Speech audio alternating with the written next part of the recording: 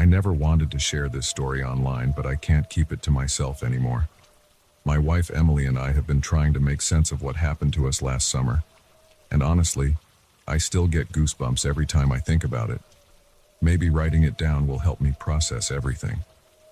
We'd been saving up for years to buy our first house, and when we found this old farmhouse in rural Pennsylvania for a crazy good price, it felt like hitting the jackpot. The realtor was upfront about it needing some work, but the bones were good and we were ready for a project. Plus, the idea of living somewhere quiet after years in our cramped city apartment was exactly what we wanted. The previous owners had passed away, and their kids just wanted to sell quickly. The house had been empty for about 2 years, but everything was still there. Furniture, decorations, even old family photos on the walls. We planned to clear it out gradually while living there and fixing things up.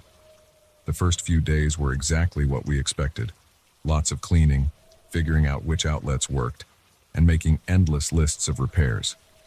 The basement was basically untouched since the 1950s, with old shelving units full of preserves and random junk. We didn't even bother trying to turn on the lights down there since the electrical panel showed the basement circuits had been disconnected years ago. That's why the music was so weird.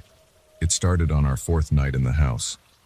Emily and I were in bed around 11:30 p.m. when I heard it. This faint, tinny sound coming up through the floor. At first I thought it was coming from outside, maybe a neighbor's house. But when I really listened, it was definitely coming from our basement. "Do you hear that?" I whispered to Emily. She was already sitting up in bed, looking confused. "It sounds like old music? Like from the 1920s or something?" We sat there listening to the barely audible melody for a few minutes. It was definitely old-timey music, the kind with lots of brass instruments and that crackly quality you hear on really old recordings. I grabbed my phone to use as a flashlight, and Emily followed me downstairs. The music got clearer as we approached the basement door. My hand was shaking a bit as I turned the handle, not because I was scared exactly, but something about the situation just felt wrong. There shouldn't have been any power down there, let alone music playing. The basement stairs creaked under our feet as we went down. The music was louder now, and I could make out what sounded like a jazz band playing something upbeat. When we reached the bottom, I swept my phone's light around the room, and that's when I saw it. In the far corner on top of an old table was a gramophone, one of those antique ones with the big brass horn, and it was playing. I'm not talking about some electronic reproduction or battery-powered thing. This was an actual, mechanical gramophone with a record spinning on it. The arm was down, needle in the groove, horn pointed toward us, music flowing out clear as day. "That's impossible," Emily whispered, gripping my arm. "How is it?" I walked closer, trying to understand what I was seeing. The record was definitely spinning, but there was no obvious power source. These things usually need to be wound up manually to work. As I got within a few feet, I noticed the room had gotten significantly colder. That's when Emily gasped. I turned to look at her and saw her staring past me, her face white as a sheet. I followed her gaze and my blood turned to ice. Standing in the darkest corner of the basement was a figure in what looked like 1920s clothing, a 3-piece suit, complete with a bowler hat. But where their face should have been, there was just shadow, deeper than the darkness around it. The figure wasn't moving, just watching us. I backed away slowly, pulling Emily with me. The figure remained still, but I swear I could feel it following us with whatever passed for its eyes. We reached the bottom of the stairs, and I turned to hurry Emily up them first. That's when she screamed. The figure was now standing at the top of the stairs looking down at us. But that was impossible. We'd been watching it in the corner just seconds ago, and we'd never heard it move. The music from the gramophone suddenly got louder, the jazzy tune becoming distorted and wrong somehow. We were trapped between the figure above and whatever was happening in the basement behind us. Emily was squeezing my hand so hard it hurt, but I barely noticed. My mind was racing, trying to figure out what to do. Then the lights came on. Not the actual basement lights. Those were still disconnected. But a soft, yellowish glow began filling the space. seeming to come from nowhere and everywhere at once. And in that light, I could see dozens of other figures appearing around us, all in similar old-fashioned clothes, all with those same dark, featureless faces. They were dancing, moving in perfect sync to the now deafening music from the gramophone. I couldn't tell you how we got out of there. My next clear memory is of Emily and me in our car, driving away from the house at 2 a.m. with nothing but the clothes on our backs and our phones. We spent the night in a motel 30 miles away.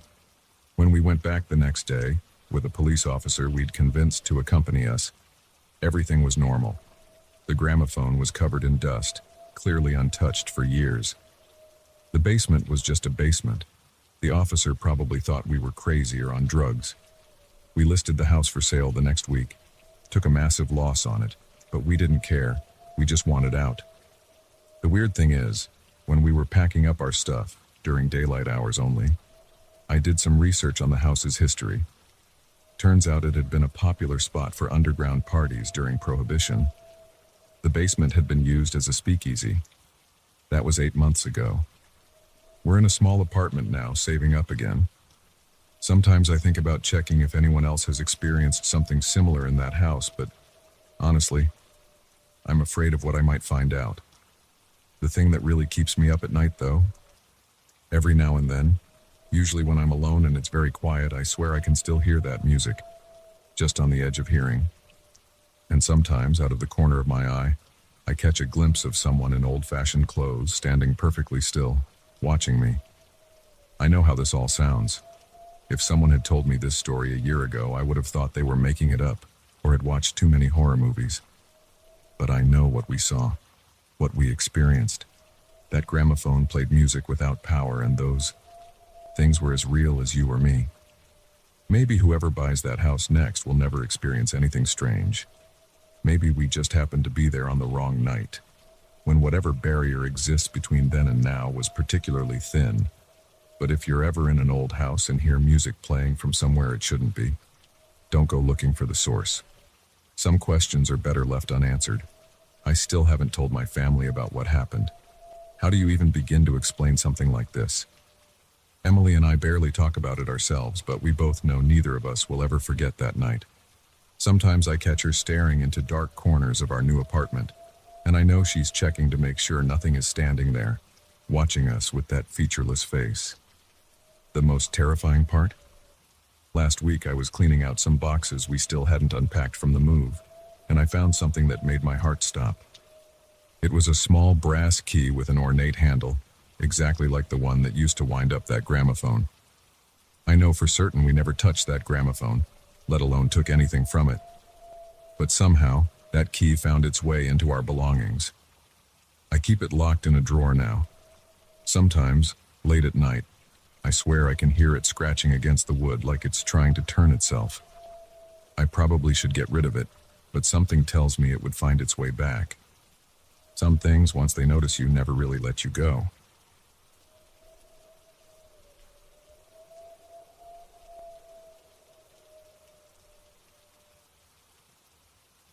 I've been debating whether to share this for months now.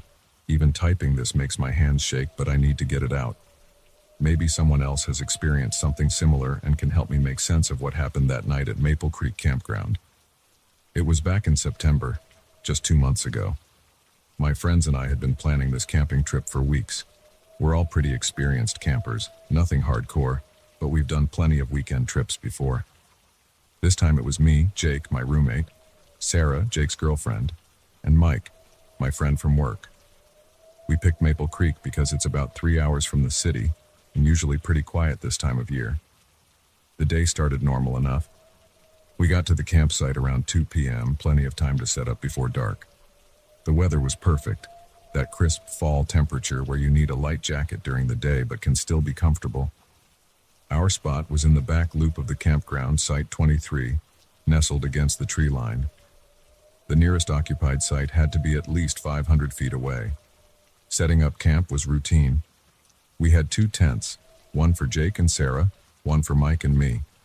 We got the fire pit ready, set up our chairs, hung the bear bag, standard procedure even though we rarely see bears, and organized the coolers.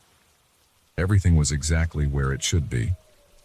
I remember being really particular about how I arranged my hiking boots outside my tent, toes pointing out so I could slip them on quickly if needed. It's just a habit I've always had.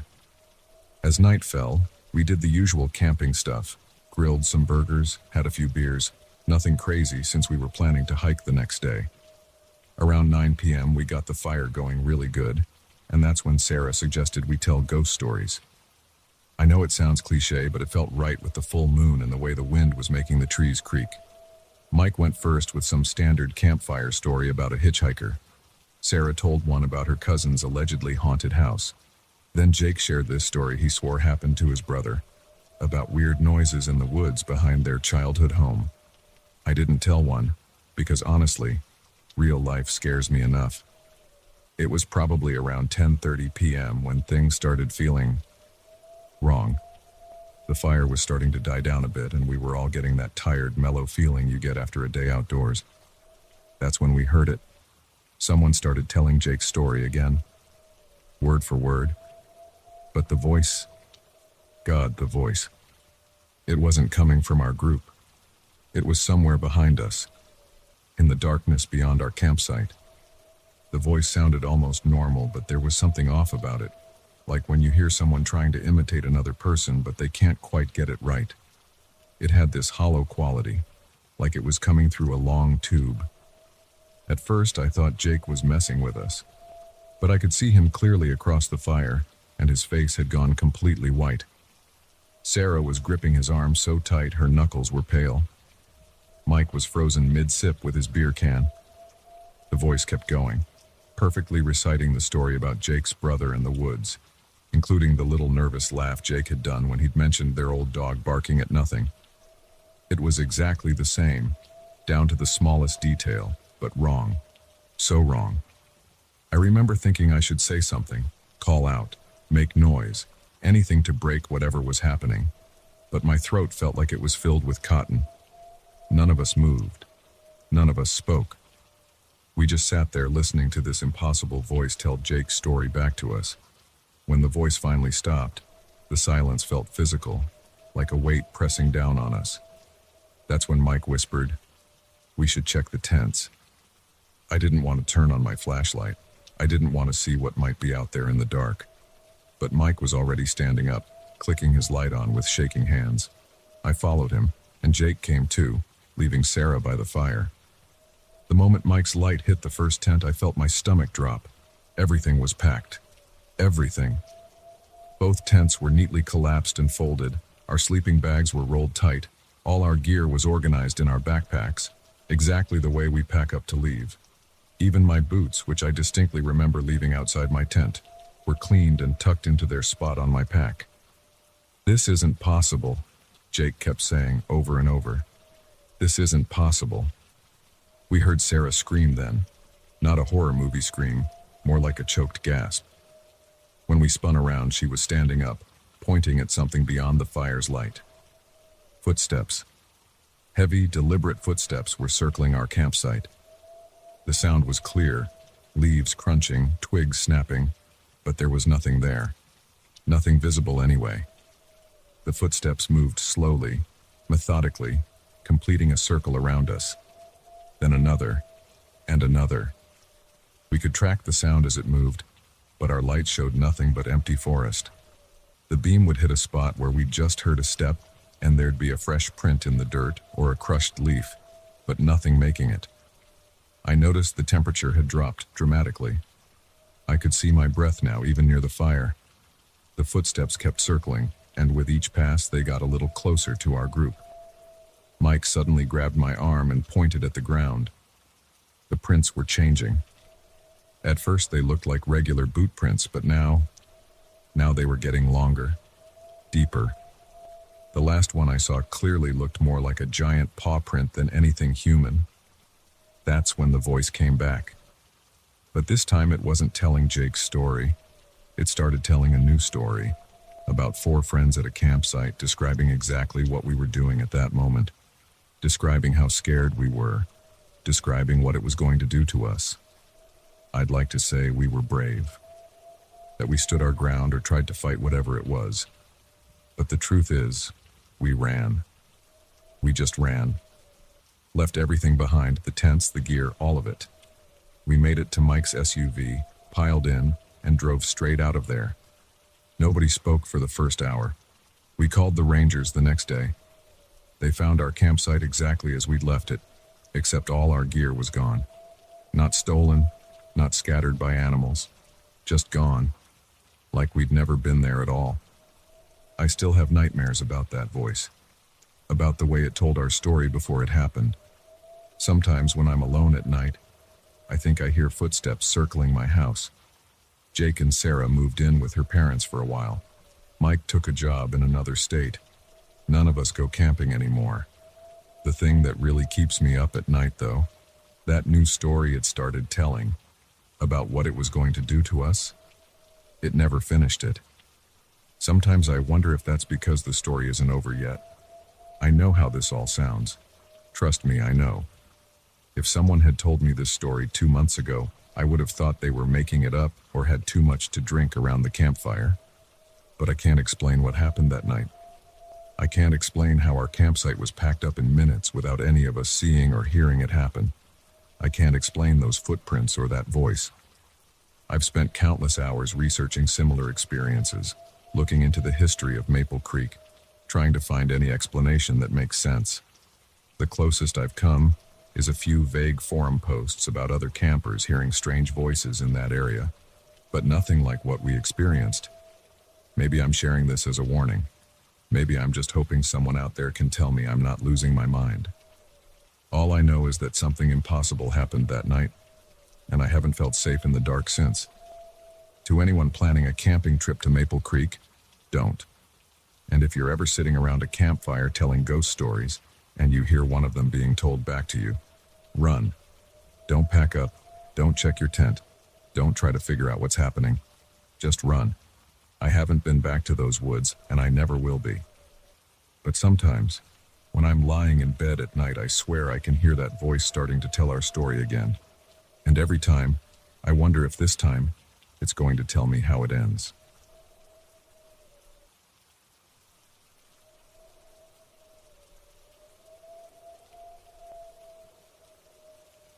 I keep having nightmares about that night, and maybe writing it down will help me process what happened. I still can't explain it, and I don't think I ever will. Last October, my friends and I decided to do a weekend hiking trip in the Adirondacks. It was me, Sarah, my roommate from college, her boyfriend Mike, and our mutual friend Jason. We'd done plenty of hikes together before, but this time we wanted to try a more remote trail that would take us deeper into the wilderness. Everything was going fine until around 4 p.m. when the weather suddenly turned. The temperature dropped dramatically, and this thick fog started rolling in out of nowhere. We could barely see 20 feet ahead of us, and the trail markers became harder to spot. I remember checking my phone's GPS, but for some reason, it kept showing us in slightly different locations each time I refreshed it. That's when Mike spotted the cabin through the fog.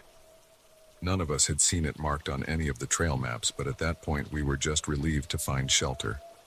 It was getting dark way too fast, and the fog was only getting thicker. The cabin looked old, but solid. Probably an old ranger station or hunting cabin that had been abandoned years ago. I remember having this weird feeling in my gut as we approached it. You know that sensation when you're alone somewhere, but you feel like you're being watched? It was like that, but 10 times stronger. Sarah must have felt it too because she hesitated at the door. But the temperature was dropping fast, and we didn't have much choice. The inside of the cabin was basic but decent enough. One main room with some old furniture, a small kitchen area, and 2 small bedrooms. Everything was covered in a thick layer of dust, but there was no sign of animals or serious damage.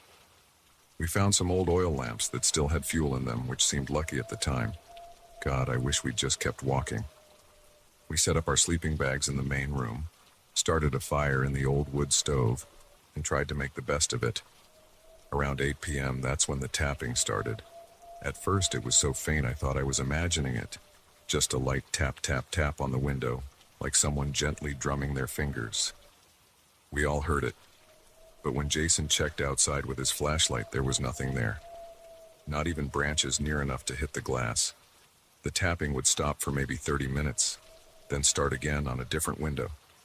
Sometimes it was faster, sometimes slower, but it always had this deliberate feel to it, like it was trying to get our attention. We tried to laugh it off, blame it on the wind or animals, but deep down, we all knew it wasn't natural. Around midnight, Sarah started acting strange. She'd been quiet for a while, just staring at the corner of the room. When I asked if she was okay, she smiled in this weird way I'd never seen before and said, "They just want to talk to us." Her voice sounded different, almost childlike. Mike tried to get her attention, but it was like she couldn't hear him. She kept having these whispered conversations with empty space, nodding and sometimes giggling quietly.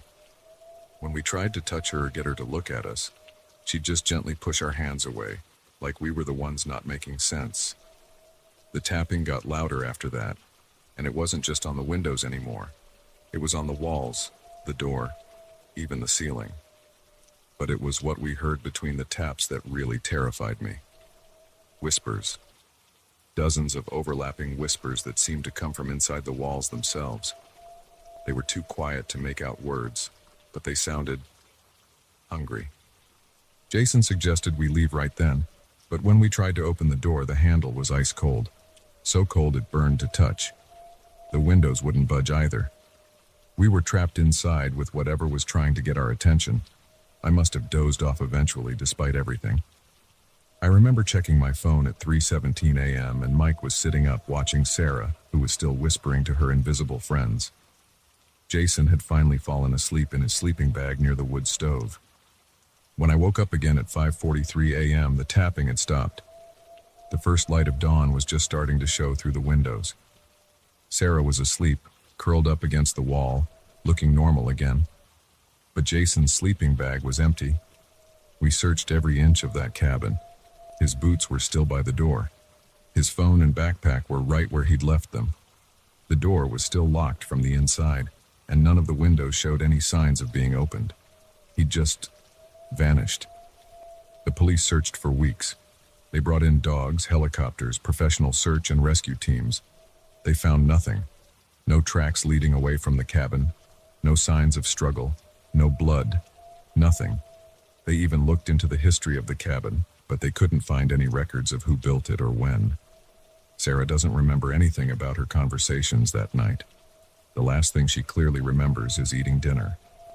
When we try to talk about what happened, she gets these horrible headaches and her nose starts bleeding. It's been 8 months and I still wake up sometimes hearing that tapping. Sarah says she does too. Mike won't go hiking anymore. Jason's family is still searching, but I know they won't find anything. Whatever was in that cabin took him somewhere we can't follow. The weirdest part? When the police finally took us back to identify the cabin and show them exactly where it was, we couldn't find it.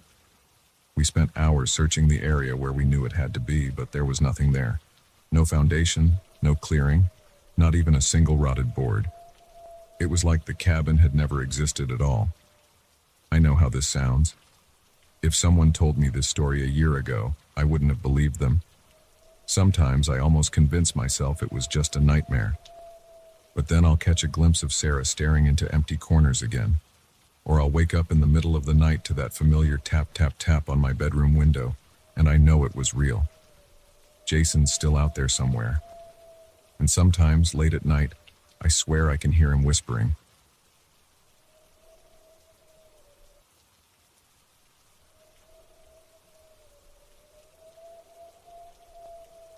I still get chills thinking about what happened that night 6 months ago. My girlfriend Emma and I were driving back from visiting her parents in Vermont, making the long trek down to Philadelphia. It was around 2 a.m., and we'd been on the road for hours. The highway was practically empty, just endless darkness broken up by our headlights and the occasional truck passing by. I was getting pretty drowsy, and Emma had been complaining about her legs cramping up from sitting so long. When we saw the sign for a rest stop coming up in 2 miles, it felt like perfect timing. I remember checking the fuel gauge. We still had half a tank, but I figured we could both use a quick break to stretch and maybe grab some coffee from the vending machines if they had any. The rest stop was one of those older ones, not the fancy modern places with fast food joints and mini-marts. Just a simple brick building set back from the highway, with separate entrances for men's and women's restrooms. The parking lot was completely empty when we pulled in, which wasn't too surprising given the hour. What did strike me as odd was that none of the exterior lights were on. Just a single flickering bulb above the main entrance casting weird shadows across the building's facade. Emma grabbed her phone to use as a flashlight, and I did the same. The temperature had dropped significantly since sunset, and our breath came out in visible puffs as we walked toward the building. The concrete was wet from earlier rain, and our footsteps echoed eerily in the silence. When we reached the main entrance, I pulled on the handle, but it was locked. Same with the side entrance to the men's room. "That's weird," I remember saying. "These places are usually open 24/7. Emma tried the women's room door too, also locked. We were about to head back to the car when we heard it. At first I thought it was just the wind, but then it became clearer. Whispers coming from inside the building. Soft, but distinct, and they were saying our names. James, Emma. I felt my whole body go cold. We hadn't seen another car for at least 30 minutes on the highway. There was no way anyone could know who we were. Emma grabbed my arm, her fingers digging in hard enough to hurt. "James, why don't you come in?" "Emma, we've been waiting." The voices seemed to be coming from the bathroom stalls inside. Multiple voices, all whispering in this weird, sing-song way that made my skin crawl. What made it even more terrifying was how they seemed to echo and overlap, like a disturbing chorus.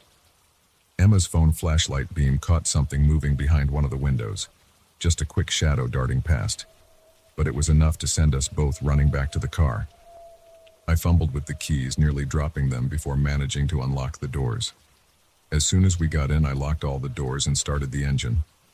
The headlights came on automatically, illuminating the front of the building. For a split second, I swear I saw multiple dark figures pressed against the windows, but when I blinked, they were gone.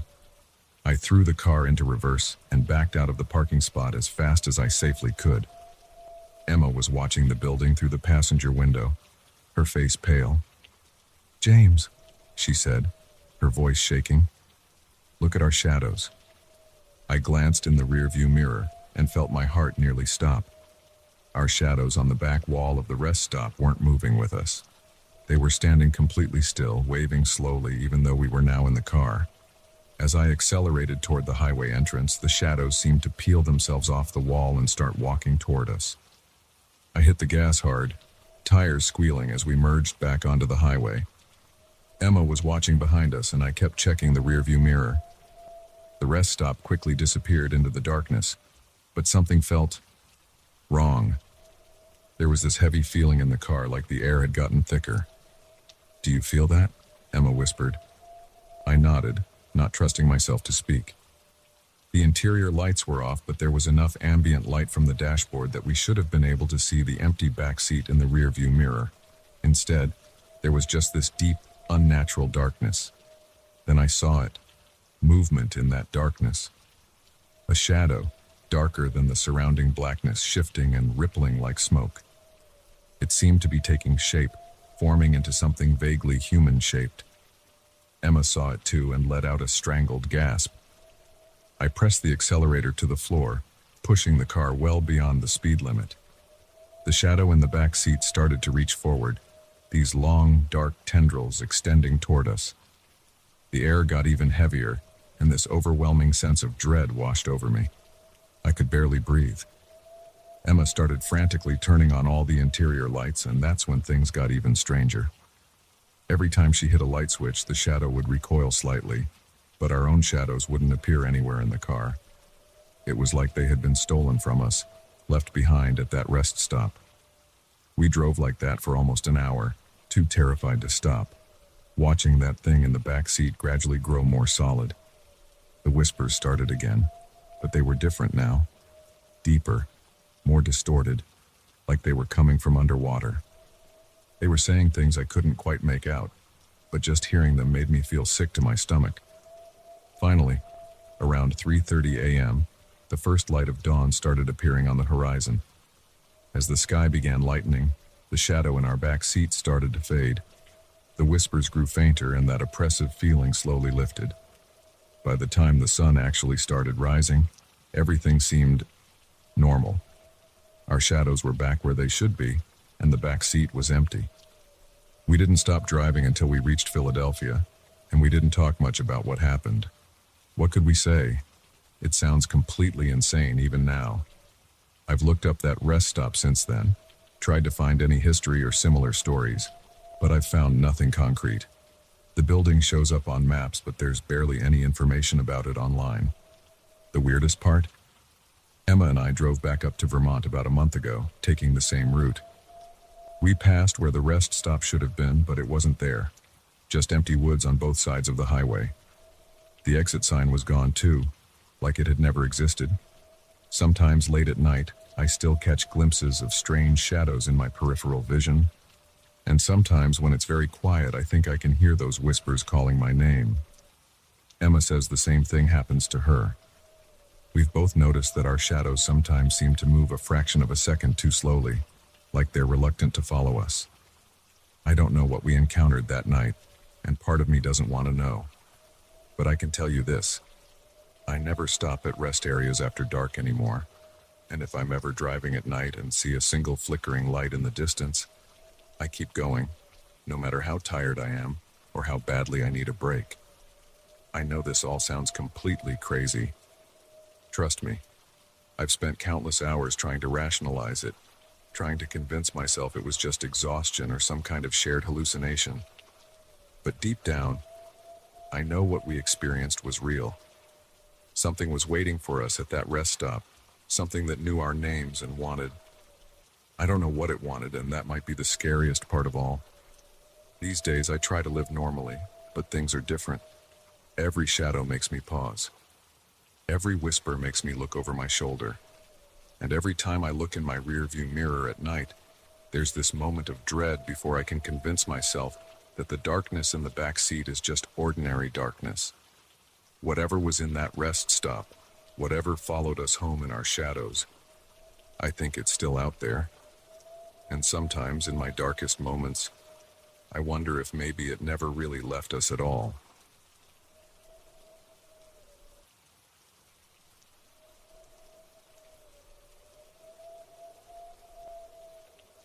I've been trying to make sense of what happened that night for the past 3 months. My hands are shaking even as I type this, but I need to get it out. Maybe someone here has experienced something similar and can help me understand what we encountered. It happened back in August when my buddy Mike and I were heading back from a concert in Bedford County. It was around 11 p.m., and we were taking the back roads to avoid the highway construction. Mike was driving, and I was half asleep in the passenger seat when his GPS started acting up. The screen kept freezing, and then it just died completely. "No big deal," Mike said. "I know a shortcut through the old Miller property. It'll save us like 20 minutes. I should mention that I'd grown up in the area, and everyone knew about Miller's farm. There were always rumors about it being haunted after the Miller family disappeared in the 70s, but I'd always brushed them off as small-town gossip. The property had been abandoned for decades, and local teens would sometimes dare each other to spend the night there. I'd never gone myself. Something about the place just felt wrong. The moment we turned onto the dirt road leading to the farm, the temperature in the car dropped. I'm not talking about a slight chill. It was like someone had suddenly opened a freezer door right in our faces. Mike noticed it too because he started fiddling with the heater controls, but nothing was coming out. As we drove past the main farmhouse, I could see it was in even worse shape than I remembered. The white paint was almost completely gone, the windows were mostly broken, and the porch had partially collapsed. But the barn, the massive red barn that stood about 50 yards from the house, looked different. In the moonlight, it almost seemed preserved, like time hadn't touched it the same way it had the house. That's when we heard it. A child's laugh, clear as day, cutting through the silence like a knife. Mike slammed on the brakes and we both sat there frozen. The laugh came again, this time from the direction of the barn. "Did you?" Mike started to ask, but I was already nodding. We both heard it. It wasn't the wind, it wasn't our imagination, and it definitely wasn't an animal. It was the pure, innocent laugh of a young child. I know what you're thinking. We should have gotten out of there immediately. And you're right. But there was something about that laugh that made us both think the same thing. What if there really was a kid out there? What if someone was in trouble? Mike pulled the car over and cut the engine. The silence that followed was deafening. We sat there for a moment, just listening. The moonlight was bright enough that we could see pretty clearly, and there wasn't anyone visible around the barn. "We should check," Mike said, and I reluctantly agreed. We both got out of the car, and the moment my feet hit the ground, I felt wrong. The air was thick and heavy, like trying to breathe underwater. The grass beneath our feet was crisp with frost, which made no sense because it was August in Pennsylvania, and the temperature had been in the high 70s all day. We walked toward the barn, our phone's flashlights cutting through the darkness. The beam from my phone kept flickering, though the battery was at 98%. Mike's was doing the same thing. The closer we got to the barn, the more intense the cold became. I could see my breath in front of my face, forming thick clouds that hung in the air longer than they should have. There was a window on the side of the barn about chest height. Most of the glass was gone, but a few jagged pieces remained around the edges. We approached it slowly, and I noticed something strange. There was light coming from inside. Not electric light, but a soft, yellowish glow, like from old oil lamps. I reached the window first and peered inside. For a split second, everything seemed normal. Just an old barn interior with some rusted farm equipment. Then my eyes adjusted, and I saw them. There was a family inside, a man, a woman, and 3 children. They were dressed in clothes that looked like they were from the 70s, and they were all perfectly still like a photograph. But they weren't just standing there. They were frozen in the middle of what looked like a family dinner. There was a table set up in the middle of the barn with plates of food that looked fresh and steaming. The woman was in the middle of pouring something from a pitcher, the liquid suspended in midair. The youngest child had a fork halfway to his mouth. The older children were reaching for bread rolls. The father was cutting into what looked like a roast. But their faces, God, their faces. They were all staring directly at us, their eyes wide and completely blank, like dolls' eyes. Their expressions were frozen in these horrible, unnatural smiles that stretched too wide across their faces. I couldn't move. I couldn't breathe. I just stood there staring at this impossible scene, trying to make my brain process what I was seeing. Then I felt it. A hand on my shoulder. It was ice cold, the kind of cold that burns. I could feel each individual finger pressing into my flesh through my t-shirt. Mike was standing to my right, also staring through the window. Both of his hands were gripping the windowsill. I slowly turned my head to look behind me, but there was nothing there. The pressure on my shoulder remained, and I could feel the fingers starting to dig in deeper. I tried to speak, to warn Mike, but my voice wouldn't work. The cold was spreading from where the hand gripped me, moving down my arm and across my chest. Inside the barn, the family was still frozen, still staring, but something had changed. Blood had started to drip from their noses, dark and thick, running down over those terrible smiles. The youngest child's head began to tilt, slowly, mechanically, like a wind-up toy. The movement was wrong. It went too far, turning almost completely sideways. Mike must have seen it too, because he suddenly grabbed my arm and pulled me away from the window. The invisible hand released its grip, and we both ran back to the car. I've never run so fast in my life. My legs felt like they were moving through molasses, and the distance to the car seemed to stretch out impossibly long. We finally reached the car, and Mike fumbled with the keys. Just as he got the door open, we heard the laugh again. But this time it wasn't a child's laugh. It was deep and distorted, like someone trying to imitate a child's laugh through a broken speaker. It came from right behind us. We jumped in the car, and Mike turned the key. The engine sputtered but wouldn't start. The laugh was getting closer. Mike tried again, and this time the engine roared to life. He slammed it into reverse and hit the gas so hard that gravel sprayed everywhere. As we were backing up, I looked in the side mirror. In the fading glow of the taillights, I saw them, the family from the barn standing in the middle of the road. They were still frozen in their dinner poses, the mother's pitcher still pouring nothing into the air, but they were there, outside, staring at us with those blank eyes and bloody smiles. Mike spun the car around, and we tore out of there like hell itself was chasing us. Neither of us spoke for the next 20 minutes. The heater suddenly started working again, and my phone stopped flickering. It was like crossing some invisible boundary that separated that place from the normal world. We tried to go back the next day in broad daylight. We even brought a few other friends with us, but we couldn't find the turnoff to the dirt road. We drove up and down that stretch of highway multiple times, but it was like the road to Miller's farm had simply vanished. I still have a perfect handprint-shaped bruise on my shoulder. It hasn't faded at all in 3 months. Sometimes it gets ice cold for no reason, and I swear I can feel those fingers pressing into my skin again. Mike won't talk about what happened anymore. He changed his route to work to avoid driving anywhere near that area.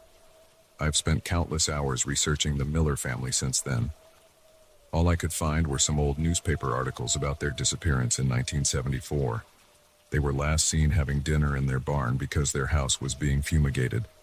The police found the table still set with a full dinner, the food still warm, but the family was gone. No bodies were ever found. I don't know what we encountered that night. I don't know if we somehow stumbled into some kind of time loop, or if what we saw were ghosts, or something else entirely.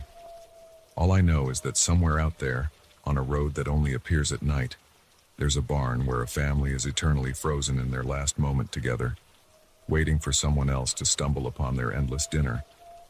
And sometimes, late at night, when everything is quiet, I still hear that laugh.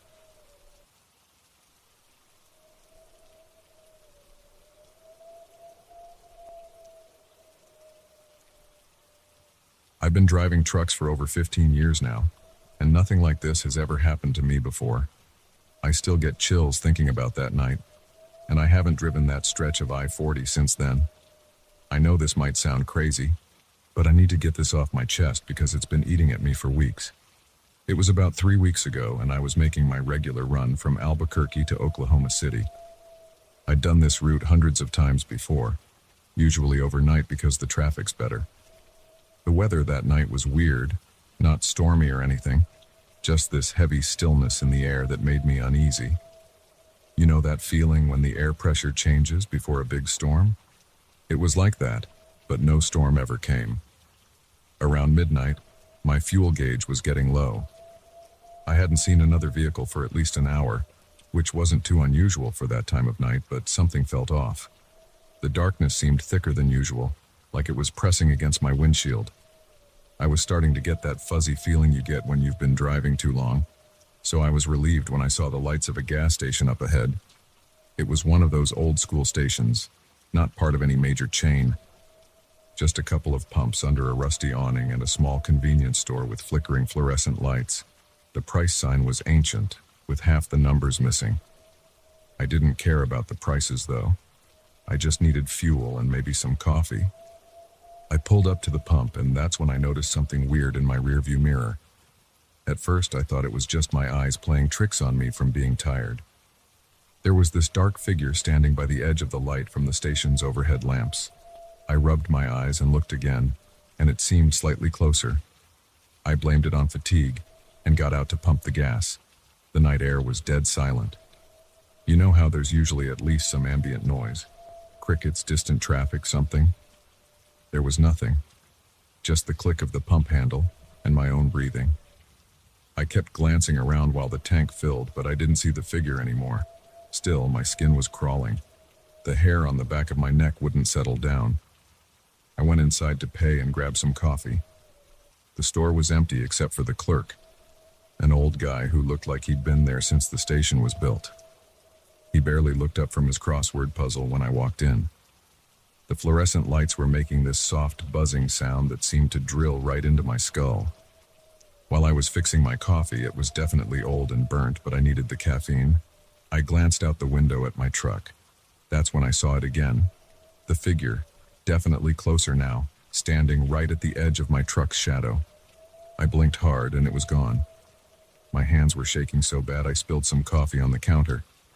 The clerk finally looked up when I brought my stuff to register. His eyes were bloodshot, and he had this weird, distant look. "You heading east?" he asked, his voice raspy like he hadn't used it in hours. "Yeah, on I-40, I replied, trying to sound casual while fumbling with my wallet. He just stared at me for a few seconds too long before saying, "Be careful out there. Roads get weird at night sometimes." Then he went back to his crossword like our interaction never happened. I practically ran back to my truck. The silence outside felt even heavier now, like it was physically pressing against my eardrums. I locked the doors as soon as I got in, something I rarely do, and started the engine. The headlights seemed dimmer than usual, barely cutting through the darkness ahead. That's when I made the mistake of checking my rearview mirror again. The figure was right there at the back of my trailer, and I swear to God it was closer than before. I couldn't make out any features. It was just this black silhouette that seemed to absorb what little light there was around it. I threw the truck into gear and got out of there as fast as I could. My hands were gripping the steering wheel so tight my knuckles were white. I kept checking the mirrors, but I didn't see the figure anymore. After a few minutes, I started to calm down a bit, telling myself I was just tired and letting my imagination run wild. But something still felt wrong. The road didn't feel right under my wheels. You know how after you've driven the same road hundreds of times you get a feel for it? The curves, the slight changes in elevation, the rhythm of the road. This felt different, and I noticed there weren't any mile markers anymore. I checked my GPS, but the screen was just showing static. My phone had no signal either. The radio was picking up nothing but static too, no matter what frequency I tried. I figured I must have somehow gotten onto a different road, but I couldn't remember making any turns. That's when I glanced up at my rearview mirror again, and my blood turned to ice. The figure was in my cab, sitting in the passenger seat. Just this black void in the shape of a person. I almost ran off the road right there. And then it spoke. Its voice was like gravel being crushed, barely above a whisper. "You're on the wrong road." I couldn't scream. I couldn't even breathe. My whole body was cold, and I could feel sweat running down my back. The figure didn't move, didn't turn towards me, just sat there. "This road doesn't go anywhere you want to be," it whispered again. I managed to choke out, "What do you want?" No response, just silence. When I looked again, the passenger seat was empty. I slammed on the brakes and pulled over. My hands were shaking so bad I could barely put the truck in park. According to my odometer, I'd driven almost 200 miles since leaving the gas station, but that was impossible. It had only been about 30 minutes. I got out of the truck with my flashlight, needing to see where the hell I was. The road stretched out in both directions, but something was really wrong with it. The asphalt looked too black, too new. There were no road markings, no reflectors, nothing. And the landscape around it. I've driven through some empty places before, but this was different. It was like the road was cutting through absolute nothingness. My flashlight beam just seemed to get swallowed up by the darkness after about 20 feet. And the silence, it was complete, absolute. Like being in a vacuum. I couldn't even hear the usual tick of my truck's engine cooling down. I was trying to figure out what to do when I heard that gravelly whisper again, right behind me. "Turn around. While you still can." I spun around, but there was nothing there. Just darkness. I jumped back in my truck and started driving back the way I came. I don't know how long I drove. My watch had stopped working and the sky never changed. It was just endless darkness. Then suddenly I was back on I-40. Just like that. Normal traffic, normal road signs, normal everything. My GPS snapped back to life, showing me right where I should be on my regular route. My phone started buzzing with missed notifications. According to the time, only about an hour had passed since I'd stopped for gas. I pulled into the next rest stop and sat there until sunrise, too scared to keep driving. When it was light out, I tried to find that gas station. I drove back and forth along that stretch of highway 3 times, but it wasn't there. I even checked Google Maps. Nothing. That was 3 weeks ago. I've gone back to work, still doing the same route, but only during daylight hours now.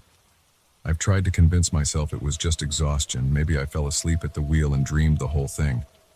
But I know I didn't. The worst part? Sometimes when I'm driving and I check my mirror just for a split second, I think I see that figure standing on the side of the road. And every time I pass an unmarked exit at night, I can't help but wonder if it leads to that wrong road. I don't know what would have happened if I'd kept driving on that impossible road. I don't want to know. But I keep thinking about what the gas station clerk said about roads getting weird at night. I wonder how many other drivers have found themselves on roads that shouldn't exist and how many of them made it back. These days I keep a thermos of coffee with me and never let my tank get below half full. And I never, ever look in my rearview mirror more than I absolutely have to.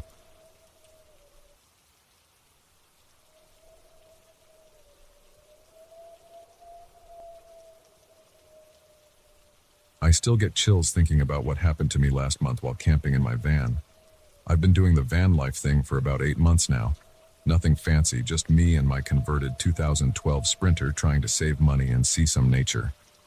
I'd done plenty of solo camping before, but nothing could have prepared me for what happened that night in the Ozarks. I'd found this really secluded spot about 15 miles down an old Forest Service road, way off the main highway. The kind of place you go when you really want to disconnect. No cell service, no other campers, just trees and silence. In hindsight, maybe that should have been my first warning sign. I'd spent the day hiking and taking photos of the fall colors. The weather was perfect, crisp but not cold, with that clean autumn smell in the air.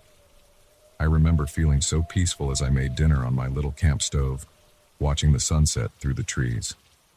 I even took a few pictures of my van life dinner, just some ramen with veggies, nothing Instagram worthy, before settling in with my Kindle. Around 11 p.m. I did my usual nighttime routine, locked all the doors, closed the blackout curtains I'd installed, and got into my sleeping bag. I always keep my hiking boots and a flashlight right by the bed just in case. The van was parked facing downhill on a slight slope, which I usually do to help with leveling while I sleep. I must have dozed off pretty quickly because the next thing I remember is jolting awake to a weird scratching sound. At first, I thought it might be a branch scraping against the van. It was a bit windy that night, but then I heard it again, and this time I knew it wasn't a branch. It was deliberate, methodical, like someone was running their fingernails along the side of my van, moving from the back towards the front. My heart started pounding so hard I could hear it in my ears. I lay there completely still, straining to listen. The scratching stopped near the driver's side door. Then came the sound that still haunts me, the distinct metallic click of someone trying my door handle. Once, twice, 3 times. I felt like I couldn't breathe. I knew my doors were locked, but suddenly the van felt paper thin. I could sense someone standing right outside, probably inches from where I was lying. Then they started moving around to the passenger side, testing that door handle too. The worst part was knowing they knew I was inside. My curtains were closed, but earlier I'd had my lights on, and I'd been moving around cooking dinner. Anyone watching would have seen me. I was alone out here, and someone had specifically targeted my van. I reached for my phone even though I knew it was useless. No signal. My hand was shaking so bad I could barely hold it. I had bear spray and a knife in the center console, but getting to them meant making noise. So I just lay there barely breathing as this person circled my van over and over. Sometimes they'd stop for several minutes, and I'd think maybe they'd gone. Then the scratching would start again, or I'd hear footsteps crunching in the leaves. This went on for what felt like hours. I kept checking my phone, 1:47 a.m., 2:23 a.m., 3:05 a.m. At some point, I heard a weird rhythmic squeaking sound that I couldn't identify. It was fairly quick and repeated several times, then stopped. Later, I would realize what that sound was, and it makes my blood run cold thinking about it. Around 4 a.m., everything went quiet. Real quiet. Even the wind had died down. I lay there for another hour, terrified to move, before I finally started to see the first gray light of dawn through a tiny gap in my curtains. I waited until it was fully light out before I finally worked up the courage to look outside. What I saw made my legs go weak. All four of my tires were completely flat, methodically slashed. Not just punctured. Whoever did this had taken their time, cutting huge gashes in each sidewall. That squeaking sound I'd heard. That was the air slowly leaking out while I lay there helpless. But that wasn't even the worst part. All around my van in the soft dirt and fallen leaves were footprints. Not from walking around randomly. They formed a perfect circle around my vehicle, like someone had paced around and around all night. The prints were so numerous in some places they had worn a visible track in the ground. I was stranded. My van was undrivable, I had no cell service, and I was at least 15 miles from the main road. And somewhere out there, someone had spent hours trying to get to me and might still be watching. I grabbed my emergency pack, the bear spray, knife, and all the water I could carry. As I was shoving things into my backpack, my hands trembling, I noticed something that made my stomach lurch. A small piece of paper had been tucked under my windshield wiper. On it, in messy handwriting, were just 3 words. Should have stayed awake. I started hiking out immediately, practically running down that Forest Service road. Every snapping twig made me jump. Every shadow between the trees looked like a person. I kept looking over my shoulder, convinced I would see someone following me. The scariest thing is that I never saw anyone. Not that night, not during my terrifying 3-hour hike out to the main road, where I finally got cell service and called for help. The police came out but found nothing except what I'd already seen: the slashed tires, the footprints, that note. No fingerprints, no evidence of who did it or why. I had to get my van towed all the way back to town and replace all 4 tires. It cost me nearly $1,000, but that's not what bothers me. What keeps me up at night is thinking about how long they watched me before making their move. Were they following me before I even turned down that Forest Service road? Had they been stalking other campers too? The cop who took my report said they'd had a few similar incidents in those woods over the past year. Lone campers being harassed, but never anything physical. Always just psychological torture. Always just letting people know they weren't as alone as they thought they were. I sold my van last week. I couldn't sleep in it anymore. Couldn't shake the feeling of being watched. Sometimes when it's late at night and I'm lying in bed, I swear I can hear that scratching sound again. Fingernails on metal, moving closer and closer. I still have that note. I don't know why I kept it. Sometimes I take it out and look at it, trying to understand what kind of person would do something like this. But mostly I just think about how differently things could have gone if I'd woken up to the sound of my doors being tried and found they weren't locked after all. The worst part is not knowing why. Was I just randomly chosen? Was I being followed? Did I do something to attract their attention? I'll never know. But I do know one thing. I'm never camping alone again. There are things out there in the darkness, watching and waiting. And sometimes they decide to let you know they're there, just to remind you how vulnerable you really are.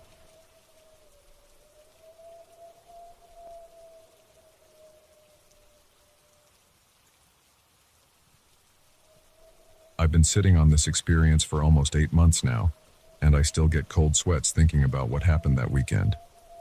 I guess I finally need to write this down, if only to convince myself that it was real, and not some twisted nightmare my mind made up.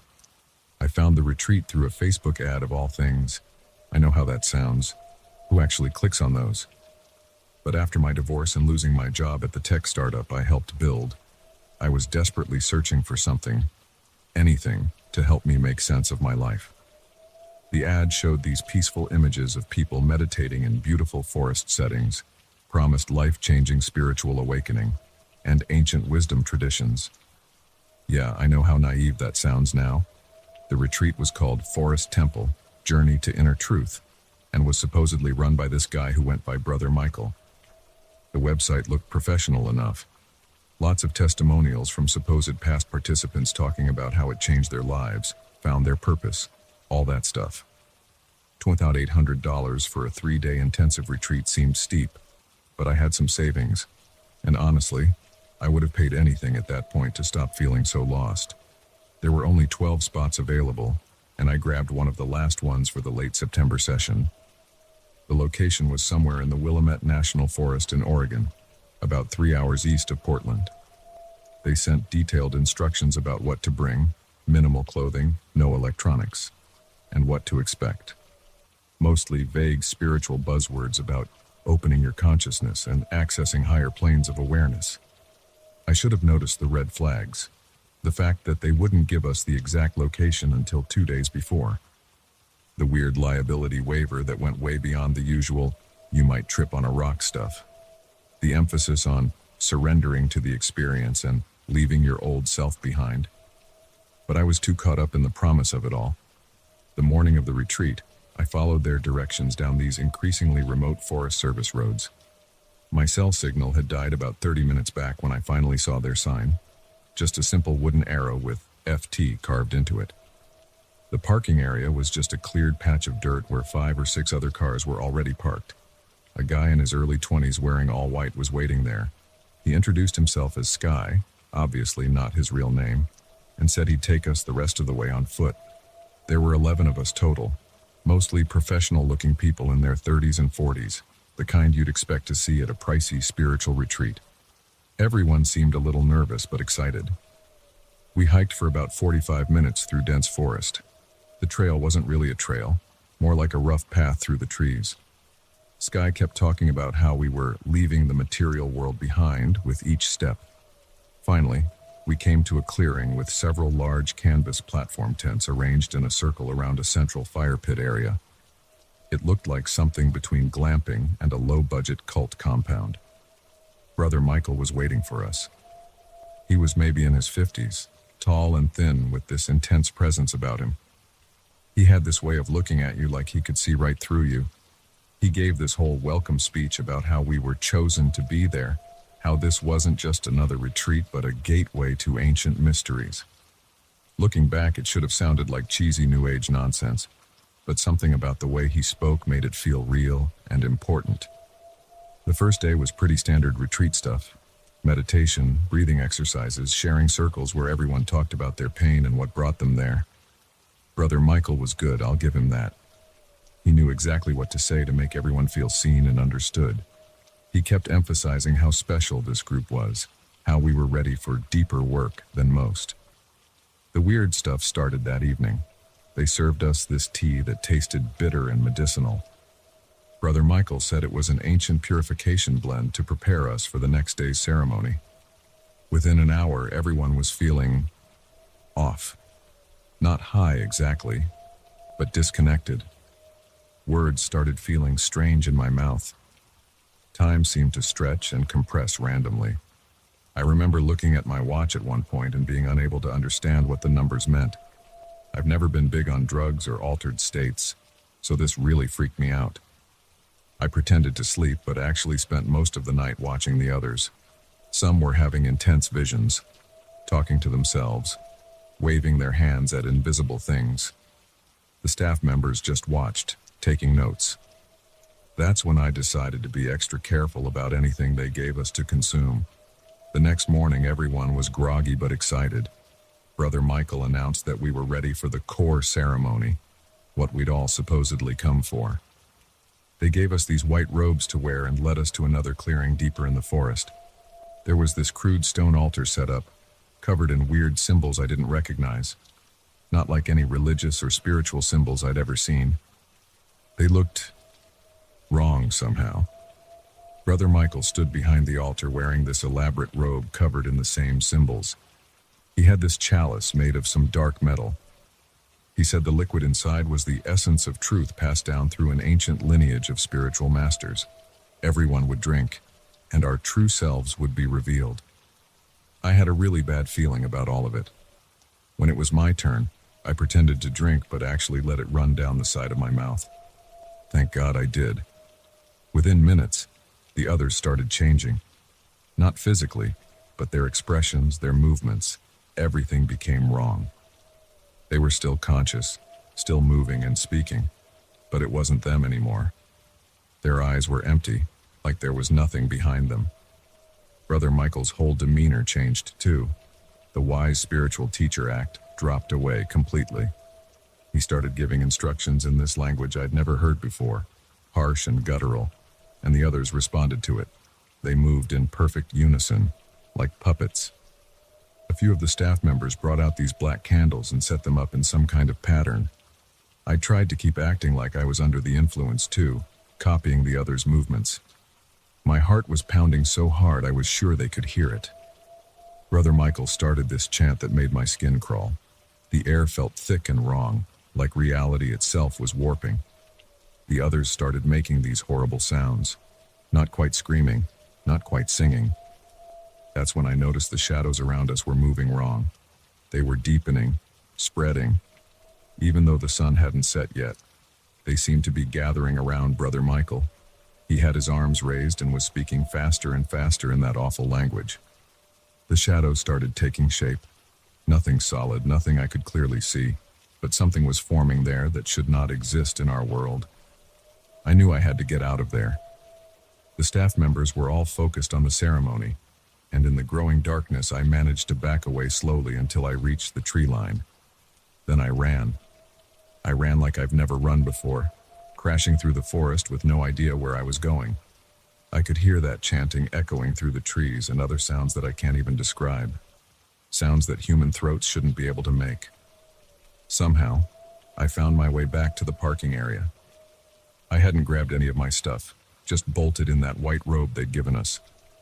I drove out of there like a maniac, not stopping until I reached the first town with cell service.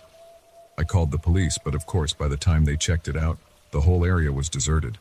No tents, no altar, no evidence anyone had been there at all. I've spent months trying to track down the others who were there. The website disappeared. All social media accounts associated with the retreat were deleted. I found one news article about a missing person, one of the other participants, but their family said they'd gone hiking alone in California. Sometimes I think maybe I imagined it all. But then I'll catch a glimpse of my reflection and for a split second I'll see something in the shadows behind me. Or I'll wake up in the middle of the night hearing that chanting. And I know it was real. I know something horrible happened in those woods, and I'm probably the only one who got away. I still have questions that haunt me. What was really in that chalice? What happened to the others? What was Brother Michael trying to summon in those shadows? But maybe those are questions I don't want answered. Maybe I'm better off not knowing. All I know is that I'll never set foot in another spiritual retreat, and I'll never drink anything a stranger gives me, no matter how trustworthy they seem. If you're reading this and thinking about going to some remote retreat that promises enlightenment or spiritual awakening, please be careful. Some doors aren't meant to be opened. Some truths aren't meant to be found. And some people who claim to be spiritual guides are leading their followers somewhere much darker than anyone could imagine.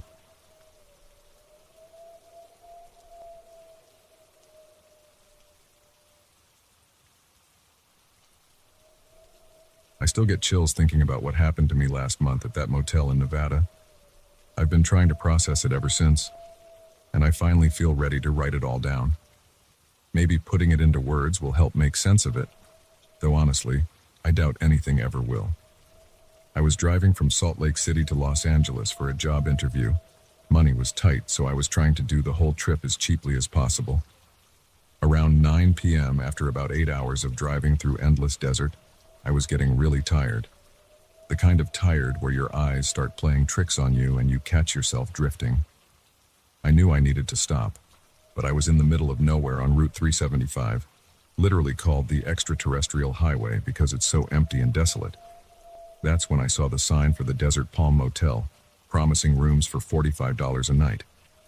The sign was old and faded, but it had one of those vacancy lights still glowing. I hadn't passed anything else for miles, and my phone was showing no service, so I decided to pull in. The parking lot was basically just packed dirt with a few sad-looking palm trees.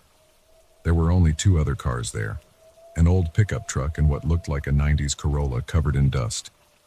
The office was this tiny building with flickering fluorescent lights. As soon as I walked in, this overwhelming smell of cheap air freshener hit me. You know, those pine tree ones people hang in cars? Like that, but way too strong. Behind the desk was this guy, probably in his 50s, wearing a Hawaiian shirt that had seen better days.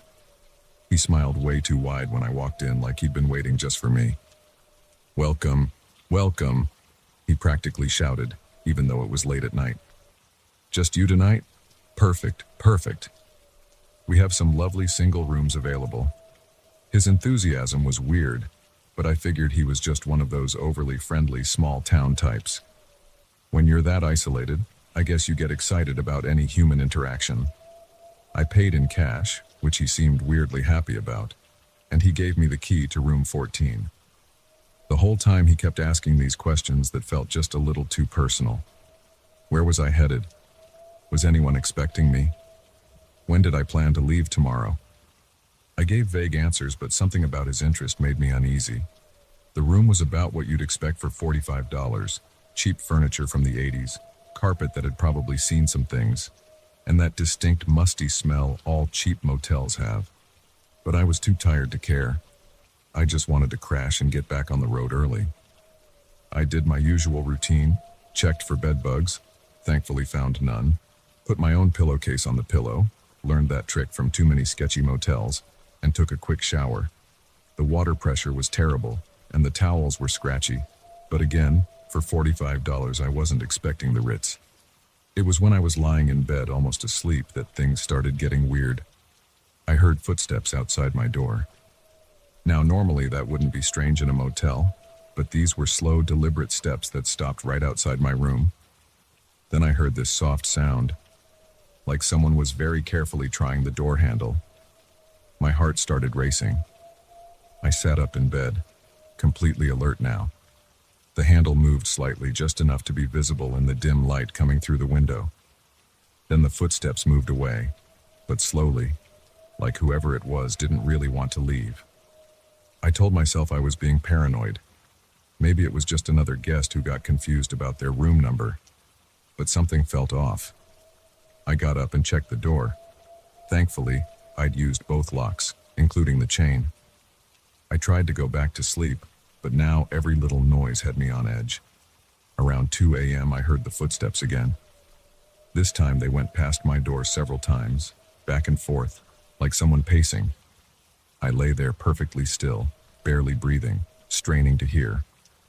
The footsteps would stop occasionally, and each time I just knew, someone was standing right outside my door listening. I grabbed my phone to call 911, but still no service. The motel didn't have Wi-Fi, and my laptop couldn't pick up any networks nearby. I was completely cut off. Around 3 a.m. I heard a new sound, a key in the lock. My blood ran cold. The door handle turned, but the chain stopped it from opening. Through the small gap, I could see the manager's Hawaiian shirt. He stood there for what felt like forever, just holding the door open those few inches. Then he closed it softly and walked away. I was properly freaking out now. I pushed the room's only chair under the door handle and wedged my suitcase behind it. Then I sat on the bed, keeping watch, my car key between my knuckles as a makeshift weapon. The sun was just starting to come up when I heard engines starting outside. Carefully, I peeked through the curtains. 3 large trucks had pulled into the parking lot, the kind used for long-haul cargo. 6 men were talking to the manager, who kept gesturing toward the rooms. Something about the way they were looking around made my skin crawl. That's when I noticed something that made my stomach drop.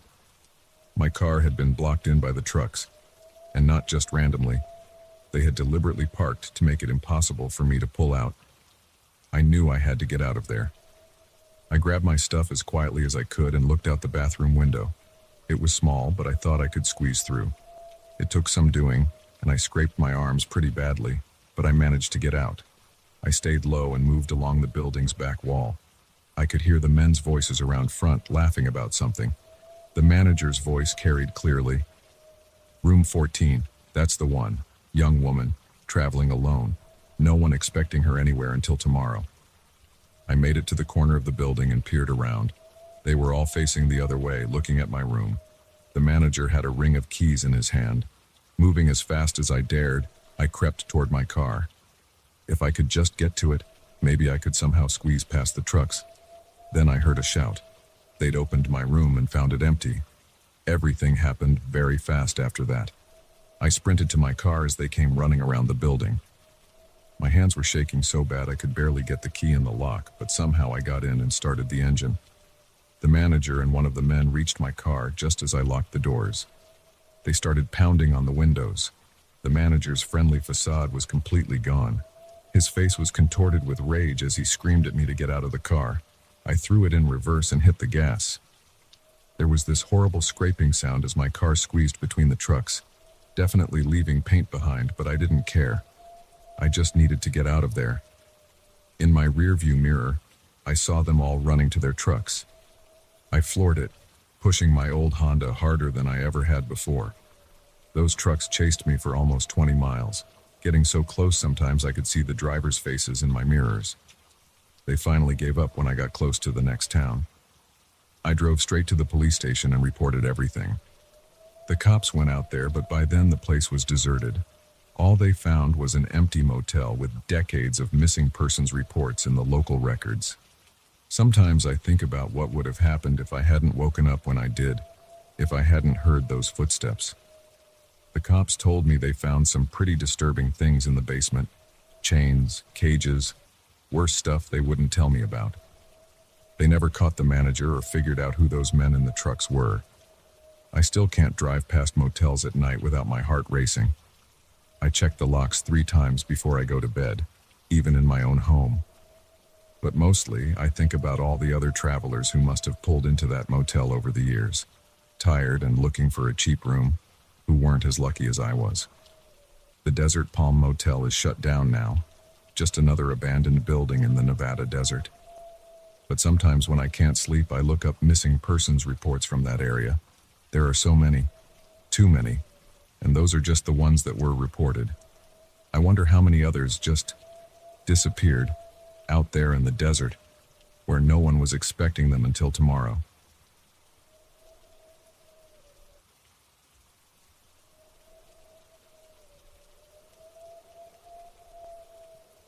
I've told this story to a few close friends, but I need to get it off my chest properly because I still can't sleep well at night.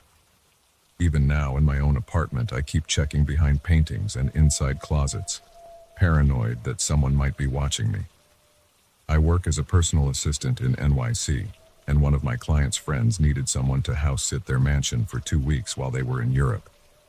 The pay was incredible, $2,000 for basically just keeping an eye on things and watering some plants. The house was this massive modern place right near the beach, probably worth $15 million or more. 6 bedrooms, 7 bathrooms, a home theater, the works. When I first arrived, I remember thinking how lucky I was. Free vacation in the Hamptons? Yes, please. The first couple of days were amazing. I worked remotely from their gorgeous kitchen island, swam in the pool, and watched movies in their theater room. But on the 4th night, things started getting weird. I was up late watching Netflix when I heard this faint scratching sound coming from inside one of the walls. At first I figured it was mice or something. Old houses make weird noises, right? But this was different. It sounded deliberate, almost like someone dragging their fingernails slowly across the drywall. I tried to ignore it, but the sound kept moving, from the living room wall to the kitchen, then up toward the 2nd floor. I grabbed my phone and a kitchen knife and did a walkthrough of the house. Everything looked normal, all doors and windows locked. I checked every room upstairs, even the attic access. Nothing. I convinced myself I was just being paranoid and went to bed, but I barely slept that night. The next morning, I noticed something that made my stomach drop. The front door was unlocked. I know I locked it the night before. I always do a security check before bed. I have OCD about that stuff. I texted my client asking if any staff members had access to the house. She said no, just me, and the owners had keys. That's when I started feeling really uneasy. That whole day at work, I couldn't focus. I kept thinking about the scratching and the unlocked door. I ordered some security cameras on Amazon with next-day delivery. But that night, things got so much worse. Around 2 a.m., I woke up to the sound of footsteps in the hallway outside my bedroom. Not creaky floorboards, actual footsteps like someone trying to walk quietly but not quite succeeding. My heart was pounding so hard I could hear my pulse in my ears. I lay there frozen, clutching my phone, trying to decide what to do. The footsteps stopped right outside my door. Then I heard this sound that still haunts me. This weird, wet breathing, like someone with a cold trying to breathe through their nose. It went on for what felt like forever, but was probably only a minute. Then the footsteps moved away, down the hall toward the master bedroom. As soon as I couldn't hear them anymore, I called 911. I whispered to the dispatcher that someone was in the house. They said officers were on their way. Those next 15 minutes waiting for the police were the longest of my life. I stayed absolutely still, afraid to even move under the covers. Every tiny sound made my heart race. When the police arrived, they did a full sweep of the house. They didn't find anyone inside, but they did find something disturbing. In the master bedroom closet, there was this small gap between the back wall and the shelving unit. When they shined their flashlight through it, they could see it opened into some kind of narrow space between the walls. They called for backup and began checking the walls more thoroughly. That's when they found it. A whole network of tunnels and crawl spaces running through the walls of the house. Some were original to the house's construction, spaces for plumbing and electrical work, but others had been clearly modified. They found food wrappers, empty water bottles, and this is the part that makes me sick. Little holes drilled into the walls of several rooms, including my bedroom. They were positioned at perfect eye level, hidden behind paintings or furniture. Whoever was in there had been watching me. The police found a makeshift living space in a larger void between the second and third floors. There was a sleeping bag, more food and water supplies, and pictures. Dozens of pictures taken through those holes in the walls. Some were of me, from just the past few days. Others were of the homeowners and their kids. This person had been living there and watching this family for God knows how long. The scariest part? They never caught them. The police think they fled through some access point when they heard the sirens. They found a removable panel in the garage wall that led to the outside. It had been painted to match perfectly. You'd never notice it unless you knew what to look for. They did find fingerprints and DNA evidence, but no matches in their database. The homeowners immediately put the house up for sale and hired a security team to stay there until it sells. They were horrified, especially about their kids being watched. They had no idea. The house is so big and the walls are thick enough that you wouldn't normally hear someone moving around in there. I quit my house-sitting gig immediately and went back to my apartment in the city. The police gave me some resources for trauma counseling, which I'm using. But I can't stop thinking about those nights I spent there, unknowingly sharing the house with someone who was watching my every move. How many times did they stand behind my bedroom wall, watching me sleep? What were they planning to do? I keep thinking about that weird breathing sound outside my door. Were they working up the courage to come in? The house is still on the market. Sometimes I check the listing photos online and I can't help but study the walls in every shot, looking for signs I missed. The realtor's description talks about the spacious open floor plan and original architectural details, but all I can think about is what's hiding between those walls. I know this sounds like something out of a horror movie, but I swear every word is true. I have a copy of the police report to prove it. Sometimes I wish it had just been my imagination, but the evidence was all there. Those pictures of me, the lived-in space in the walls, the perfectly positioned peepholes. Someone had turned that beautiful house into their own private surveillance system, watching and waiting for God knows what.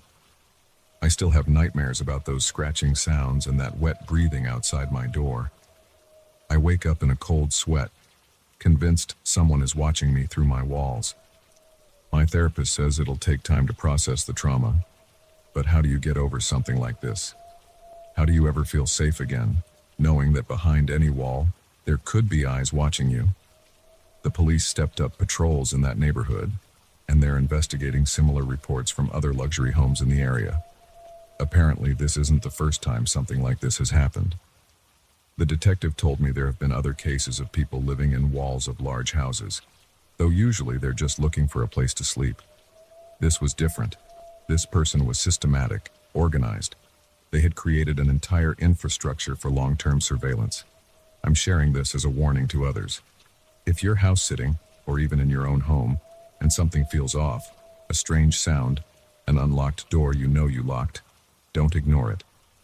Don't tell yourself you're being paranoid.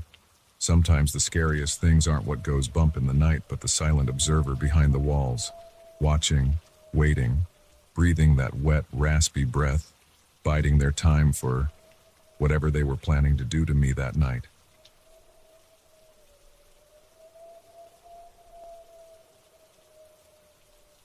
I've been trying to make sense of what happened last weekend for days now, but I still can't wrap my head around it. I need to write this down while it's fresh in my memory, even though my hands are shaking just thinking about it. Maybe someone here has experienced something similar and can help me understand what we encountered out there. My friend Mike and I are experienced hikers. We've been doing weekend trails together for about 5 years now. Nothing crazy or extreme, just regular day hikes in the Cascade Mountains. We know the area pretty well and always come prepared with proper gear, GPS, emergency supplies, the works. What happened last Saturday wasn't anything we could have prepared for, though. We'd chosen a less popular trail that branches off from the main hiking path about 6 miles in. It's more overgrown and challenging, but that's what we like. Fewer tourists, more actual hiking. The weather was perfect that morning. Crisp autumn air, slightly overcast but dry. We got an early start, hitting the trailhead around 7 a.m. The first few hours were completely normal. We made good time, taking just a few short breaks. It was around 10:30 when we reached the fork where our trail split off from the main path. That's when things started getting weird, though we didn't realize it at first. I was leading the way, pushing through some undergrowth when Mike called out from behind me. "Hey, check this out." He was looking down at the ground, and I backtracked to see what he'd found.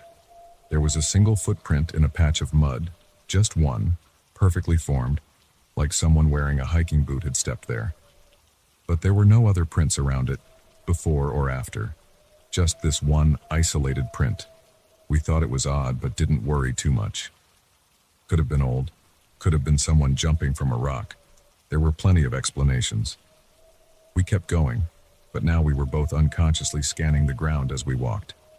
About 20 minutes later, I spotted another one. Same thing. A single, clear footprint, but completely isolated. No other marks around it. This one looked fresher, though, and it was facing the direction we were heading. Mike noticed something I hadn't. It was the exact same size and tread pattern as the first one. That's when we started paying closer attention. Over the next hour, we found 6 more prints. Each one was solitary. Each one had the same tread pattern, and each one was pointing in our direction of travel. But the really unsettling part was that they seemed to be appearing in places we'd already walked past. We'd double back occasionally to check our route, and there would be prints in spots we were absolutely certain had been empty minutes before. The pattern started getting more obvious and more impossible. We'd see a print, walk another 100 yards, and find another one. But when we looked back, the first print would be gone like it had never been there. The ground wasn't wet enough for prints to just disappear like that. We started marking the locations with small piles of stones, thinking maybe we were just confused about where we'd seen them. But no, prints would vanish and appear somewhere new, always behind us, always pointing the way we were going. Around noon, the whole thing shifted from weird to terrifying. We'd stopped for lunch, sitting on some fallen logs, when Mike suddenly went quiet mid-sentence. He was staring past me, his face gone pale. About 15 feet behind where we were sitting was a fresh print. While we watched, and I swear on everything I hold dear this is true, another print just appeared in the dirt. No sound, no movement. Just suddenly there was a print where there hadn't been one before, and it was bigger than the previous ones. We didn't even discuss it, we just grabbed our packs and started moving fast. Not quite running, but close. Every few minutes we'd look back, and every time there would be a new print behind us bigger than the last. The distance between us and the prints started shrinking. First they were appearing 50 feet behind us, then 30, then 20. The real breaking point came when we heard it. We'd been moving for maybe an hour trying to make our way back to the main trail, when there was this sound, like footsteps, but wrong somehow. Too heavy, too spaced out, and they seemed to be coming from multiple directions at once. We broke into a full run then. I'm not proud of it, but panic had completely taken over. We weren't even trying to navigate properly anymore, just running downhill, hoping we'd hit the main trail eventually.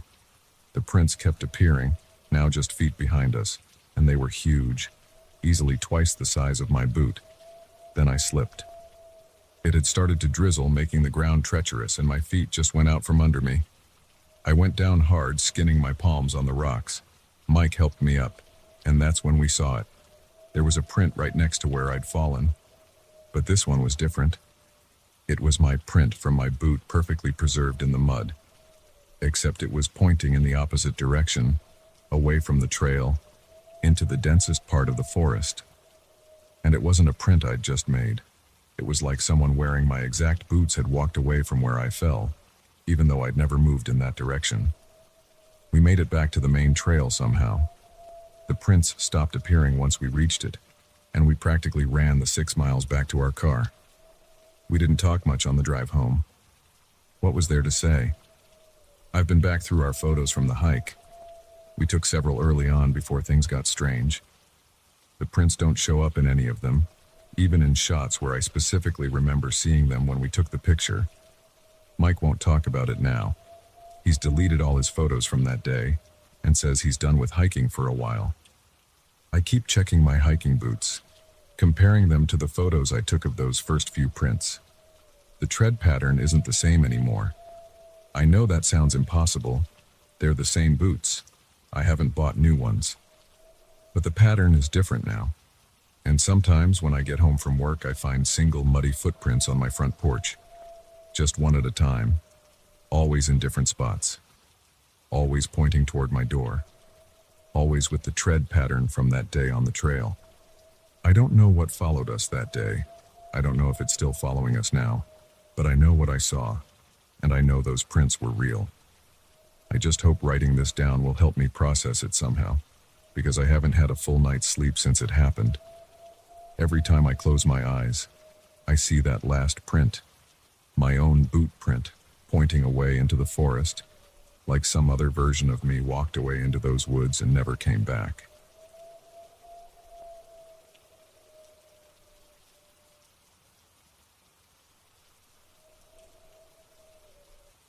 I still get chills every time I have to use a motel bathroom at night. What happened to me 3 months ago completely changed how I feel about mirrors, and honestly, I don't think I'll ever be able to look at my reflection the same way again. I've been debating whether to share this for weeks, but I need to get it off my chest. Maybe someone else has experienced something similar and can help me make sense of it. I was driving from Chicago to Denver for a job interview. I'd been on the road for about 14 hours and it was getting close to midnight. My eyes were starting to feel heavy and I knew I needed to stop. I was somewhere in western Nebraska, on one of those endless stretches of I-80 where the towns are few and far between. The rain wasn't helping either. It had been drizzling steadily for the past couple hours, making the road slick and visibility poor. When I saw the vacancy sign of the Pine Grove Motel glowing dimly through the rain, I didn't think twice. It was one of those typical roadside motels, single-story, maybe 20 rooms tops, with a small office at one end. The kind of place that probably hadn't been renovated since the 90s. The parking lot was nearly empty, just 3 other cars scattered across it. The neon sign buzzed and flickered, casting an intermittent red glow across the wet pavement. The night clerk barely looked up from his phone when I walked in. He was an older guy, probably in his 60s, with thick glasses and thinning gray hair. The office smelled like stale cigarettes and coffee. I paid cash for the room, $45 for the night. Room 115, he said, handing me an actual key with a plastic tag instead of a key card. That should have been my first clue that this place was seriously dated. The room was exactly what you'd expect for that price. Worn carpet, faded wallpaper, a bed that had seen better days. But I was too tired to care. All I wanted was a quick shower and some sleep. The bathroom was small but clean enough. Typical motel setup. Toilet sink with a medicine cabinet above it and a shower tub combo with a slightly mildewed curtain. I turned on the bathroom light, one of those harsh fluorescent tubes that makes everything look sickly, and started getting ready for bed. That's when I noticed something was off with my reflection. At first it was so subtle I thought I was just tired. You know how sometimes when you're exhausted your depth perception gets weird? But this was different. I raised my right hand to rub my eyes, but in the mirror, my reflection raised its left hand. It was such a small thing that I actually had to do it again to make sure I wasn't imagining it. I was definitely moving my right hand, but my reflection was using its left. My heart started beating faster, but I told myself I was just overtired and seeing things. Then I noticed the delay. When I moved, my reflection would follow a split second later, like a video feed with bad lag. I leaned closer to the mirror, and my reflection did the same, but its movements were jerky, unnatural. The worst part? Its eyes didn't quite match mine. They were my eyes, but there was something wrong about them. They looked darker somehow, empty.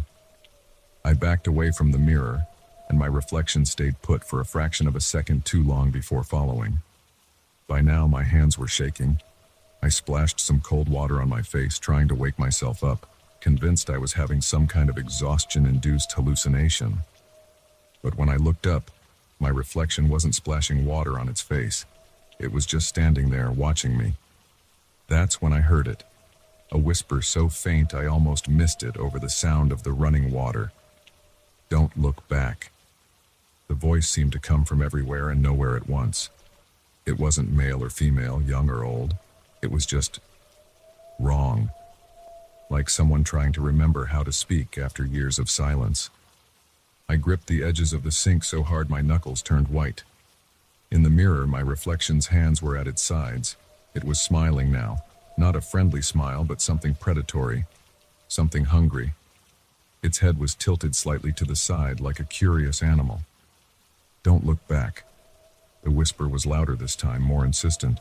The fluorescent light flickered, and for a split second I swear my reflection's smile got wider than any human mouth should be able to. I couldn't move, couldn't breathe. My reflection raised its hand and pressed it against its side of the mirror. I watched in horror as its fingers seemed to push through, like the glass was turning to water. That's when I finally broke free from my paralysis and bolted for the door. Behind me, I heard a sound like cracking glass, followed by what I can only describe as wet footsteps. Everything in me screamed not to turn around, but you know how sometimes fear makes you do stupid things? I looked back. My reflection was standing in the bathroom doorway, but it wasn't mimicking me anymore. Its posture was all wrong, like a puppet being held up by strings. Its smile had grown impossibly wide, splitting its face almost ear to ear. But the eyes were the worst. They were completely black now, like empty holes in its face. I ran. I didn't grab my bags, my phone, or even my shoes. I just ran out of that room as fast as I could, the key still in my pocket. I sprinted across the parking lot, the rain soaking me to the bone. I didn't stop until I reached my car, fumbling with the keys as I struggled to unlock it. As I peeled out of the parking lot, I caught one last glimpse of my room in the rearview mirror. The door was still open, light spilling out into the rain. And there, standing in the doorway, was my reflection. It raised its hand in a wave, that terrible smile still splitting its face.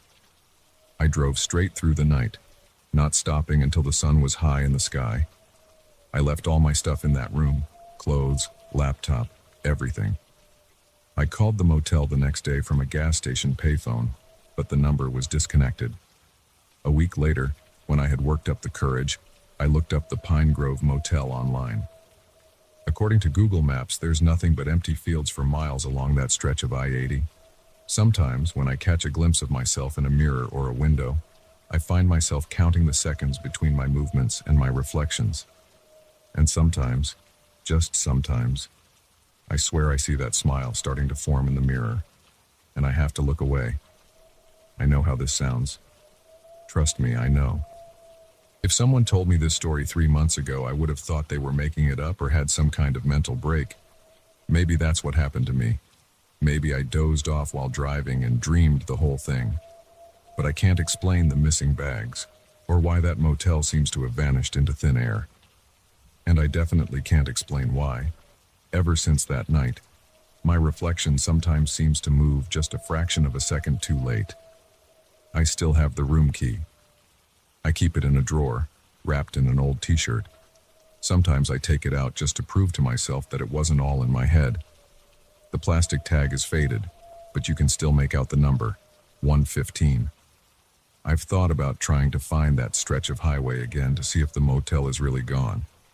But every time I consider it, I hear that whisper in the back of my mind, "Don't look back." So I don't.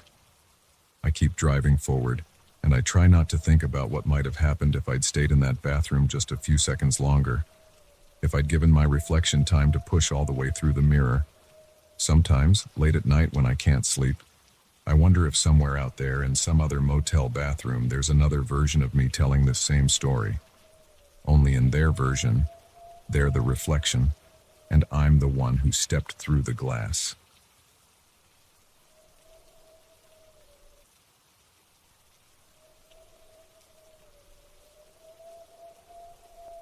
I still get chills every time I drive past any tunnel, even the well-lit ones on major highways.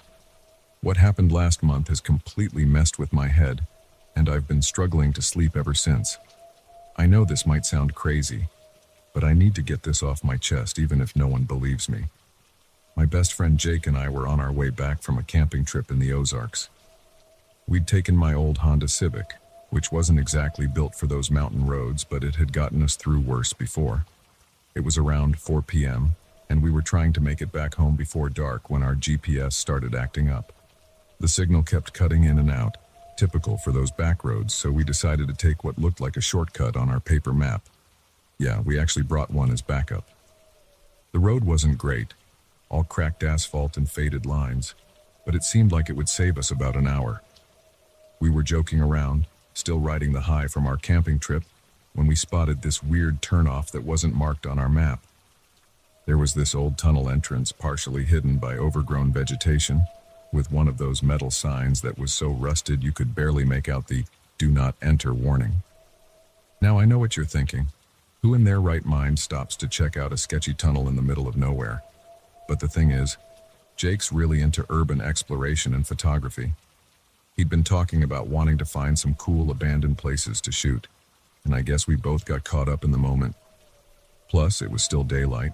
We had our phones with flashlights, and honestly, what's the worst that could happen?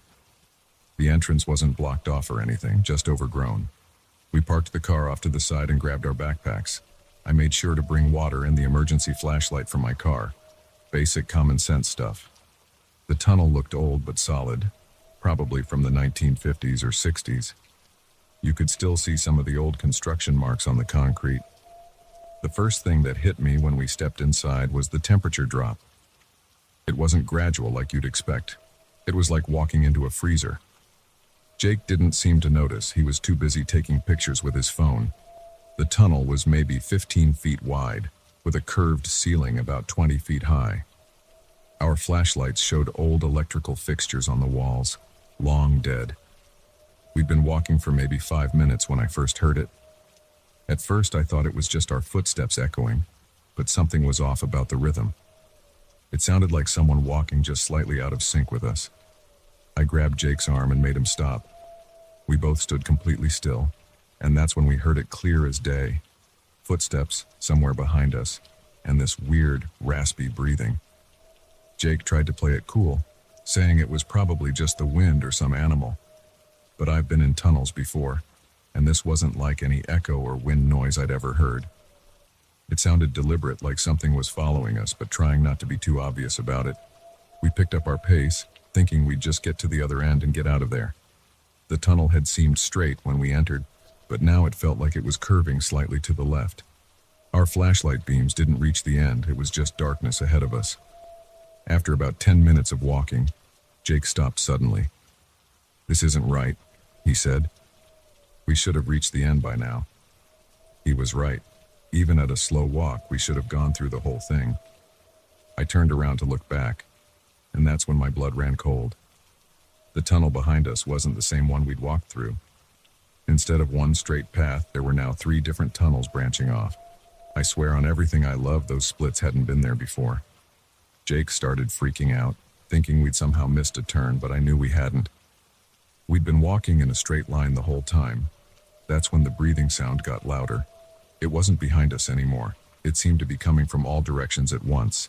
And the footsteps, they were faster now, like whatever was making them was getting excited. We picked a tunnel at random and started running.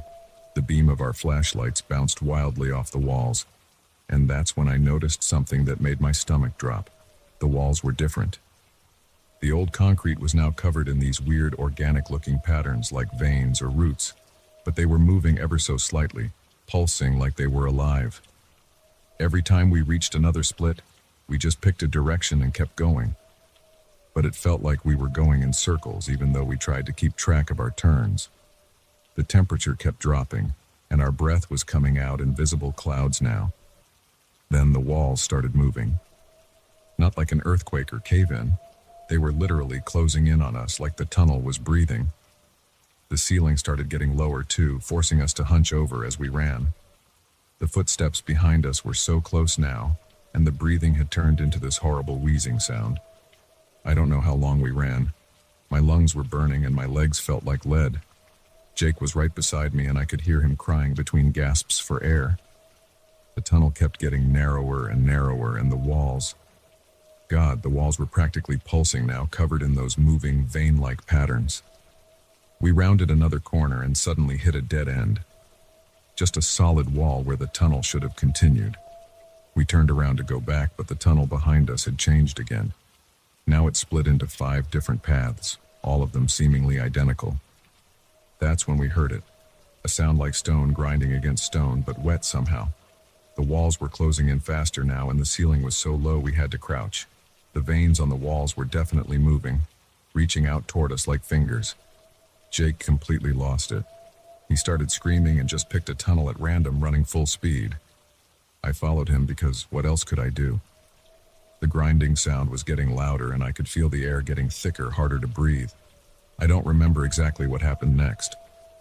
Everything's a blur of running, screaming, and that horrible breathing sound getting closer and closer. The walls kept shifting around us, tunnels appearing and disappearing like some kind of nightmare maze. Then, out of nowhere, we saw light. Natural light, coming from ahead of us.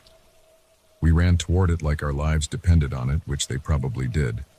The tunnel behind us was literally collapsing in on itself, and I could feel something reaching for my back, like cold, wet fingers just barely missing my shirt.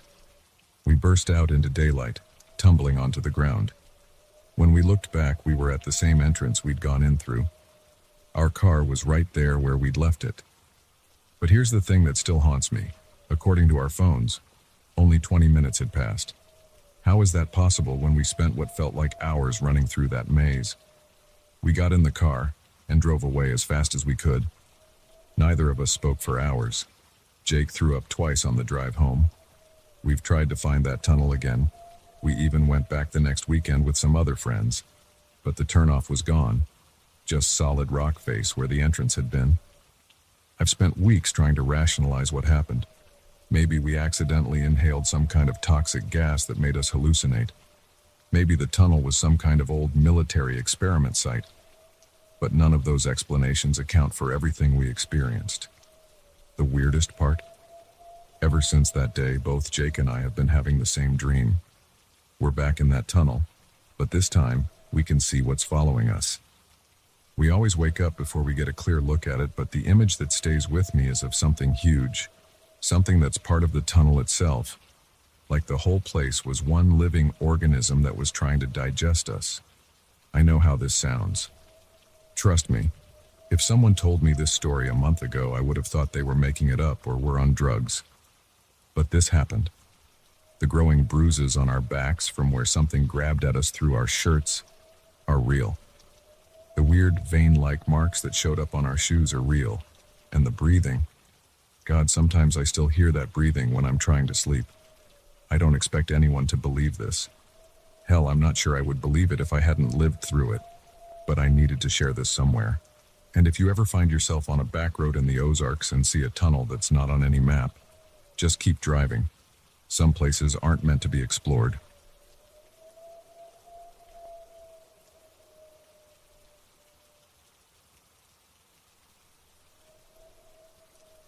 I've been a farmer my whole life, just like my father and his father before him.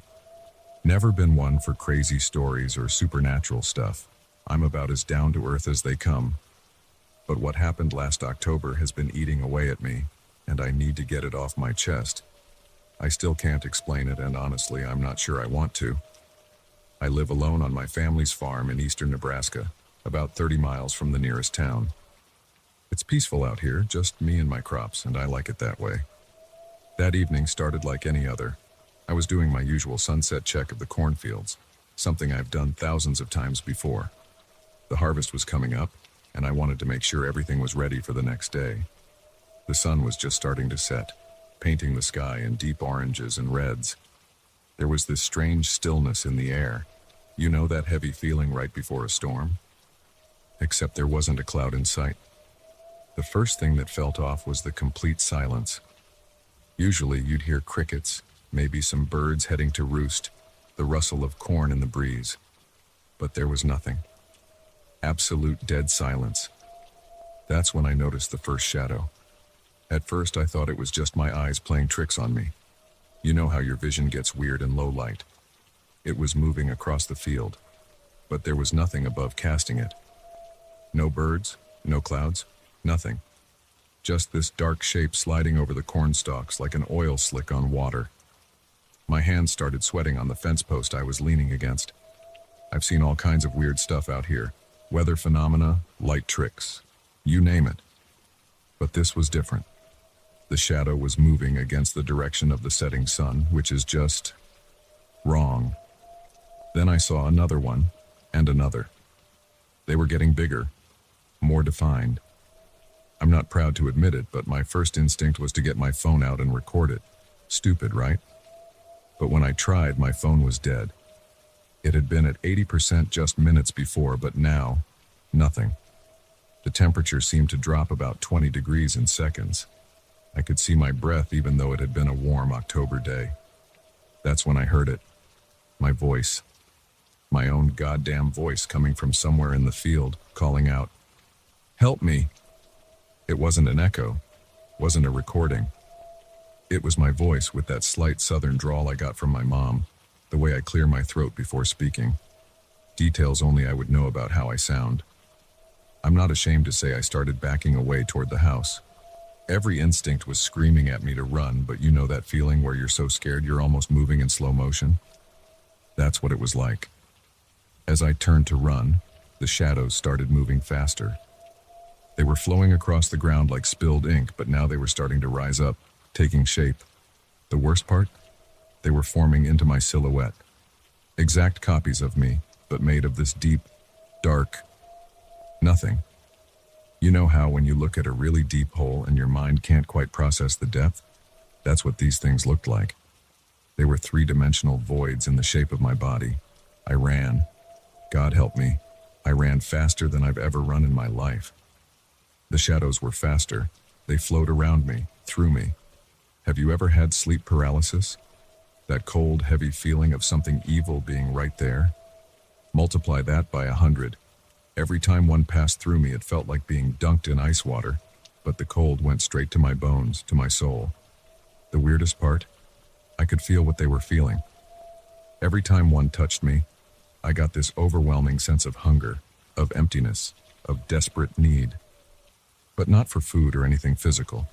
They were hungry for me, for my life, my memories, my existence. I made it to the house, slammed the door, and locked it. I know how stupid that sounds now. Like a door would stop something that could flow under it like smoke. But it's what you do, right? You grab onto any normal thing you can when the world stops making sense. I backed into my living room, shadows seeping under the door, through the windows. They were fully formed now, perfect copies of me, but wrong.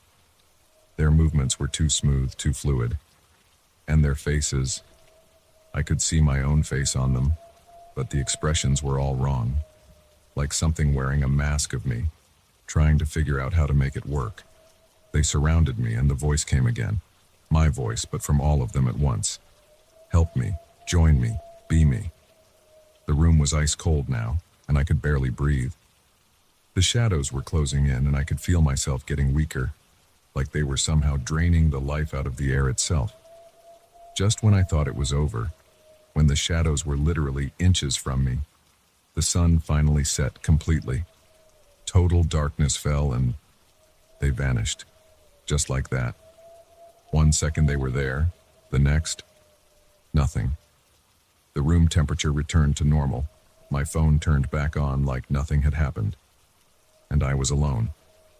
I'd like to say I packed up and left that night, but this farm has been in my family for 4 generations. Where would I even go? What would I tell people? So I stayed. That was 3 months ago, and nothing like it has happened since. But every sunset I'm inside before dusk. Every time I catch a glimpse of my own shadow, my heart stops for a second. And sometimes, just sometimes, when I'm alone in the fields, I swear I can hear my own voice calling from far away.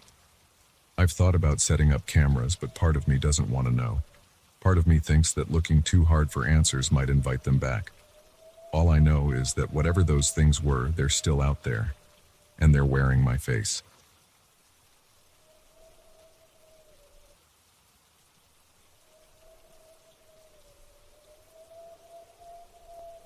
I never thought I'd be sharing this, but I need to get it off my chest. What happened that night on Route 43 still haunts me, and I find myself constantly questioning everything I experienced. Maybe writing it down will help me process it, or at least help me feel less crazy about the whole thing. I work as a night shift nurse at Memorial Hospital, about an hour from my home. The commute usually doesn't bother me. I've always been a night person, and the empty roads give me time to decompress after dealing with the intensity of the ER. That night started like any other. My shift had ended at 3 a.m., and I was making my usual drive home along the winding country roads.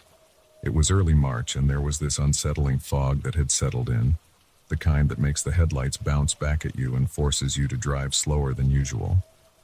I had my regular late-night radio station playing softly, some mix of old rock songs that usually keeps me alert on these drives. About halfway through my route, I noticed something I'd never seen before. There was this small roadside shrine, just barely visible in my headlights. I've driven this road hundreds of times, but somehow I'd never noticed it. Maybe it was new, or maybe the fog was making me pay more attention to my surroundings than usual. I don't know what made me stop. Maybe it was exhaustion from my 12-hour shift. Or maybe it was that sense of solidarity you develop working in emergency medicine. You see so many tragic cases, and each one stays with you. I pulled over, putting my hazards on even though there wasn't another car in sight. The shrine was simple but heartbreaking. A small white cross decorated with weather-worn ribbons, some artificial flowers that had clearly been there for a while, and a framed photo protected by a plastic covering. In the beam of my flashlight, I could make out the face of a little girl, probably around 7 or 8, with these bright blue eyes and the kind of smile that just radiates pure joy. Below the photo was a small plaque. In loving memory of Sarah Mitchell, 2014-2022. Forever, our little angel. I felt that familiar ache in my chest, the same one I get when we lose a young patient in the ER. 8 years old. Just a baby, really. I said a quick prayer, even though I'm not particularly religious, and was about to head back to my car when the temperature suddenly dropped. I'm not talking about a slight chill. It was like stepping into a freezer. My breath came out in visible puffs, which made no sense for a March night in Georgia. That's when I heard it, a giggle. Just a quick, light sound, like when kids try to hold in their laughter. It came from somewhere behind me, near the tree line. I spun around, my flashlight beam cutting through the fog, but there was nothing there. Just the mist swirling in the light. I told myself it was probably just an animal, maybe a bird or something. But then I heard what sounded like footsteps, small, quick steps on the gravel shoulder of the road. They seemed to be moving toward my car. My hands were shaking as I grabbed my keys from my pocket. I'm not usually the jumpy type. You can't be when you work in an ER, but something about this felt wrong. As I approached my car, I could see my breath clouding in front of me, even though my weather app said it was 65 degrees outside. I got in and locked the doors immediately. When I tried to start the car, nothing happened. Just that awful clicking sound of a dead battery. This made no sense. My car was only 2 years old, and I'd never had any problems with it. That's when I made the mistake of looking in my rearview mirror. There was a face there, not reflected from outside, but right in the back seat. It was the same little girl from the photo, but different. Her eyes weren't bright anymore. They were dark and hollow, and her skin was a sickly gray color. She wasn't smiling now. She looked lost, confused, like she didn't understand why she was there either. I couldn't move, couldn't scream, could barely breathe. The temperature inside the car plummeted so low that frost started forming on the inside of the windows. Then the radio came on by itself. It wasn't playing rock music anymore. Instead, this tinny, distorted version of Ring Around the Rosie started playing. The sound was awful, like it was coming through ancient speakers with this static underneath that almost sounded like whispering. I squeezed my eyes shut. My hands were gripping the steering wheel so tight my knuckles were white. I kept telling myself this wasn't real, that I was just overtired from my shift, that maybe I'd fallen asleep at the wheel and this was all a dream. When I finally forced myself to look in the mirror again, she was gone. The radio cut out mid-song, leaving nothing but the sound of my own panicked breathing. My car started on the first try, like nothing had ever been wrong with it. I drove home doing 80 the whole way, not caring about speed limits or fog or anything else. When I got home, I immediately researched the accident. I found a local news article about Sarah Mitchell. She'd been killed in a hit and run at that exact spot. The driver was never found. The thing that really gets to me, though, is what happened the next day. I was so freaked out that I called in sick to work. While I was cleaning my car to help calm my nerves, something I do when I'm stressed, I found something in the back seat. It was a small friendship bracelet, the kind kids make with embroidery thread. It was old and faded, but you could still make out the pattern of pink and purple threads woven together. I went back to the shrine the next day, in broad daylight. The bracelet in the photo around Sarah's wrist was identical to the one I'd found in my car. I left it at the shrine, along with some fresh flowers. I still drive that route to work. I have to. But I never stop there anymore. Sometimes, though, when I drive past late at night, my radio will catch a few notes of that nursery rhyme through the static. And sometimes, just sometimes, I swear I can hear distant laughter carried on the wind. I don't expect anyone to believe me. Most days, I'm not sure I believe it myself. But I know what I experienced that night, and I know that bracelet was real. I've seen a lot of death in my job, but this was different. It felt like Sarah was trying to tell me something, but I was too scared to listen. I still wonder what would have happened if I'd stayed, if I'd tried to communicate somehow. The rational part of my brain, the nurse who deals in facts and science, tries to explain it away. Exhaustion, stress, an overactive imagination fueled by too many night shifts. But then I remember the absolute cold, that hollow look in her eyes, and that bracelet. And I know that some things just can't be explained by logic. I've never shared this story before now, partially because I was afraid people would think I was crazy, but mostly because it still feels so raw, so personal. I can still perfectly picture her face in that photo at the shrine, full of life and joy, and how it contrasted with what I saw in my mirror that night.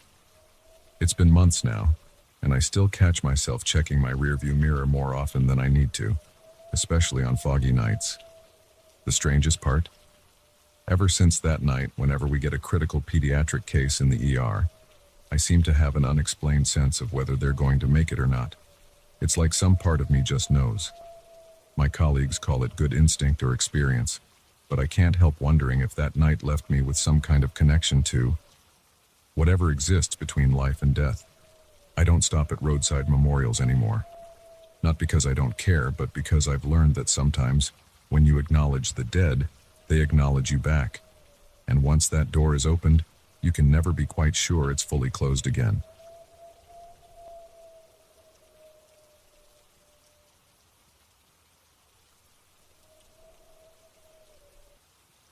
I've been hunting for over 15 years now, and I've always felt at peace in the woods. My cabin in northern Michigan has been my sanctuary, especially during deer season. But what happened last week? I still can't sleep properly. I keep checking the windows, jumping at every little noise. I need to write this down. Maybe someone can help me make sense of it. I own this small hunting cabin about 30 miles from the nearest town. It's nothing fancy, just a bedroom, a small kitchen, and a bathroom. But it's mine, and I've always felt safe there. Last Tuesday, I decided to set up a new trail camera I'd bought. I wanted to track the deer movements near my favorite hunting spot, about 200 yards from my cabin. The camera was one of those newer models with night vision and motion sensors. I secured it to a thick oak tree facing a well-used game trail. I remember being excited about finally upgrading from my old broken camera. It was around 4 p.m. when I finished setting it up, and I spent the rest of the evening doing routine maintenance around the cabin, checking the generator, storing some firewood, normal stuff. That night I went to bed around 10 p.m. like usual.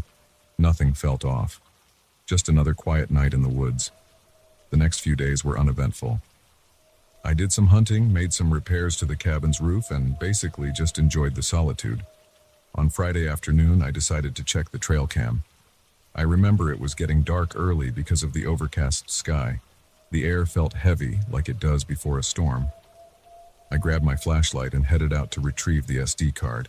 Back in my cabin, I plugged the card into my laptop. The first few photos were what you'd expect: deer, raccoons, a fox. But then, my hands started shaking when I saw the next set of images. They were photos of me, inside my cabin, sleeping. The timestamps showed they were from Wednesday night. The camera was still attached to that oak tree, 200 yards away. There was no way it could have taken these photos. But there I was, clearly visible through my bedroom window, sleeping in my bed. The photos were taken about 15 minutes apart, starting at 2:13 a.m. I felt my stomach turn as I clicked through them. In each photo, I was in the same position, sleeping on my right side. But in the last photo, time-stamped 3:48 a.m., there was something else. A dark figure, standing at the foot of my bed. It was blurry, like it was moving when the photo was taken, but I could make out what looked like a tall, thin shape. It seemed to be leaning slightly forward, as if it was watching me sleep. My hands were trembling so badly I almost dropped my laptop. That's when I heard it, a soft scraping sound coming from outside. It sounded like branches dragging across the cabin's outer wall. But there weren't any trees close enough to touch the cabin. I sat completely still, barely breathing. The scraping stopped, and for a few seconds, there was absolute silence. Then I heard slow, deliberate footsteps in the leaves outside. They were moving around the cabin, towards my window. I wanted to run, but I was frozen in place. My eyes were fixed on the window, and that's when I saw it. In the growing darkness outside, a figure was standing there, watching me.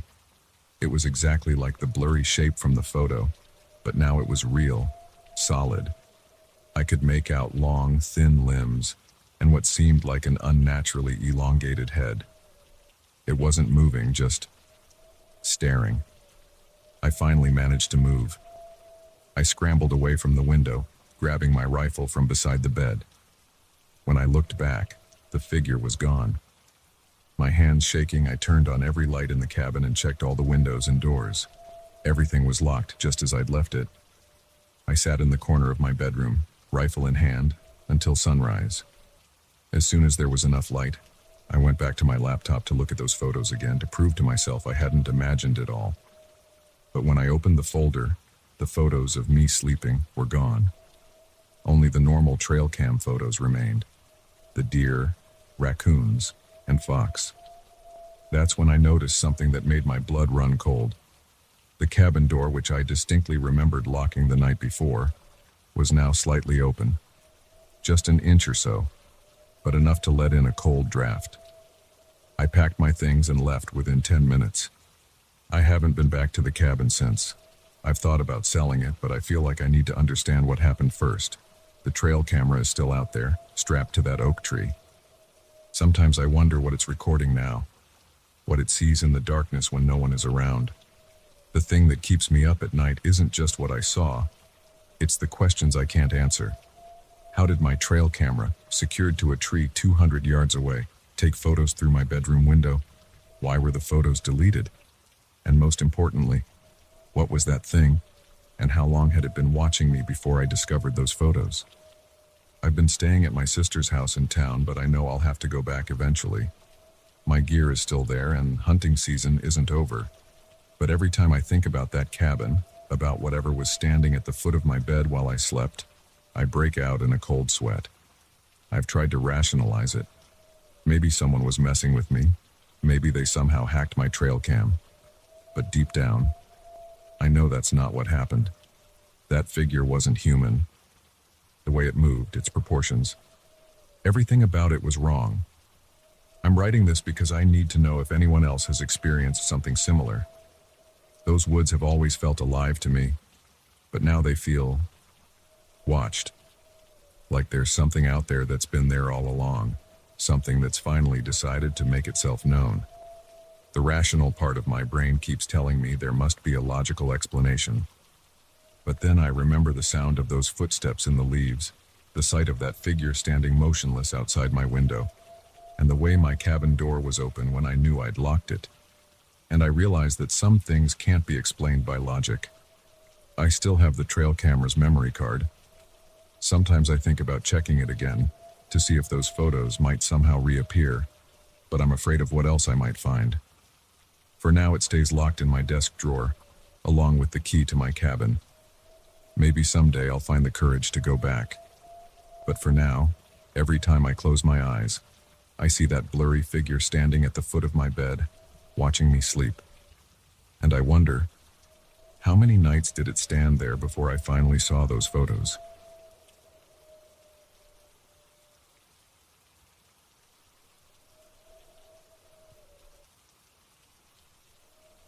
I've been a farmer in Nebraska my whole life, just like my father and his father before him. I've seen my share of weird things out in the fields, crazy weather patterns, unusual animal behavior, you name it. But what happened to me last October, I still can't make sense of it. I'm only writing this down now because I need to tell someone, and my wife thinks I'm losing my mind. It was during harvest season, and I'd been working longer hours than usual to get everything done before the first frost. The corn was ready, tall, golden, and dense. Anyone who's worked cornfields knows how they can play tricks on your mind. The way the stalks rustle in the wind, how they tower over you at full height, creating endless corridors of green and gold. But this was different. That night, I was in my workshop behind the house fixing some equipment for the next day's harvest. It was around 9 p.m., and the temperature had dropped enough that I could see my breath. The workshop's just at the edge of the cornfield, and I always keep the door open while I'm working. Helps with ventilation and lets me hear if any animals are getting into trouble. I was deep into fixing a broken chain on one of the combines when I first heard it. At first I thought it was just the wind, but then it became clearer. A whisper. "James." Just my name, soft and uncertain, like someone trying to get my attention without wanting to startle me. It came from somewhere in the field. I've dealt with trespassers before, mostly teenagers looking for a thrill or trying to steal some corn. But something about this voice made the hair on the back of my neck stand up. It didn't sound like a kid messing around. It sounded desperate. "James, I'm pleased to help." The voice was clearer now and definitely coming from the cornfield. I grabbed my flashlight and phone, thinking maybe someone had gotten lost or hurt out there. It happens sometimes. People underestimate how easy it is to lose your orientation in a cornfield, especially at night. The moment I stepped into the field, the temperature seemed to drop another 10 degrees. My flashlight beam cut through the darkness, creating strange shadows between the corn stalks. The plants were still at full height, almost 9 feet tall, creating a canopy that blocked out most of the moonlight. That's when I noticed the handprints. They were pressed into the stalks about chest height, like someone had been pushing their way through. But they weren't normal handprints. They were deeply pressed into the stalks, almost like they'd been burned in. The corn around the prints was darkened and wilted, while the rest of the plants were perfectly healthy. "Hello?" I called out, trying to keep my voice steady. "Is someone there? Do you need help?" The whispers came again, this time from behind me. "James, help us." Us. Not me. Us. I spun around, but there was nothing there except more corridors of corn stretching into darkness. I tried to mark my path by breaking stalks as I walked. An old farmer's trick, but something wasn't right. The broken stalks would somehow be standing upright again when I looked back. My phone's GPS wasn't working either. The screen just showed a spinning loading symbol like it couldn't figure out where I was. I wasn't too worried yet. I knew this field like the back of my hand. I'd grown up here, worked here my entire life. Getting lost should have been impossible. But after walking for what felt like 15 minutes, I couldn't find my way back to the edge. The workshop lights should have been visible. They're bright enough to see from anywhere in this section of the field. But all I could see was corn, and more corn. The whispers were getting louder now, coming from multiple directions. "James, why did you leave us? Why did you let this happen?" The voices were changing, becoming more accusatory. Some sounded like children, others like elderly people, all of them speaking with this horrible pleading tone that made my skin crawl. I tried to run. Bad idea in a cornfield at night, but panic was taking over. The stalks whipped at my face and arms as I pushed through them. The voices followed, getting louder and more numerous. They weren't whispering anymore. They were screaming my name, screaming for help, screaming in pain. I tripped over something and fell hard. When I pushed myself up, my hands came away wet and sticky. My flashlight had fallen nearby, and in its beam I could see that my hands were covered in some dark liquid. It wasn't blood. It was too thick, too dark, almost black. It smelled like rotting vegetation and something else, something chemical and wrong. The screaming was all around me now. The corn stalks were moving, but there was no wind. They were bending toward me, like they were reaching for me.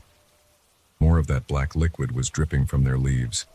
The handprints were everywhere now, glowing slightly in the darkness, like cooling embers. I heard something moving through the corn behind me, not like a person or an animal. It was like a massive wave, making the stalks bow and break as it approached. The screams reached a fever pitch, and I could feel hot breath on the back of my neck. That's the last thing I remember clearly. I woke up at sunrise, lying at the edge of the field near my workshop.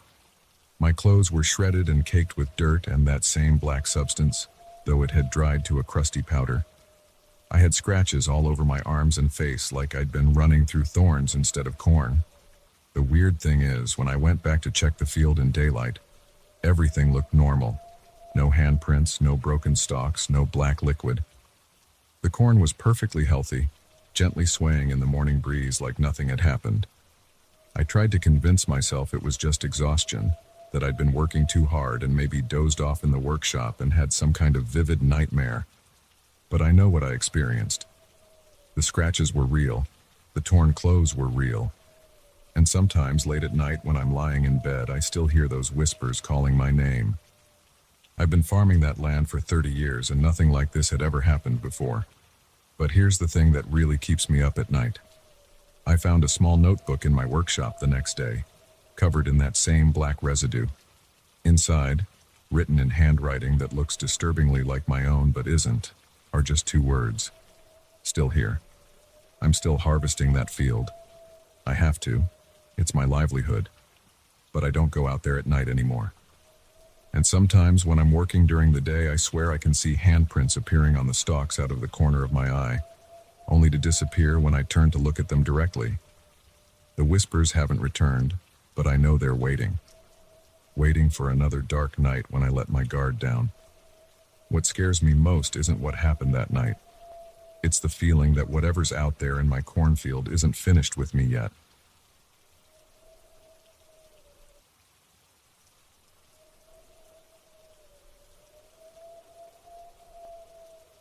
I've been a long-haul trucker for nearly 15 years now, and what happened last Tuesday night still has me shaken to my core. I've driven through every kind of weather and on every type of road you can imagine, but I've never experienced anything like this.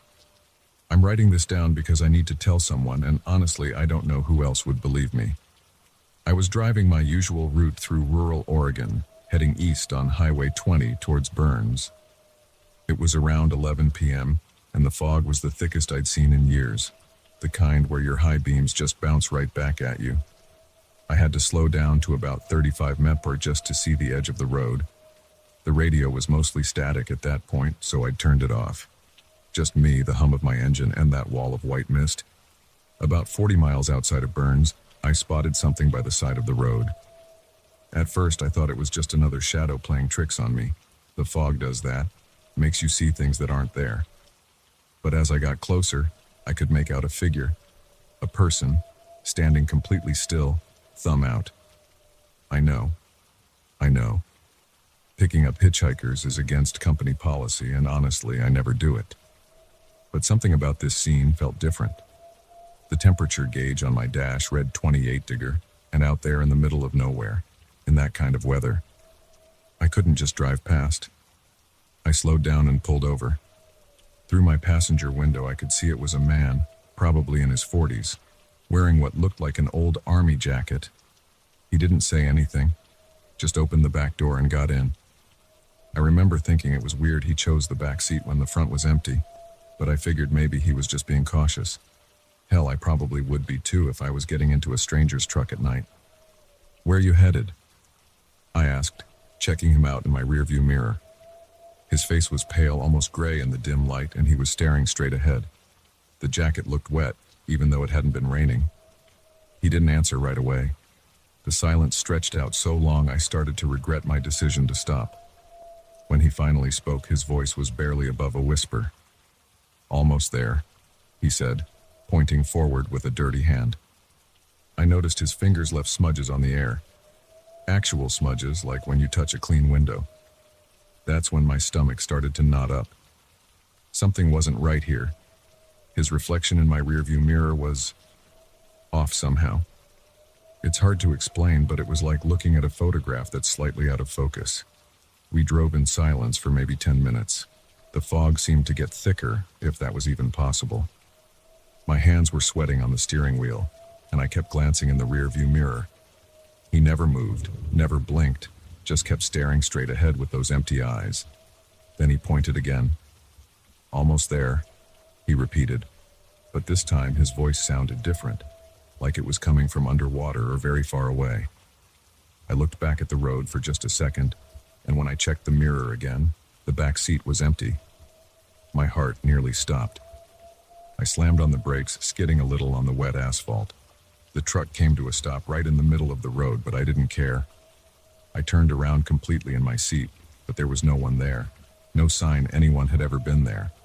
Except there were handprints on the window. Not normal handprints. These were smeared with what looked like dirt and something darker, something red. They were smeared downward, like someone had dragged their hands down the glass. I don't remember much about the next few miles. I just drove, probably faster than I should have in that fog, until I reached the truck stop outside Burns. My hands were shaking so bad I could barely put the truck in park. Inside, I must have looked as bad as I felt because the guy behind the counter, this older man named Jim, who I've known for years, immediately asked if I was okay. I told him what happened, feeling like an idiot the whole time, expecting him to laugh. But he didn't laugh. His face went kind of pale, and he asked me exactly where I'd picked up the hitchhiker. When I told him, he pulled out his phone and showed me something that made my blood run cold. It was a post from a local truckers' Facebook group, dated 3 years ago. Another driver had posted about picking up a man in an army jacket at the exact same spot. The man had sat in the back seat, said only, "Almost there," and disappeared, leaving bloody handprints on the window. The post had dozens of comments from other drivers sharing similar stories going back at least 15 years. Jim told me that stretch of Highway 20 used to be different before they rerouted it in the 80s. In 1978, there was a horrible accident there. A military transport vehicle went off the road in heavy fog, killing everyone inside. They never found all the bodies. I've driven that route 6 times since then, always in daylight. The fog's never been that thick again, and I haven't seen any hitchhikers. But sometimes when I pass that spot, my rearview mirror catches something that might be a shadow, might be a reflection, might be nothing at all. And even though I've had the windows cleaned dozens of times, if you look at the back passenger window at just the right angle, you can still see what looks like faint handprints smeared down the glass. I don't pick up hitchhikers anymore. Last week I ran into another trucker at a rest stop who recognized my truck number. Before I could say anything, he asked me if I'd ever picked up a man in an army jacket on Highway 20. Turns out he'd had almost the exact same experience 2 months ago. Same spot, same fog, same words. Almost there. I don't know what to make of all this. I'm not saying I believe in ghosts or anything like that, but I know what I saw. And I know those handprints were real. I took photos of them the next morning, but they came out all blurry, like there was something wrong with my camera. When I tried to show them to my wife, they were just gone from my phone, like they'd never been there at all. Sometimes I lie awake at night thinking about where there is. Where was he trying to go? What happens when he finally gets there? And why does he keep appearing decades after his death, still trying to reach some destination he'll never find? I still drive that route because it's my job, but I never drive it at night anymore if I can help it. And every time I pass that spot, even in broad daylight, I can't help but glance in my rearview mirror, half expecting to see that pale face staring back at me, pointing forward, whispering those words that still haunt my dreams. Almost there.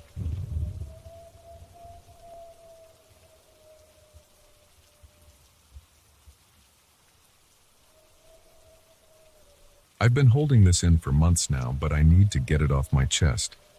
My hands are literally shaking as I type this, but here goes. Last summer, my friends and I made the stupidest decision of our lives. We live in rural Minnesota, where there's nothing much to do except drive around back roads and find ways to kill time. That particular Saturday in August started like any other. Just me, Jake, Sarah, and Mike hanging out in Jake's basement playing video games and complaining about being bored. It was Sarah who first brought up the old Erickson barn. Everyone in town knew about it. This massive, creepy structure on the outskirts of town that had been abandoned since the 90s, when the Erickson family just up and left one day. There were all sorts of rumors about why they left, but nobody really knew the truth. The property had been tied up in some legal battle ever since. I'd driven past it hundreds of times on my way to school, but I'd never actually gone inside. It was this huge weather-beaten thing, all gray wood and rusty metal, kind of leaning to one side like it might collapse any day. Sarah mentioned she'd heard some kids from school had been sneaking in there at night, and somehow that turned into us deciding we should check it out ourselves. Looking back, I don't know why we thought going there at 6 p.m. was a good idea. Maybe because it was still light out, we thought it wouldn't be as creepy. Man, were we wrong. The sun was starting to set when we pulled up in Jake's pickup, casting these long shadows across the overgrown field. The barn looked even bigger up close, looming over us like some ancient monster. The air felt different there, heavy, if that makes sense. Like when a storm's about to hit, but the sky was clear. We had to push through these tall weeds to get to the main doors, and I remember the plants felt weirdly cold against my legs, even though it was like 80 degrees out. There was this smell too, not like normal barn smell, more like wet cardboard and something else I couldn't place. Mike managed to pull one of the doors open enough for us to squeeze through. The hinges made this awful screech that made my teeth hurt. Inside, it was this huge open space with old farm equipment scattered around, all covered in decades of dust and cobwebs. Bits of sunlight came through gaps in the walls, making these weird light beams in the dusty air. We were just kind of wandering around, looking at stuff and taking pictures on our phones, when Sarah pointed out this rickety wooden ladder leading up to the hayloft. We could see there was still some old hay up there, and what looked like some other junk. Jake dared Mike to go up first, and of course Mike couldn't back down from a dare. That's when things started getting weird. We were all laughing and joking around, but then suddenly Sarah grabbed my arm. "Did you guys hear that?" she whispered. We all froze, and then we heard it. Footsteps clear as day moving across the floor above us. Not like animal footsteps either. These were definitely human. Slow, deliberate steps, like someone walking heel to toe. Jake tried to play it cool. "It's probably just some other kids," he said, but his voice was shaking. We all knew no one else had come in. We would have heard the door. The footsteps stopped right at the edge of the hayloft, right above where we were standing. I don't know what possessed us, but we decided to check it out. Maybe it was that thing where you're so scared you do stupid things just to prove you're not scared. Jake went up first this time, then Mike, then me with Sarah behind me. The ladder creaked with every step, and I remember thinking how easily it could break. The hayloft was bigger than it looked from below, with old hay scattered everywhere and these weird shadows in the corners where the light couldn't reach. But what caught our attention immediately was this rocking chair, right in the middle of the floor. It was still moving slightly, like someone had just gotten up from it. And around it, in the thick dust covering the floor, were fresh footprints, small ones, like a child's. We all just stood there, staring at the chair. Nobody wanted to say anything. The temperature seemed to drop about 20 degrees and I could see my breath. Then Sarah whispered, "Guys, look at the footprints. They just stopped, right at the chair, like whoever made them had just vanished." That's when we heard it, this voice, small and sweet and completely terrifying. "Come back and play." It sounded like it was coming from right behind us, but when we spun around there was nothing there, just more shadows and hay. We got out of there so fast I don't even remember climbing down the ladder. We just ran, practically falling over each other to get to Jake's truck. As we peeled out of there, I looked back at the barn. In the fading light, I swear I could see something in that hayloft window, just a small dark shape. We tried to convince ourselves it was just our imagination playing tricks on us. But a week later, Mike went back alone. Yeah, I know, terrible idea. He called me right after, freaking out. The chair had moved. It was closer to the edge of the hayloft, like it was waiting for someone. He took a picture, and when he showed it to us later, my blood ran cold. You could see these tiny handprints in the dust on the arms of the chair. We went back 3 more times over the next month. Don't ask me why. Maybe we were trying to prove to ourselves we weren't crazy. Each time the chair was closer to the edge. The last time we went, it was right at the edge of the hayloft, rocking slightly with those same small footprints around it in the dust. We heard that voice again, closer this time. "Please don't go. I'm so lonely." None of us have been back since then, but sometimes when I drive past the barn on my way to school, I glance up at that hayloft window. The chair isn't there anymore. But sometimes, just for a second, I see a small face looking back at me and my phone starts playing static. I still don't know what happened in that barn, or what we encountered. Part of me doesn't want to know. But I do know that every time I pass by, I drive a little faster. And I never ever look up at that window after dark. I noticed something else weird recently. I was looking through the pictures on my phone from that first day, and in every single one there's this weird blur in the background. It's always in a different place, but it's about the size of a small child. I tried showing the pictures to Jake last week, but when I opened my phone, they were all corrupted. Just static.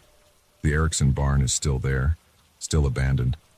Sometimes I hear other kids at school talking about checking it out, and I want to tell them not to go. But I know they wouldn't believe me. Nobody would. I wouldn't believe it either if I hadn't experienced it myself. I don't know why I'm sharing this now. Maybe because it's been getting harder to sleep lately. Every time I close my eyes, I hear that voice. "Come back and play."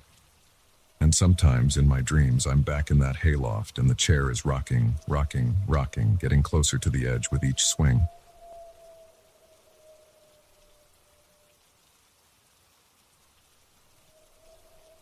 I've been trying to make sense of what happened to me last Tuesday night, and I still can't wrap my head around it.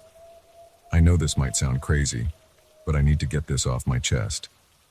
I haven't been able to sleep properly since then, and every time I close my eyes, I see that grin. It was around 11:30 p.m., and I was driving back home from visiting my sister in Cedar Rapids. I usually avoid driving this late, but she had an emergency with her kid, and I stayed longer than planned. The drive back to Des Moines normally takes about 2 hours on I-80, and I've done it dozens of times. But this time was different. So different that I haven't driven at night since then.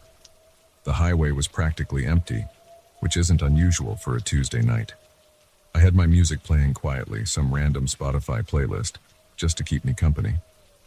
The moon was barely visible behind the clouds, and there were long stretches where the only light came from my headlights and the occasional reflector on the road barriers. The first time I saw it, I thought it was just a deer. You know how they sometimes stand at the edge of the road? I slowed down instinctively, Hitting a deer out here would be a nightmare. But as I got closer, I realized it wasn't a deer at all. It was tall, too tall, maybe 7 feet, and completely black, like a shadow standing upright. I'm not talking about someone wearing dark clothes. This was different. It was like looking at a hole in reality. My hands started sweating on the steering wheel. I blinked hard, thinking I was just tired and seeing things. When I looked again, there was nothing there, just empty road and darkness. I let out this nervous laugh and turned up the music a bit. Classic sleep-deprived hallucination, right? I even texted my sister at the next rest stop. I pulled over, obviously, to joke about it. But then it happened again.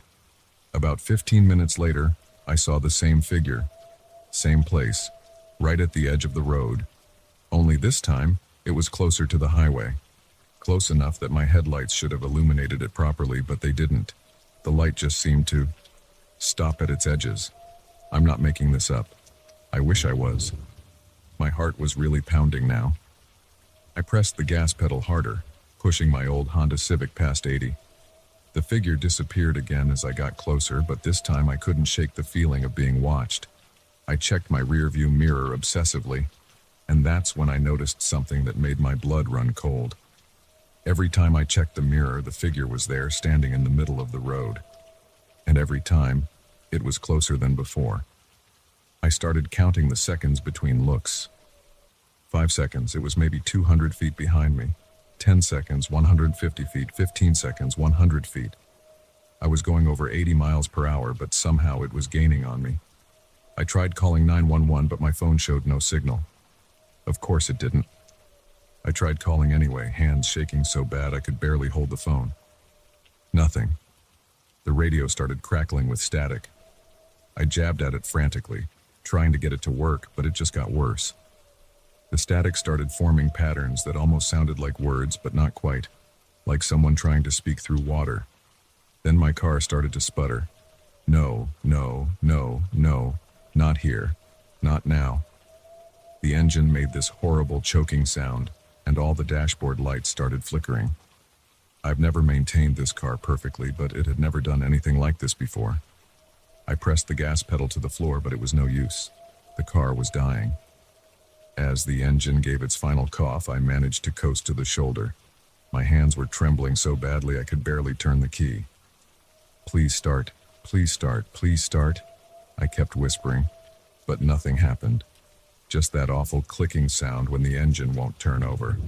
That's when I heard it. The whispers. They seemed to come from everywhere at once. From the vents, from outside the windows, from the back seat. They weren't in any language I recognized, but somehow they felt hungry. I couldn't move, couldn't scream, could barely breathe. With trembling hands, I looked in the rearview mirror one last time. The figure was right there, just outside my back window. And it was grinning. God, that grin. It wasn't human. Wasn't anything that should exist in our world. It stretched too wide, had too many teeth, and seemed to glow with its own sickly light. Then everything went black. Not just the car lights, everything. Like someone had turned off the universe. I couldn't even see my hand in front of my face. The whispers got louder, and I felt something cold brush against my neck. I must have passed out because the next thing I remember is waking up to the sound of a truck horn. It was morning. My car was parked perfectly straight on the shoulder, running smoothly like nothing had happened. My phone showed 6:47 a.m., full signal, several missed calls from my sister. The truck driver asked if I was okay, said he saw me sleeping in my car. I just nodded and drove home, hands shaking the entire way. I've checked my car multiple times since then. Took it to 2 different mechanics. They say everything's fine, nothing wrong with it at all. But sometimes when I'm sitting in traffic, I hear those whispers coming from the vents. And every time I look in my rearview mirror at night, I expect to see that grin. I don't drive at night anymore. I can't. And I keep wondering, what if it's still out there on that highway waiting for someone else to drive by? What if it wasn't just me? What if it's still following me, just waiting for the right moment to show that grin again? I know how this sounds. Believe me, I do. If someone told me this story a week ago, I would have thought they were making it up or had a weird dream. But I know what I saw, what I heard, what I felt. And I can't shake the feeling that somehow whatever that thing was, it let me go. Like it was just playing with its food. I still haven't told my sister the full story. Haven't told anyone really. How do you even begin to explain something like this? But I needed to write it down, to tell someone. Because every night since then I've been checking all my mirrors before I go to bed. And every night I wonder if tonight will be the night I see that grin again.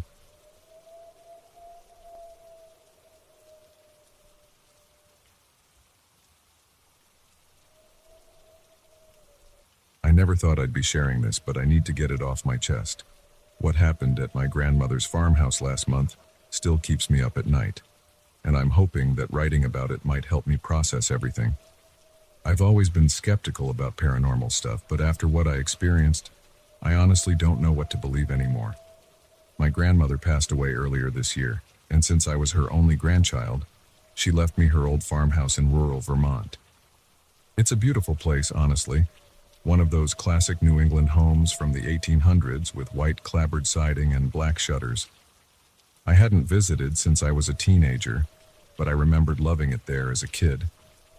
The house had been sitting empty for a few months while the estate was being settled, so I decided to spend a weekend there to sort through her belongings and decide what to do with the property. I arrived around noon on a Friday. The drive up was gorgeous with all the fall colors starting to show. But as soon as I pulled into the long gravel driveway, something felt off. I can't really explain it. The air just felt heavy somehow, like right before a thunderstorm. I figured it was just emotional, being back there without her. The key was where it had always been, under a fake rock by the back steps. Walking in, I was hit with that musty smell old houses get when they've been closed up too long. Everything was exactly as I remembered. The worn hardwood floors, the faded wallpaper in the hallway. Even her collection of antique teacups still arranged perfectly on the dining room shelves. But something about the familiar space felt wrong, like walking into your own house and finding all the furniture shifted slightly to the left. I spent most of the afternoon going through the main floor, sorting things into piles to keep, donate, or throw away. Around 4 p.m. I decided to tackle the attic. That's when things started getting weird. The pull-down attic stairs creaked badly as I climbed them, which I expected in an old house. What I didn't expect was the temperature drop. It had to be at least 15 degrees colder up there than the rest of the house. The attic was huge, running the full length of the house with small windows at either end, letting in dusty beams of late afternoon light. It was cluttered with the usual attic stuff. Old furniture draped in sheets, boxes of Christmas decorations, trunks full of vintage clothes. But as I was making my way through the space, I noticed something odd about one of the walls. There was a slight gap between the floorboards and the wall, and when I shone my phone's flashlight on it, I could see that the wallpaper pattern didn't quite match up. I probably should have left it alone. But my curiosity got the better of me, and I started feeling along the wall. Sure enough, there was a slight give to one section. When I pressed harder, I heard a click, and a narrow door swung inward. A hidden room. My grandmother had never mentioned anything about a hidden room. The space beyond was tiny, maybe 6x8 feet, with a slanted ceiling following the roof line. Unlike the rest of the attic, this room was eerily organized. Everything was arranged with obsessive precision.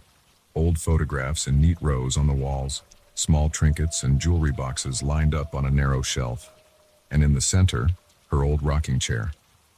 I remembered that chair from when I was little. She used to rock me to sleep in it. But I thought she'd gotten rid of it years ago. The photos caught my attention first. They were all of my grandmother, but something about them seemed wrong.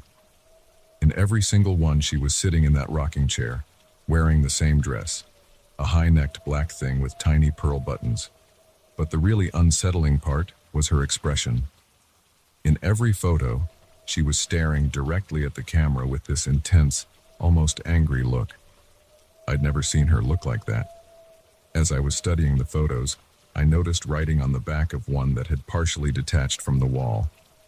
When I carefully pulled it down to look, I saw it was covered in my grandmother's handwriting, but not her usual neat script.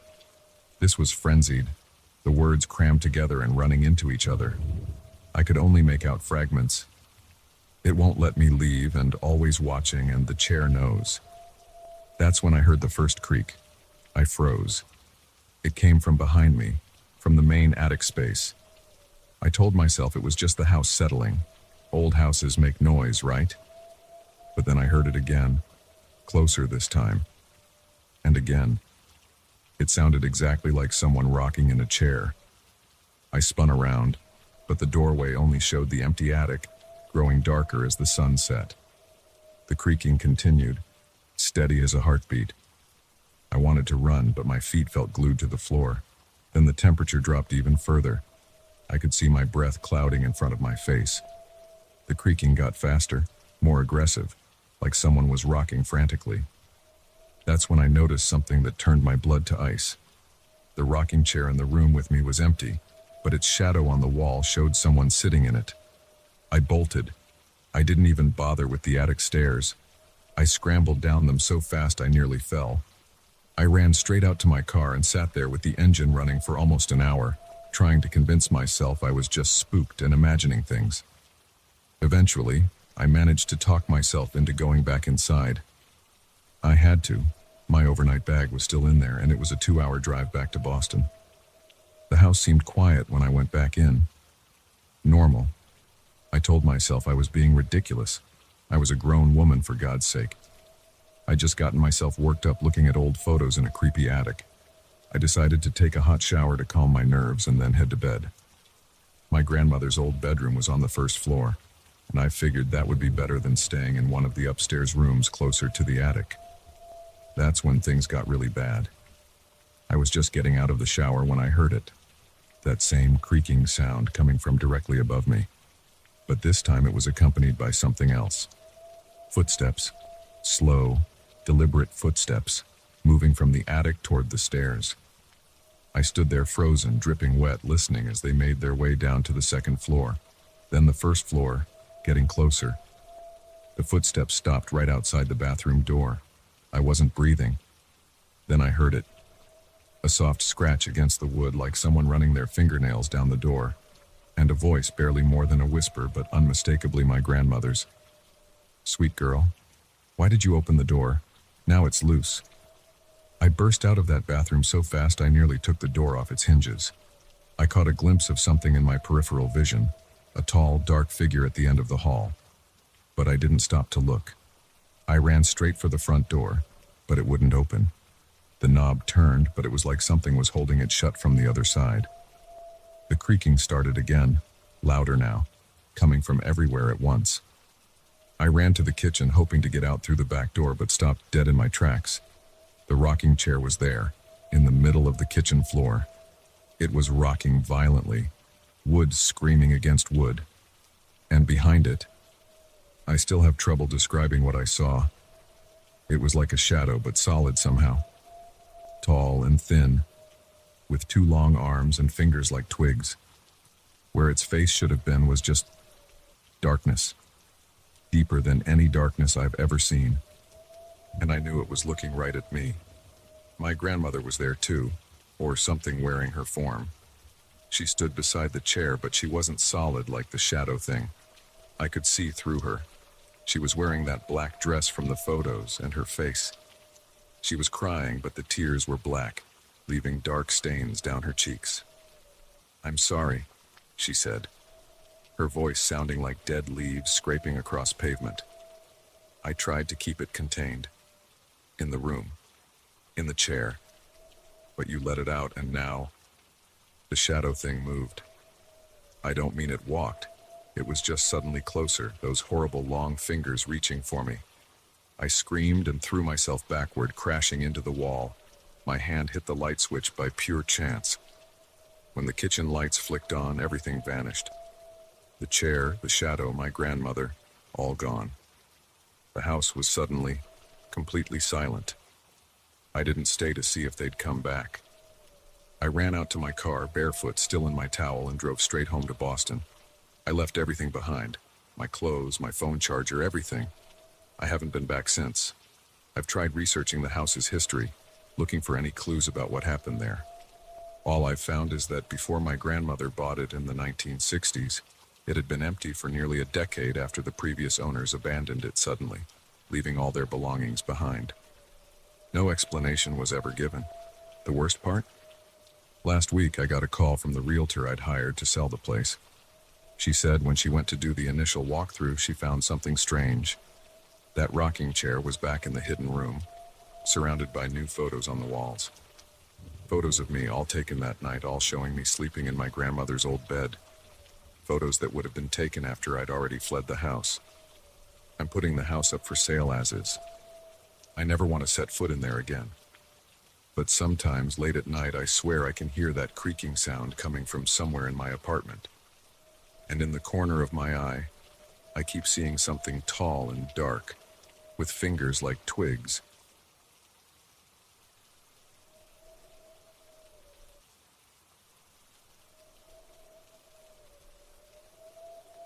I still get chills thinking about what happened last month. I've been trying to make sense of it, but I can't shake this feeling of dread every time my mind wanders back to that house. I need to write this down, even though my hands are shaking just thinking about it. It started as a regular weekend road trip with my college friends, Sarah, Mike, and James. We were heading to Sarah's sister's wedding in Vermont, leaving early to make a mini vacation out of it. The four of us had done these kinds of trips before, usually sticking to the main highways and only stopping at those generic rest areas with their identical fast food joints. Everything was normal until about 6 hours into our drive. We'd been playing stupid car games and sharing snacks when our GPS started acting weird. The screen kept glitching, and the route kept recalculating. Mike, who was driving, pulled over to try and fix it. That's when James mentioned he'd heard about this old town nearby called Millbrook that was supposed to be super haunted or whatever. He'd read about it on some obscure forum. Apparently, the whole place had practically emptied out in the 70s after a series of unexplained disappearances. I remember rolling my eyes. James was always into that kind of stuff, but Sarah seemed weirdly interested. She kept pestering Mike until he agreed to take the detour. "We're ahead of schedule anyway," she said. "What's the worst that could happen?" God, I wish I could go back to that moment and scream at us to stay on the highway. The turnoff to Millbrook wasn't even marked properly, just a worn wooden sign half hidden by overgrown branches. The road quickly turned from asphalt to gravel, then to dirt. The trees got thicker, pressing in on both sides of the road. My phone lost signal almost immediately, but none of us thought much of it at the time. The town itself looked like something frozen in time.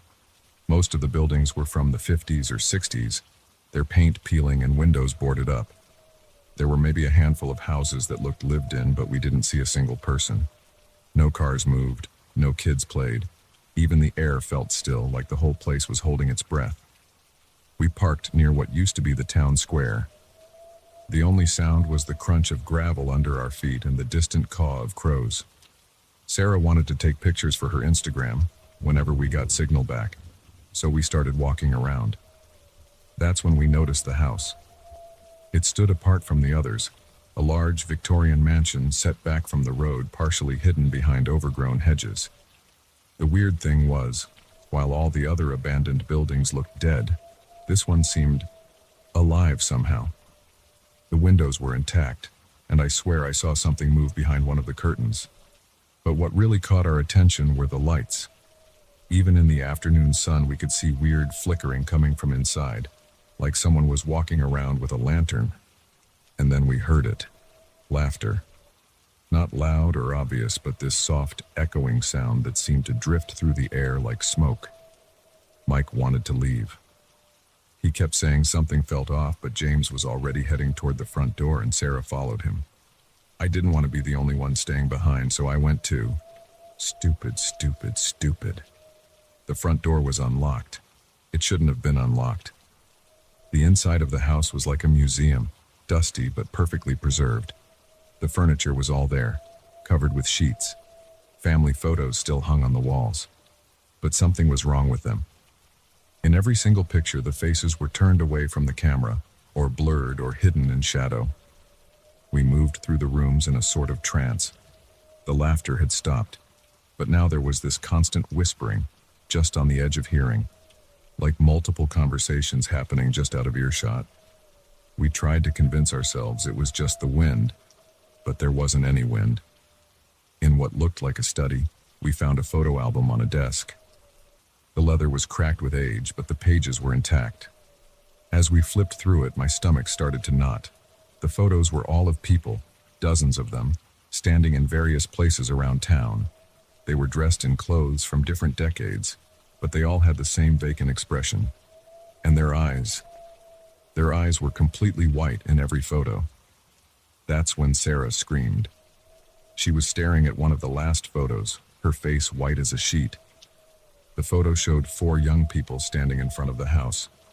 It was dated 1973, but I swear to God, one of the girls looked exactly like Sarah. Not just similar, identical. Same face, same birthmark on her neck, same everything. The lights went out, all of them, at once. The sun had set without any of us noticing, and now we were in complete darkness. Our phones were dead. Even Mike's flashlight wouldn't work. The whispering got louder, and now we could make out words. Stay with us. You belong here. We've been waiting. Just like the others. We ran. At least we tried to. The house had changed somehow. Doors that we'd passed through before led to different rooms now. Hallways stretched impossibly long, and everywhere we went those whispers followed us, getting louder and more insistent.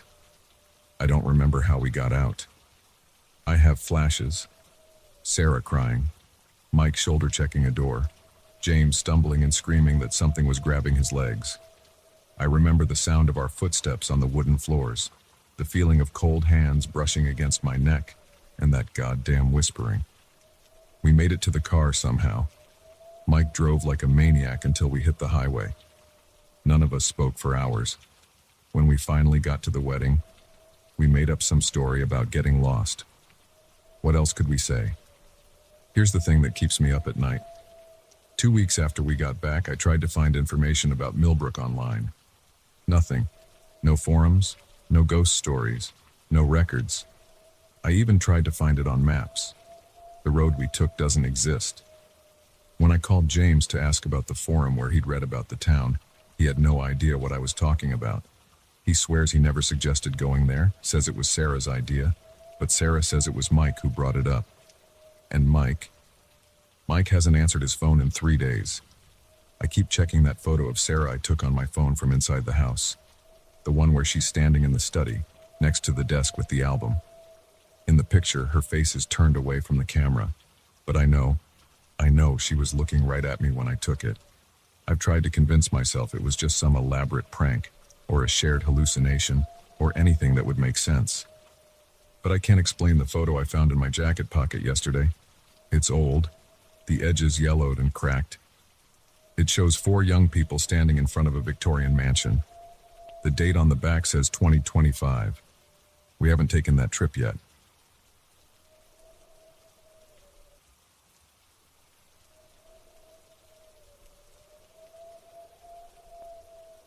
I've been hesitating to write about this for months now, but I need to get it off my chest. What happened during our camping trip last October has been haunting me ever since. And Sarah, not her real name, suggested that writing about it might help me process everything. I'm still trying to make sense of it all, and honestly, I'm not sure I ever will. My girlfriend and I are pretty experienced campers. We usually go at least once a month during the warmer seasons. We've dealt with our fair share of wildlife encounters and sketchy weather, but nothing could have prepared us for what we experienced that night at Blackwood Creek Trail. The day started normally enough. We'd picked this particular spot because it was fairly remote, about a 3-hour drive from Portland, in a less popular area of the National Forest.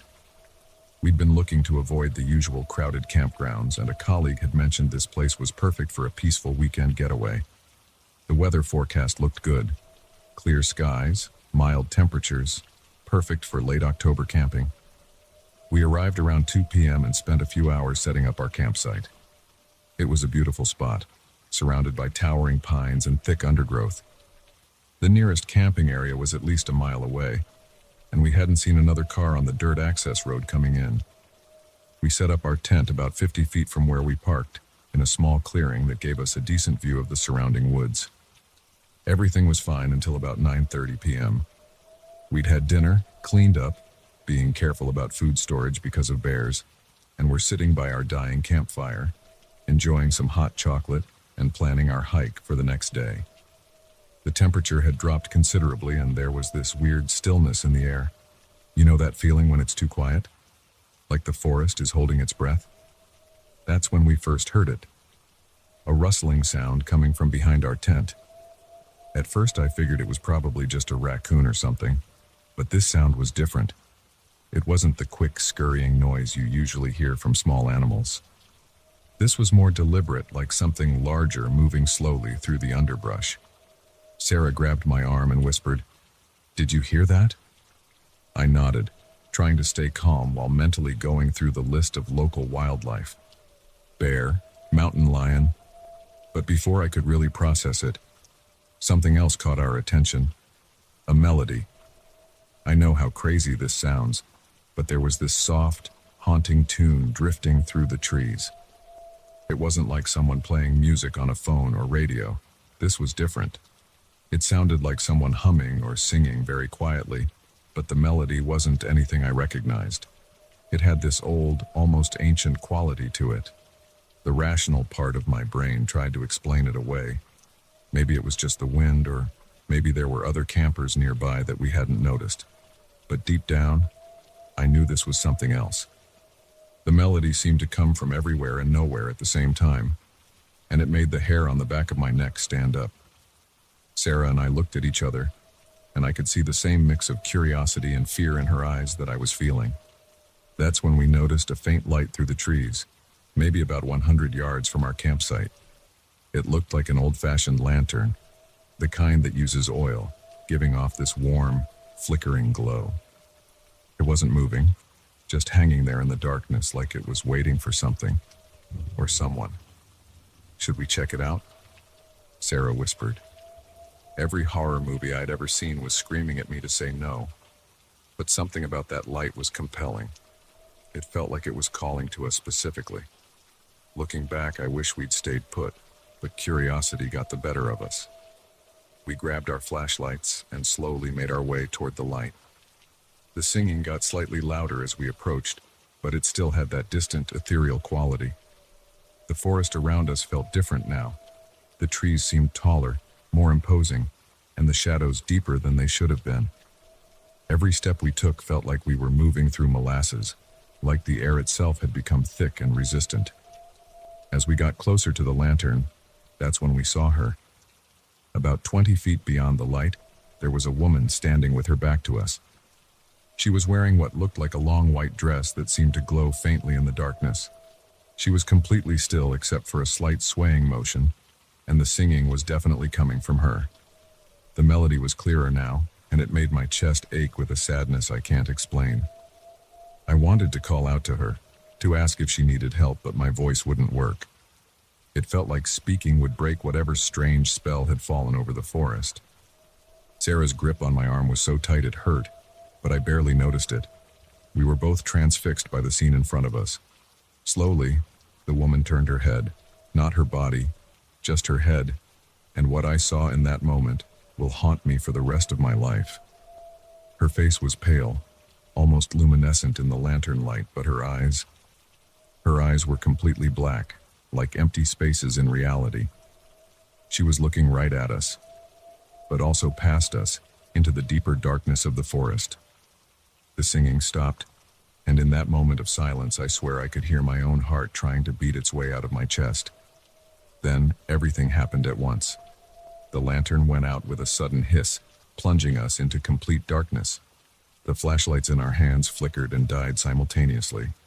The temperature dropped so drastically that I could see my breath in the beam of moonlight filtering through the trees. And the silence, it wasn't just quiet. It was like all sound had been sucked out of the world. But somehow this silence felt alive, like it was pressing against my eardrums. We ran. I don't remember making the conscious decision to run, but suddenly we were crashing through the undergrowth. branches whipping at our faces, stumbling over roots and rocks in the darkness. I couldn't tell if we were heading in the right direction, but at that point I didn't care, we just needed to get away. When we finally made it back to our campsite, everything looked normal. Our tent was still there, the embers of our fire still glowing faintly. Our flashlights were working again, though I don't remember them coming back on. The forest sounds had returned, crickets chirping, the rustle of leaves in the wind. It was like nothing had happened. We spent the rest of the night in our tent, wide awake, listening to every sound. We didn't talk about what we'd seen. I think we were both afraid that speaking about it would somehow make it more real. As soon as the first light of dawn appeared, we packed up and left. Here's the thing that still bothers me the most. When we were leaving, I noticed something that makes me question everything I thought I knew about that night. The area where we'd seen the woman and the lantern, it should have been visible from the road. But in the daylight, I could see that the terrain in that direction dropped off into a steep ravine. There was no way anyone could have been standing where we saw her. Sarah and I have tried researching the area since then, looking for any local legends or similar experiences, but we haven't found anything concrete. We haven't been camping since that night, and honestly, I'm not sure when or if we'll go again. Sometimes when it's really quiet at night, I think I can hear that melody again, just at the edge of my hearing. And sometimes in my dreams, I see those black eyes staring not at me, but through me, like they're seeing something terrible approaching from a great distance. I don't expect anyone to believe this story. Hell, I'm not sure I would believe it if someone else told it to me. But I know what we experienced that night was real, even if I can't explain it. Whatever that woman was, whatever she was warning us about or leading us to, I'm grateful we didn't stick around to find out. Some mysteries are better left unsolved.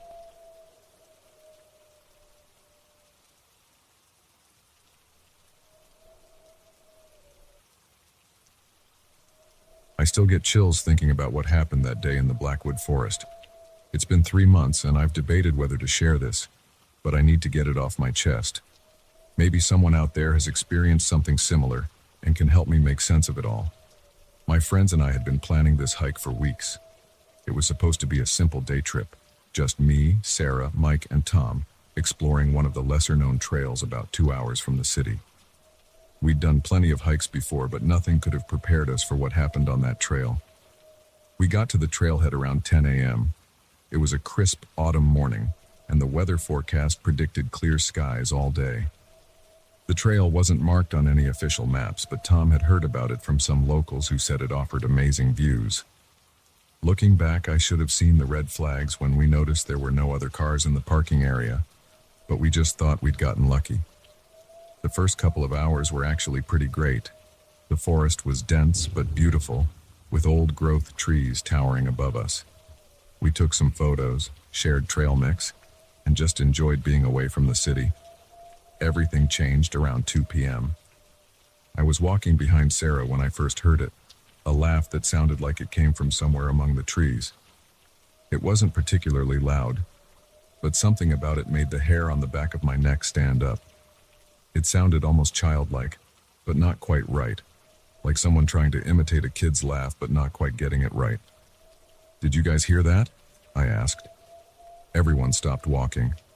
"Yeah, probably just some other hikers," Mike said, but he didn't sound convinced. We stood there for a moment, listening. The forest had gotten weirdly quiet. No birds, no rustling leaves, nothing. We kept walking, but now there was this tension in the air. The laugh came again, closer this time, and definitely not from the direction of the trail. Sarah grabbed my arm and I could feel her hand shaking. That's when we started noticing the symbols. They were carved into the tree trunks, not fresh carvings, but old ones that had grown with the trees. They looked like crosses between triangles and spirals, but somehow wrong, like they hurt your eyes if you looked at them too long. Tom tried to take a picture of one, but his phone kept glitching every time he pointed it at the symbols. The sun was starting to set earlier than it should have. I checked my phone. It was only 3:30 p.m., but the shadows were stretching like it was early evening. The trees seemed to be getting thicker, closing in around us. We decided to turn back.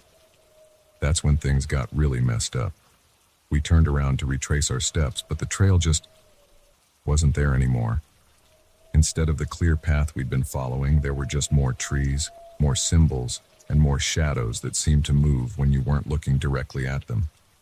Mike tried using his phone's GPS, but it showed us in completely different locations every time he checked. Sarah's phone was dead, even though she'd started the hike with a full charge. Tom's phone kept showing the same glitchy screen it had when he tried to photograph the symbols. The laughter started getting more frequent.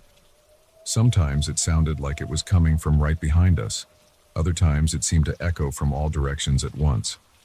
We huddled together and tried to walk in what we thought was the direction back to the trailhead. But every time we thought we were making progress, those symbols would appear again, mocking us. The worst part was the shadows. As it got darker, they started moving in ways that shadows shouldn't. They would stretch toward us when we passed, like fingers trying to grab our ankles. Several times I could have sworn I saw a figure standing just at the edge of my vision, but every time I turned to look, it was gone. Around what felt like 6 p.m., our phones were all either dead or malfunctioning by then. The laughter changed. It wasn't trying to sound childlike anymore. It was deeper, almost guttural, and it was getting closer.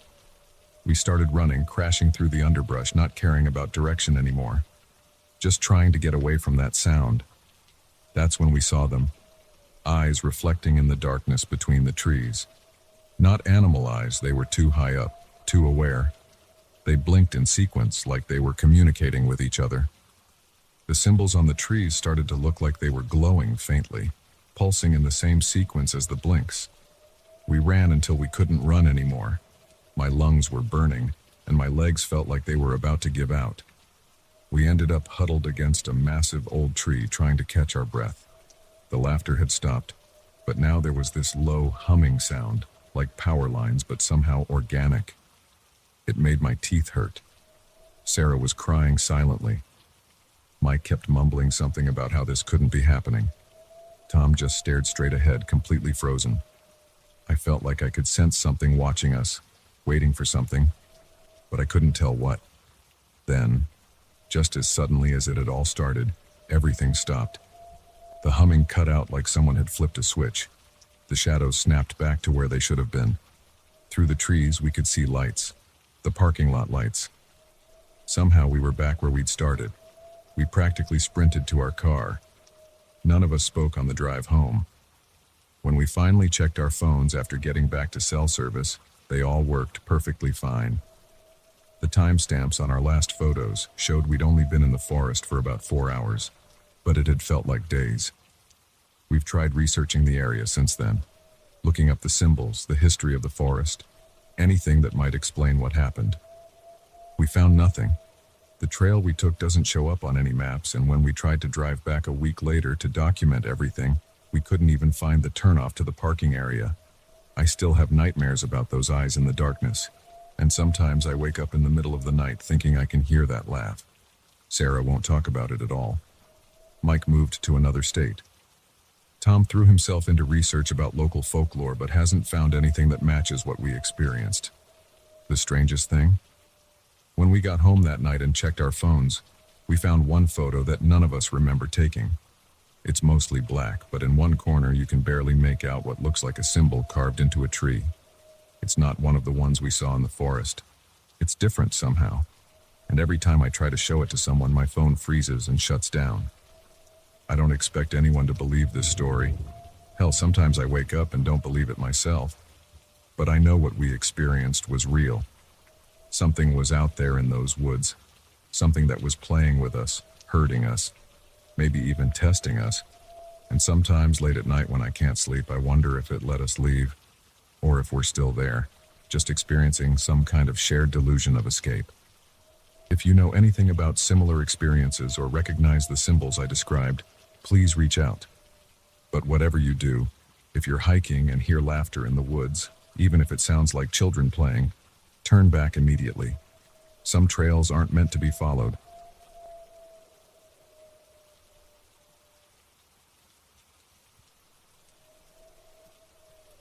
I've been a photographer for almost 15 years now, specializing in architectural photography, particularly old buildings and estates. What happened last week at the Blackwood Manor has made me question everything I thought I knew about reality, and I honestly don't know if I'll ever be able to pick up my camera again. I had been commissioned to photograph the estate for a local historical society before its renovation. It was a fairly standard job. Document the current state of the building, capture its architectural details, that sort of thing.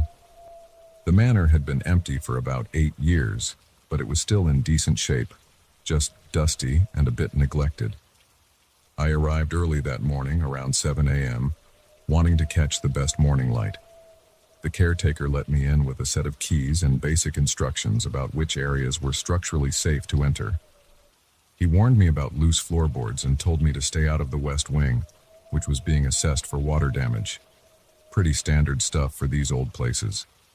The first few hours were completely normal. I worked my way through the ground floor, photographing the grand entrance hall, the library, and the dining room. The light was perfect, streaming through the tall windows and highlighting all the ornate moldings and architectural details. I was actually having a great time, despite the musty smell and the thick layer of dust covering everything. It wasn't until I reached the second floor that things started getting weird.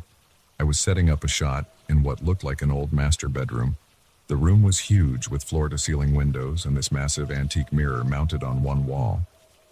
It was one of those ornate Victorian ones, probably original to the house, with an elaborately carved golden frame that was now dulled with age and grime.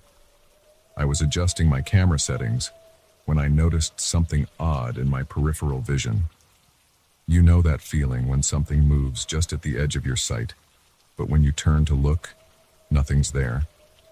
It was like that, except when I looked up at the mirror, my reflection seemed delayed.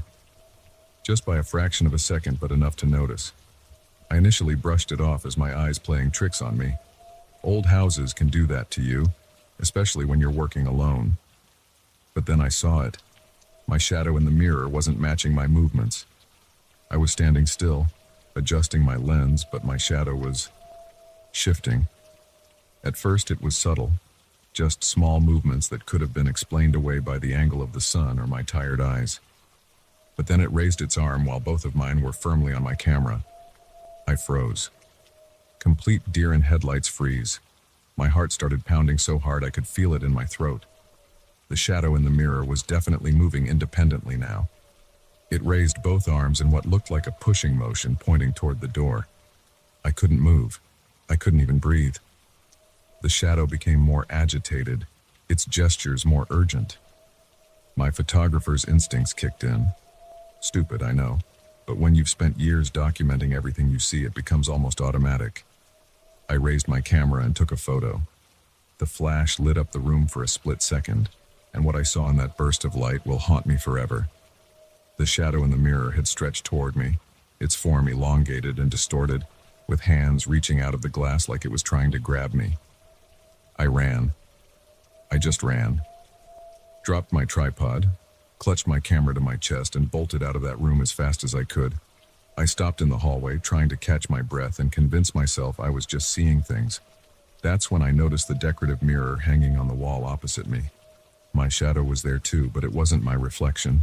It was that same distorted shape, pressing against the glass. I turned and ran down the stairs, but every mirror I passed, and this house had a lot of them, showed the same thing. My shadow was following me, moving from mirror to mirror, always reaching, always trying to get out.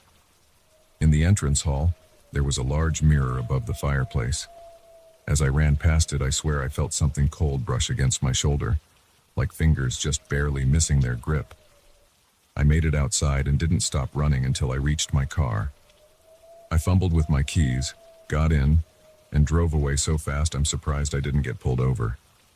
I called the caretaker once I was a safe distance away and made up some excuse about feeling sick. He was understanding and said we could reschedule. That was a week ago. I haven't been able to look in a mirror since then.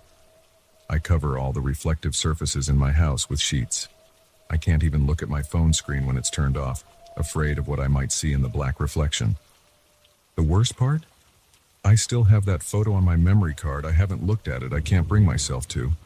The card is locked in my desk drawer, And sometimes at night, I swear I can hear scratching coming from inside. I don't know what was in that house or what it wanted. I don't know if it was trying to warn me about something worse or if it was trying to harm me itself. All I know is that sometimes, when I catch a glimpse of my reflection in a window or a puddle, my shadow doesn't quite match my movements anymore. And sometimes, just sometimes, I see it turn its head to look at me when I'm not moving at all. I've tried researching the history of Blackwood Manor, looking for similar experiences or any explanations, but I've found nothing concrete. Just vague mentions of previous owners leaving suddenly and a few unsubstantiated rumors about people going missing on the property over the years. Part of me wants to go back, to understand what happened, but I know that would be insane. Whatever was there, whatever is still following me in reflections, it's better left alone. I'm writing this because I need someone to know what happened. I need to know I'm not crazy. Has anyone else experienced anything like this? Has anyone else seen their shadow move independently in mirrors? And most importantly, does anyone know how to make it stop? Because I swear, right now, as I'm typing this on my laptop, I can see my shadow in the black screen when I pause typing. And it's not matching my movements anymore, it's watching me. Always watching.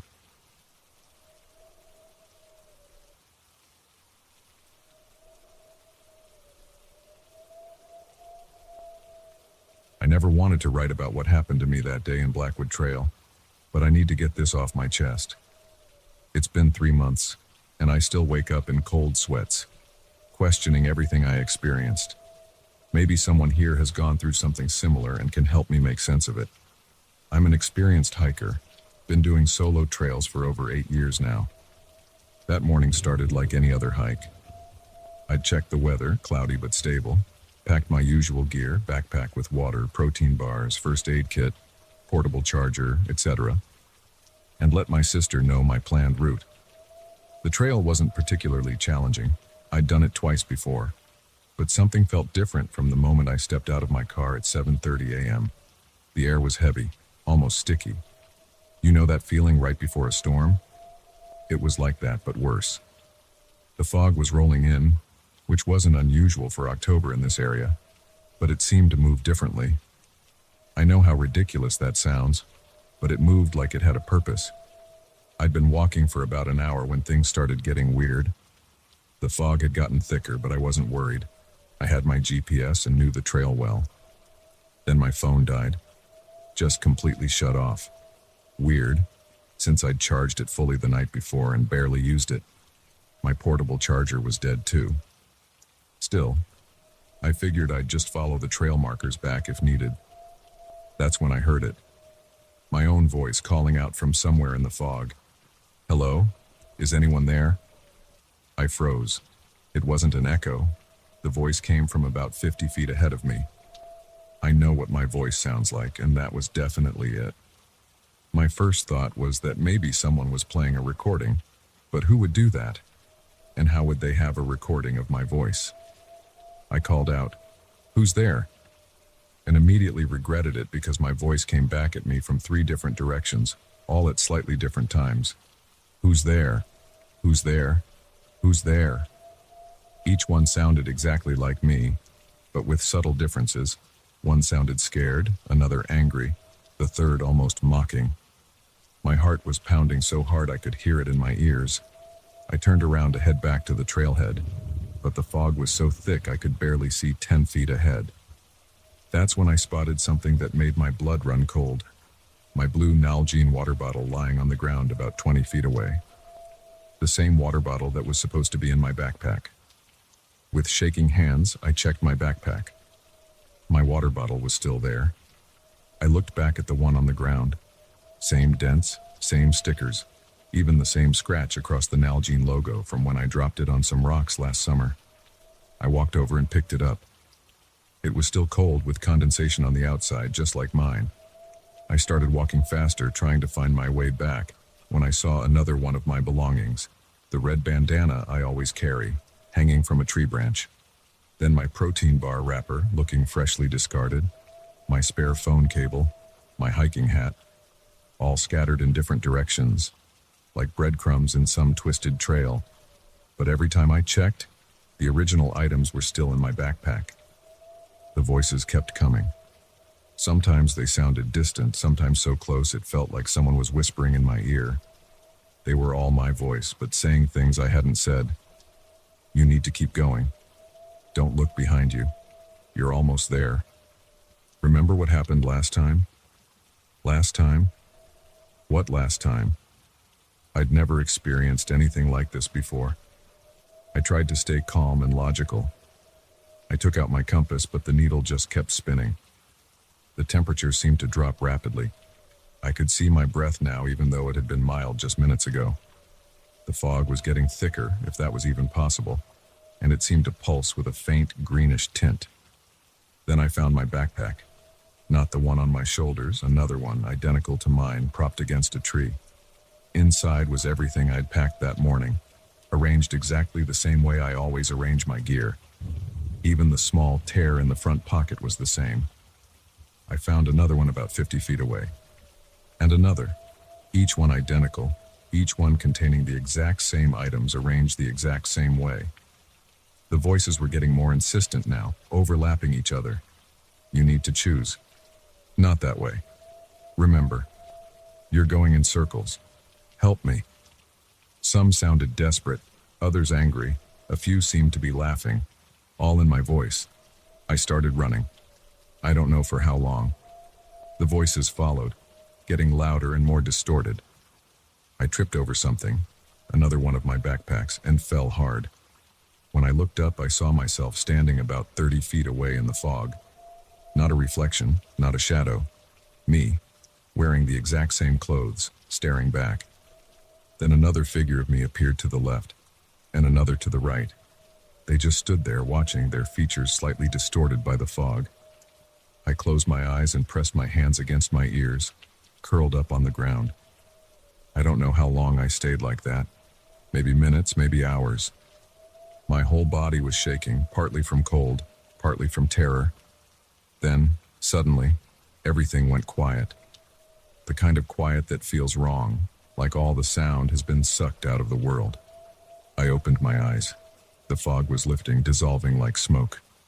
As it cleared, I realized I was back at the trailhead parking lot, sitting right next to my car. My watch showed 11:47 a.m. Only about 4 hours had passed since I started hiking. Everything in my backpack was exactly as I'd packed it. My phone turned on normally, showing a full charge. The weather was mild again, the sun peeking through normal clouds. There was no sign of fog anywhere. I've been back to that trail several times since then, always with other people, never alone. Everything looks normal. The rangers say they've never had any similar reports. I've checked local history, paranormal websites, hiking forums. Nothing even close to what I experienced. But sometimes, when I'm alone at night, I hear my own voice whispering from the corners of my room.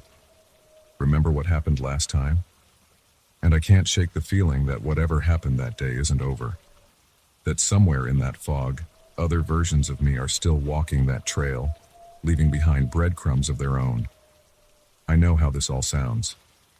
I've replayed it in my head countless times, trying to find a logical explanation. Carbon monoxide, some kind of toxic fog, hallucinations from dehydration or fatigue. But I was well rested, well prepared, and the weather reports from that day show nothing unusual. I still have the photos on my phone from the start of the hike. Normal forest shots, nothing unusual. But there's one image, the last one from that day, that I can't explain. It's blurry and dark, but you can make out multiple identical backpacks scattered on the ground. I don't remember taking it. I've thought about posting it here, but every time I try to upload it, my phone crashes. If anyone has experienced something similar, or knows anything about what might have happened, please let me know. I need to understand what happened that day. And why, sometimes, when I look in the mirror, I catch my reflection mouthing words I'm not saying.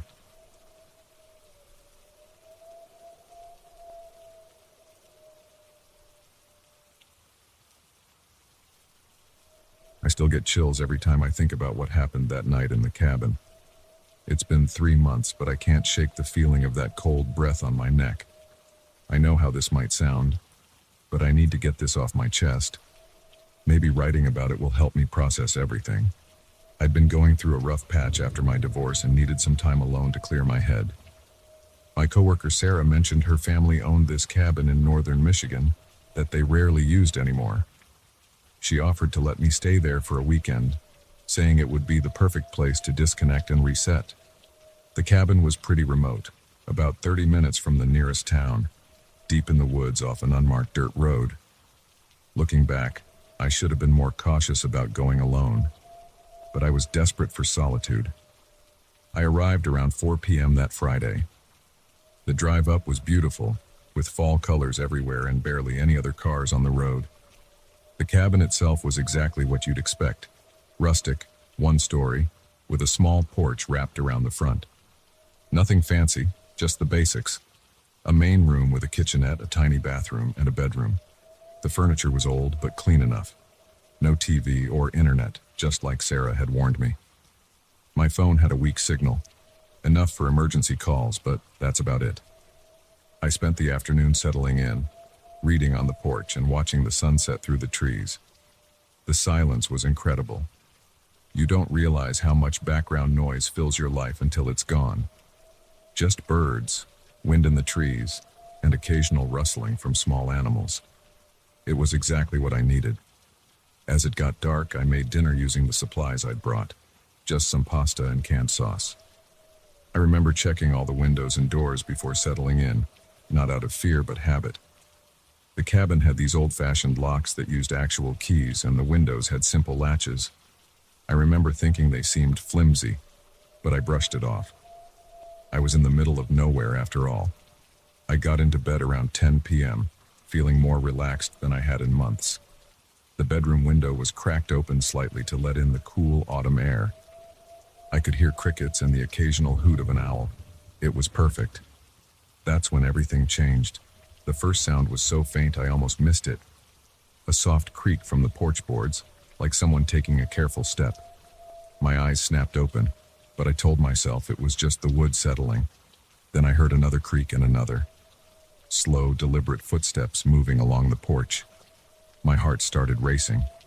I lay perfectly still, straining to listen. The steps continued, moving past my bedroom window, then around to the back of the cabin, then to the other side. It was like someone was doing a slow lap around the building. I kept telling myself it must be a large animal, a deer maybe, or even a bear. But the rhythm was too perfect, too human. I grabbed my phone. 1 bar of signal. I pulled up the flashlight app and got out of bed as quietly as I could. The footsteps were still circling, now coming back around to the front. I crept to the bedroom window and peeked out through a gap in the curtains. The porch was clearly visible in the moonlight, but there was nothing there. Nothing. Yet I could still hear the footsteps, clear as day, passing right below my window. My hands were shaking as I moved to the main room. Every window I checked showed the same thing. An empty porch, but footsteps that couldn't be denied. I even worked up the courage to flip on the porch light and open the front door a crack. Nothing. Just darkness and trees and those continuing footsteps. I retreated to the bedroom, my mind racing. Should I try to make a run for my car? Should I call 911 with my barely there signal and try to explain that I could hear someone walking who wasn't there? I decided to barricade myself in the bedroom. I pushed a heavy dresser in front of the door and wedged a chair under the window latch. The footsteps continued for hours. Sometimes they'd stop for a few minutes and I'd start to hope it was over. Then they'd begin again, that same measured pace around and around the cabin. I sat on the bed with my back against the wall, clutching my phone, watching the battery slowly drain. Around 3 a.m. something changed. The footsteps stopped their circuit and seemed to focus on my bedroom window. I heard the latch jiggle slightly. Then the temperature in the room dropped dramatically. I could see my breath in the air. That's when I felt it. A cold breath on the back of my neck, like someone was standing right behind me, exhaling slowly. I scrambled off the bed so fast I fell to the floor. There was nothing there, but the cold spot remained, and I swear I could feel something watching me. I huddled in the corner of the room, as far from the bed as I could get, and stayed there until the first light of dawn started to appear. As the sun rose, the oppressive feeling of being watched gradually lifted. The footsteps had stopped. The temperature returned to normal. I waited until full daylight before moving the dresser and leaving the bedroom. What I saw then made my blood run cold.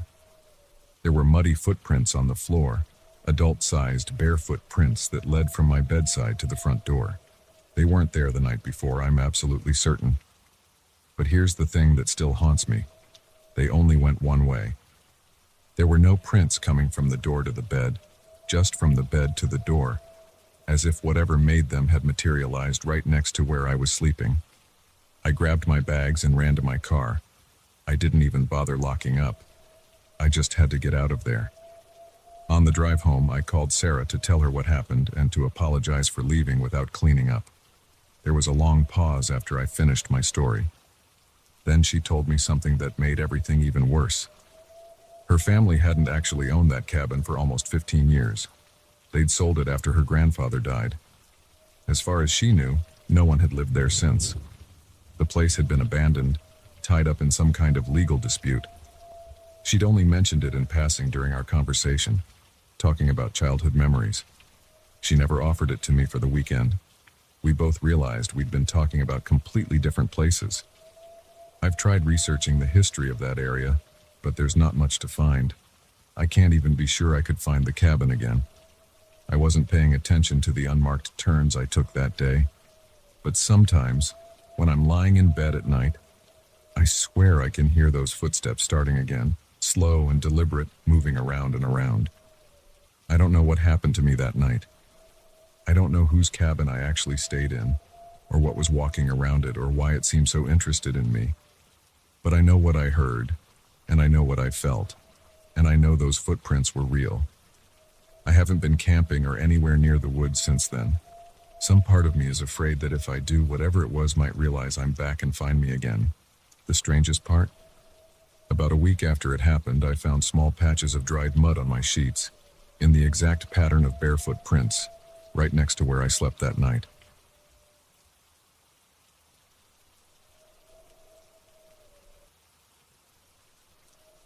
I still get chills every time I think about that night. My wife Sarah and I had just moved into our new house in a quiet suburb of Boston about 6 months ago, and we were excited to finally host our first dinner party. It was supposed to be a simple gathering, just a few close friends, good food, and wine. But what happened that evening in October changed everything.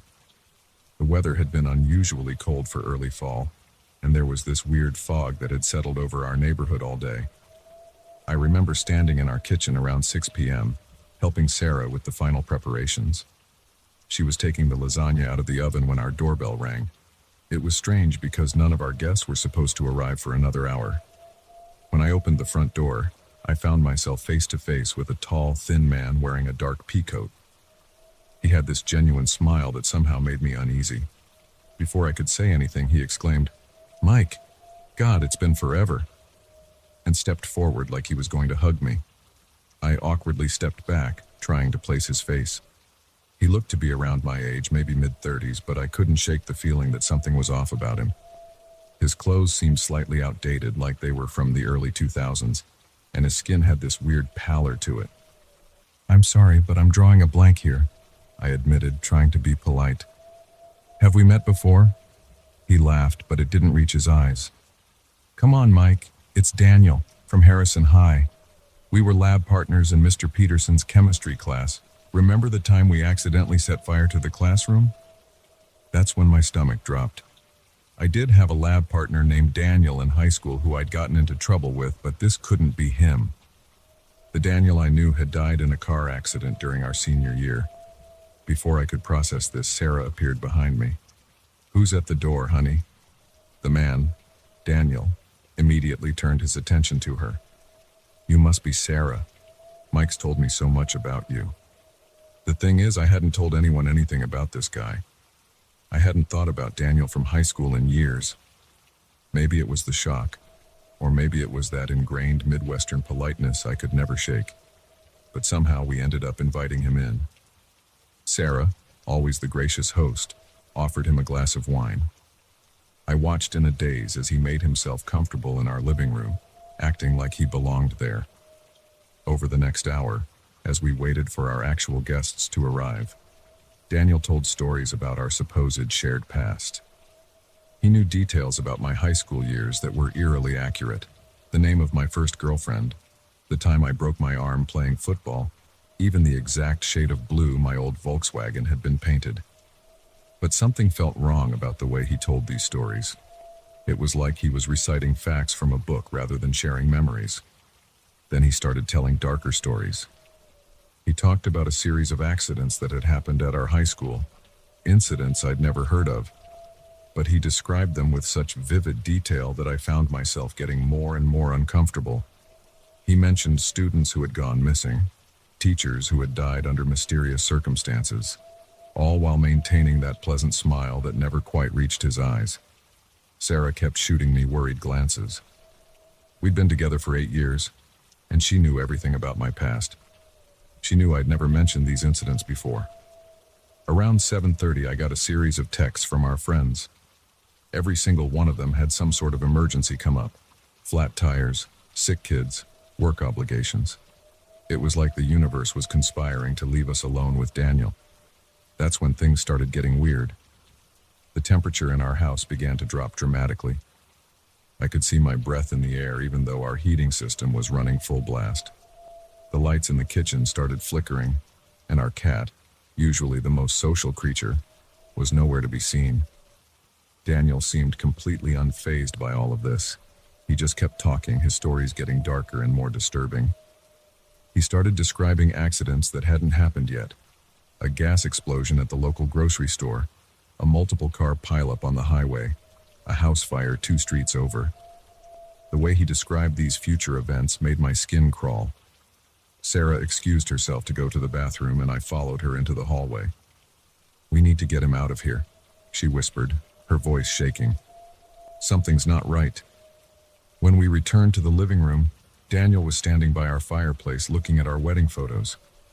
But in the reflection of the glass, I swear I saw something else. Something that wasn't human.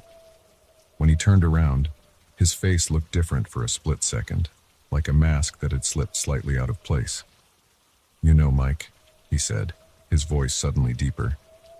"I've been meaning to ask you something. Do you remember what really happened that night in the chemistry lab?" I felt my blood run cold. The official story was that we'd accidentally mixed the wrong chemicals, but I'd never told anyone the truth. That Daniel had deliberately caused the explosion, laughing as the flames spread. It was something I'd tried to forget for years. The lights in our house began to flicker more intensely. The temperature dropped even further.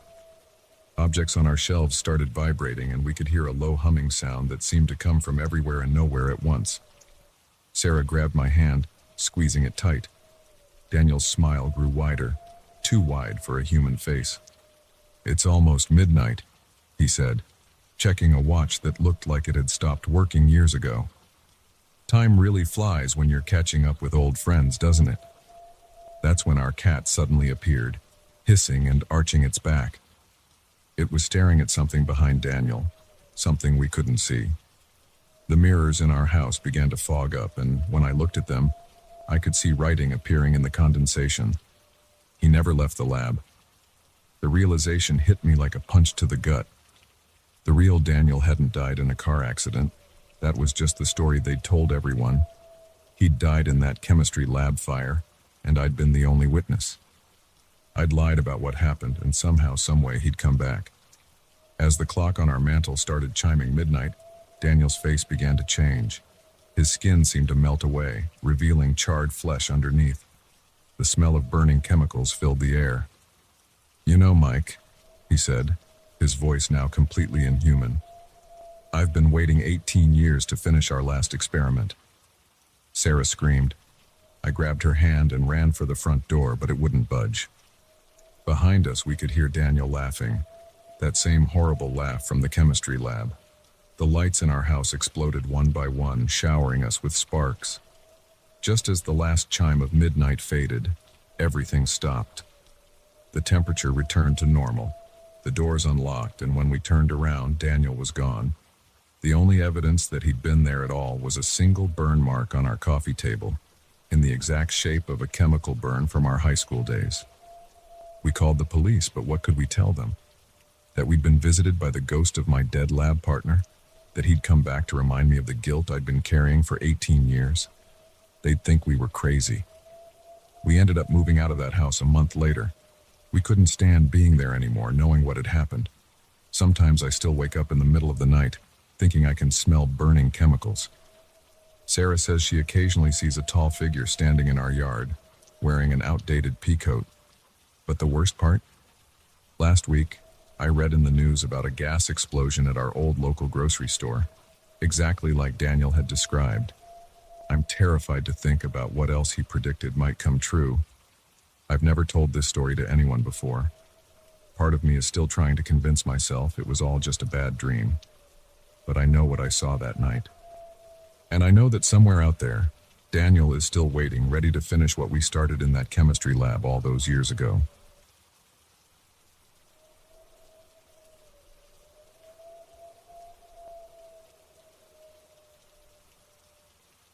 I've been trying to make sense of what happened that day for months now. Even typing this makes my hands shake, but I need to get this out. Maybe someone else has experienced something similar and can help me understand. This happened back in March when I went hiking with my friends at Blackwood State Forest. I'm a pretty experienced hiker, and I've done lots of trails in the area, but I'd never been to the old fire watchtower before.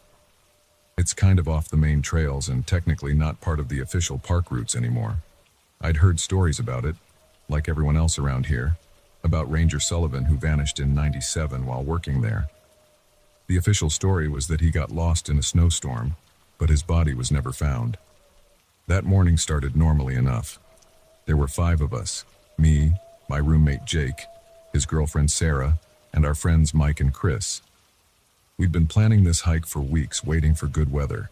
It was one of those perfect early spring days, around 60 degrees. Barely any clouds. We got to the trailhead around 9 a.m. The path to the tower isn't marked anymore, but Mike had downloaded the coordinates. The first hour was just regular hiking, nothing weird. We were all in pretty good spirits, joking around, taking pictures of the early spring wildflowers. The trail got steeper and narrower as we went up, and that's when things started feeling off. It was subtle at first. The birds stopped singing. I know that sounds like a cliche, but it's true. 1 minute the forest was alive with sound, and the next it was dead quiet. The kind of quiet that makes your ears ring. Sarah noticed it first and mentioned something felt wrong. I brushed it off, told her it was probably just the elevation change affecting the wildlife. About 2 hours in, we got our first glimpse of the tower through the trees. It was taller than I expected, maybe 80 feet high. This skeletal steel structure rising above the tree line. The weird thing was how pristine it looked for something abandoned. No rust, no graffiti, just this perfectly preserved tower that looked like it could still be in use today. As we got closer, Chris swears he heard someone whistling. Not like a bird, like a person whistling a tune. We all stopped to listen, but it was gone. That's when Jake said maybe we should turn back, but we'd come so far already. Classic horror movie mistake, right? But we weren't in a movie. This was real life. And real life doesn't work like that. At least that's what I kept telling myself. The base of the tower had this small concrete building attached to it, probably where the ranger would stay during their shifts. The door was locked, but through the dirty windows we could see it was still furnished. Old desk, chair, some filing cabinets. It looked like someone just walked away one day and never came back. Which I guess is exactly what happened. The tower stairs were steel mesh, the kind you can see through to the ground below. They seemed solid enough, so we started climbing. That's when the first real warning came. It wasn't subtle anymore. It was a clear, loud voice that seemed to come from everywhere and nowhere at once. Leave. Now. We all froze. Mike laughed nervously and said it had to be someone playing a prank, maybe other hikers. But we hadn't seen another person all day, and the voice, it didn't sound quite human. It had this strange echo to it, like it was coming through an old radio with bad reception. Sarah wanted to go back down, but we were already more than halfway up. The voice came again, louder this time. This is your last warning. We should have listened. God, we should have listened. When we reached the observation deck at the top, the door was unlocked. Inside, the room was a perfect circle with windows all around, giving a 360-degree view of the forest. But we barely noticed the view, because what we saw inside made our blood run cold. The walls were covered with photographs, hundreds of them. They were all of the same man, who I recognized as Ranger Sullivan from the old news articles. But these weren't normal photos. In each one, he was standing in this same room, but in each picture, he looked progressively more wrong. In the first ones, he looked normal, smiling at the camera. But as you went around the room, his appearance changed. His skin got paler, his eyes darker. In the last photos, he barely looked human anymore. In the center of the room was a small table with what looked like an old logbook. The last entry was dated the day Sullivan disappeared. The writing was frantic, barely legible. "It won't let me leave. It keeps changing the stairs. God help me. The tower is alive." That's when the door slammed shut behind us. Chris grabbed the handle, but it wouldn't budge. We all tried, but it was like it had been welded shut. Then the whole tower started to vibrate, a low humming sound that we could feel in our bones. The windows began to fog up, but not from the outside. It looked like something black was seeping through the glass. The temperature dropped so fast we could see our breath. Sarah started crying, and I'm not ashamed to admit I was close to it myself. The photos on the wall started changing. I swear to God, the images were moving like those Harry Potter pictures, but this wasn't magical or fun. It was terrifying. Sullivan's face in every photo turned to look at us, his eyes completely black now, his mouth opening in a silent scream.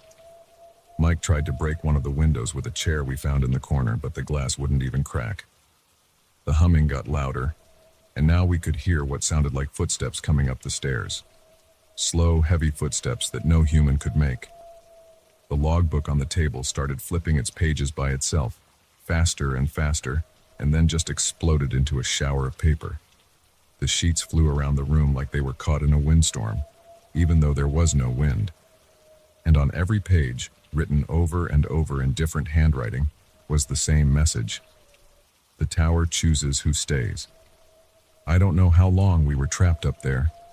Our phones had no signal and they all died at the same time, even though they'd been fully charged that morning. The footsteps kept getting closer, and we could hear this awful scraping sound like metal being dragged across metal. We huddled together in the center of the room, as far from the doors and windows as we could get. The temperature kept dropping until we could barely feel our fingers. The humming had become so loud it was hard to think, and the black substance seeping through the windows was starting to take shape. Long, dark tendrils that reached toward us. Then, just as suddenly as it had started, everything stopped. The humming cut off. The temperature rose and the door swung open with a quiet click. We didn't wait around to see what would happen next. We ran down those stairs so fast I'm amazed none of us fell. But here's the thing that still haunts me. The stairs were different going down. I know that sounds impossible, but I swear there were more of them, and they seemed to twist in ways that didn't make sense. Several times I looked down and saw that we were somehow higher up than we'd been a moment before, even though we'd been descending the whole time. When we finally reached the bottom, the sun was setting. According to our phones, which were working again, we'd been up there for over 6 hours, but it had felt like maybe 1 hour at most. We ran back to our car without stopping, without looking back. Later, we tried to make sense of what happened. We looked up everything we could find about the tower and Ranger Sullivan. We found old newspapers that talked about strange events at the tower going back to the 1950s. 3 other people had disappeared there before Sullivan, all in similar circumstances. They went up to the tower alone and were never seen again. We reported what happened to the park rangers, but they just said the tower had been demolished years ago. When we insisted and offered to show them, they humored us and followed us back there. But where the tower had been, there was nothing but an empty clearing. No foundation, no concrete building, nothing to suggest anything had ever been built there. I've been back 3 times since then, trying to find some evidence of what we experienced. The tower is never there, but sometimes when I stand in that clearing, I can hear that humming. And once, just once, I heard that voice again whispering, "The tower is waiting." The others won't talk about it anymore. Sarah and Jake broke up a month later. Mike moved to another state. Chris blocked all our numbers and social media.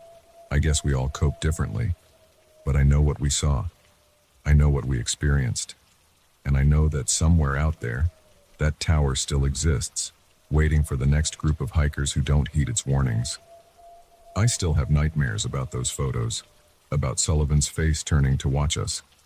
Sometimes I wake up in the middle of the night, convinced I can hear that humming in my walls. But what really terrifies me is the thought that maybe the tower let us go for a reason. Maybe it wasn't finished with us. Maybe it's just waiting for the right moment to call us back. If you're ever hiking in Blackwood State Forest and you come across an old fire watch tower that's not on any of the maps, please just turn around and leave. Some places aren't meant to be explored. Some mysteries should remain unsolved. Because sometimes when you go looking for answers, you find out that you're not the one asking the questions. You're just another part of something sick game. I don't know why I'm sharing this now. Maybe as a warning, maybe just to finally get it out of my system. But I know one thing for certain. That tower is still out there, and it's not just a building. It's something else. Something that doesn't belong in our world. And sometimes late at night I can feel it calling to me, trying to draw me back, and the worst part is, part of me wants to answer that call, to go back, and finally understand what really happened that day. But the rest of me knows that if I do, I might end up like Ranger Sullivan. Just another photo on that wall, another story for people to whisper about, another mystery that will never be solved.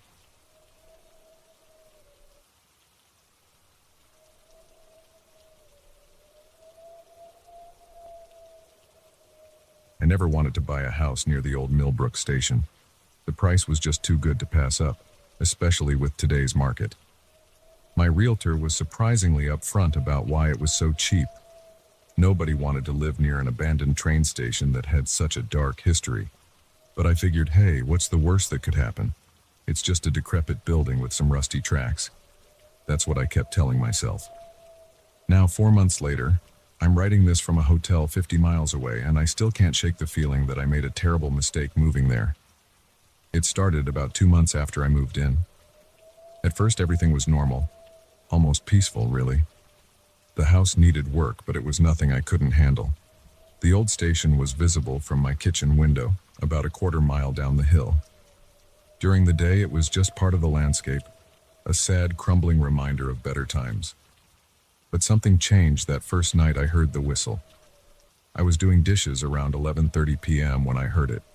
Faint but distinct. A train whistle, but different somehow. It sounded hollow, if that makes any sense. Like when you blow across the top of an empty bottle. I remember dropping the plate I was washing because it startled me so badly. I knew there hadn't been trains running on those tracks for decades. Not since the accident in '89. For those who don't know about it, I sure didn't before moving here. There was a horrible derailment in 1989. Train 242 was making its regular midnight run when something went wrong with the tracks. The official report blamed rail deterioration, but locals say there was more to it. 17 people died that night, including all the staff. They say some bodies were never recovered from the ravine. After hearing that whistle, I started noticing other things. The worst was the lights. They would appear around midnight, like clockwork. Not bright lights, more like the weak glow of old-fashioned lanterns moving slowly along the tracks. The first time I saw them, I thought kids were messing around down there. Called the police and everything. They came out, searched the whole area, found nothing. No footprints, no signs of trespassing. The officer looked at me like I was crazy when I insisted I'd seen lights. I started keeping a log after that. The lights would appear most nights between 11:45 p.m. and midnight. Sometimes they'd flicker for just a few minutes, other times they'd last for hours. The whistle became more frequent too. And then I started hearing voices. Not clear conversations, but the murmur of what sounded like dozens of people talking at once carried on the wind. I know I should have just moved out then. Any sane person would have. But I'd sunk all my savings into this place, and honestly, I became obsessed with figuring out what was happening. I started researching everything I could about the accident, about the station's history. I found old photographs of passengers who died that night. Their faces haunted me, normal people heading home to visit family, to job interviews. None of them knew they'd never reach their destination. Last week, I finally worked up the courage to walk down to the station at night. I know, stupid decision, but I had to know. I grabbed my flashlight, phone, and a jacket. It was weirdly cold for June, and headed down around 11:30 p.m. The station looked different at night. During the day, it's just a shell, broken windows, crumbling brick, rusty metal. But that night, I swear it looked almost maintained. Not new, but not completely abandoned either. The lights I'd seen from my house were clearer now, old-style lanterns hanging from posts along the platform, swaying slightly, though there wasn't any wind. As I got closer, the whispers I'd been hearing became clearer. I could make out fragments of conversations. Running late again. Should have arrived by now. Need to make the connection. Normal things you'd hear at any train station, except there was something wrong with the voices. They had this echo to them, like they were coming from the bottom of a well. That's when I saw them. At first, they looked like regular people standing on the platform, maybe 24 of them. Some were sitting on benches, others standing with suitcases at their feet. But as I got closer, I realized I could see through them. Not completely, they weren't like movie ghosts or anything, they were more like old photographs that had started to fade, showing the brick wall behind them. I recognized some of them from the accident photos I'd researched. There was the young woman in the blue dress who'd been heading to her sister's wedding, the old man with the pocket watch who never made it to his grandson's graduation, the businessman who left behind 3 kids. They all looked so normal, so patient, like any group of people waiting for a late train. I should have run. Everything in my body was screaming at me to get out of there. But I was frozen, watching this impossible scene unfold. Then one of them noticed me. A middle-aged woman in clothes that looked straight out of the 80s. She turned and smiled, and I'll never forget what she said. "Oh, good. Another passenger. We've been waiting for so long. Train's running a bit late tonight, but it should be here soon." Others started turning toward me then. Their faces were kind, welcoming, like they were genuinely happy to have company in their endless wait. That's what made it so terrifying. They didn't seem to know they were dead, or maybe they did and just didn't care. They started moving toward me, asking if I had a ticket, telling me not to worry. The train would be here any minute now. I backed away, but they kept coming closer. The air got colder and colder until I could see my breath. The whistle sounded again, closer this time, and I swear I could hear the rumble of approaching tracks. The ghost passengers got more excited, gathering their spectral belongings, moving toward the platform edge. One of them, the businessman, reached out to grab my arm, probably to help me board when the train arrived. His hand passed right through me, but I felt it, like plunging my arm into a bucket of ice water. That's when I ran. I don't remember much about the trip back to my house, just that I was sobbing and stumbling the whole way. When I got home, I threw some clothes in a bag and drove to this hotel. Haven't been back since. Here's the thing that keeps me up at night. I've been reading more about that accident. Over the years, several people have gone missing near that station. They were written off as runaways or accidents, but now I wonder, were they like me? Curious observers who got too close? Did they join those eternal passengers, waiting forever for a train that will never actually arrive? I'm putting my house on the market. I don't care if I take a loss. But I felt like I needed to write this down to warn others. If you're ever near Millbrook Station late at night and you hear a whistle or see lights on the abandoned platform, don't investigate. Don't let your curiosity get the better of you. Those passengers are still waiting, and I think they're lonely. They want company for their eternal wait, and they don't seem too picky about how they get it. Sometimes at night, even here in this hotel room, I swear I can still hear that whistle in the distance, and part of me wants to answer it, to go back, to wait with them.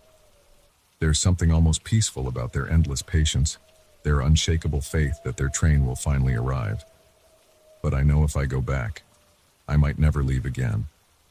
The hardest part is knowing that somewhere deep down, a small part of me wouldn't mind that at all.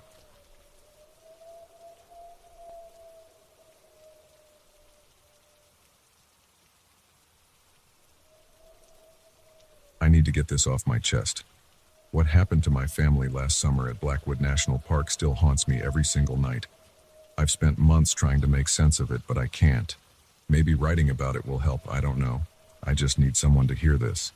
My wife Sarah and I have been planning this camping trip for months. Our kids, Emma, 12, and Lily, 6, were finally old enough to handle a proper wilderness adventure. We're experienced campers. Well, Sarah and I are. But nothing could have prepared us for what we encountered in those woods. We arrived at Blackwood on a Tuesday morning in late July. The weather was perfect, sunny but not too hot.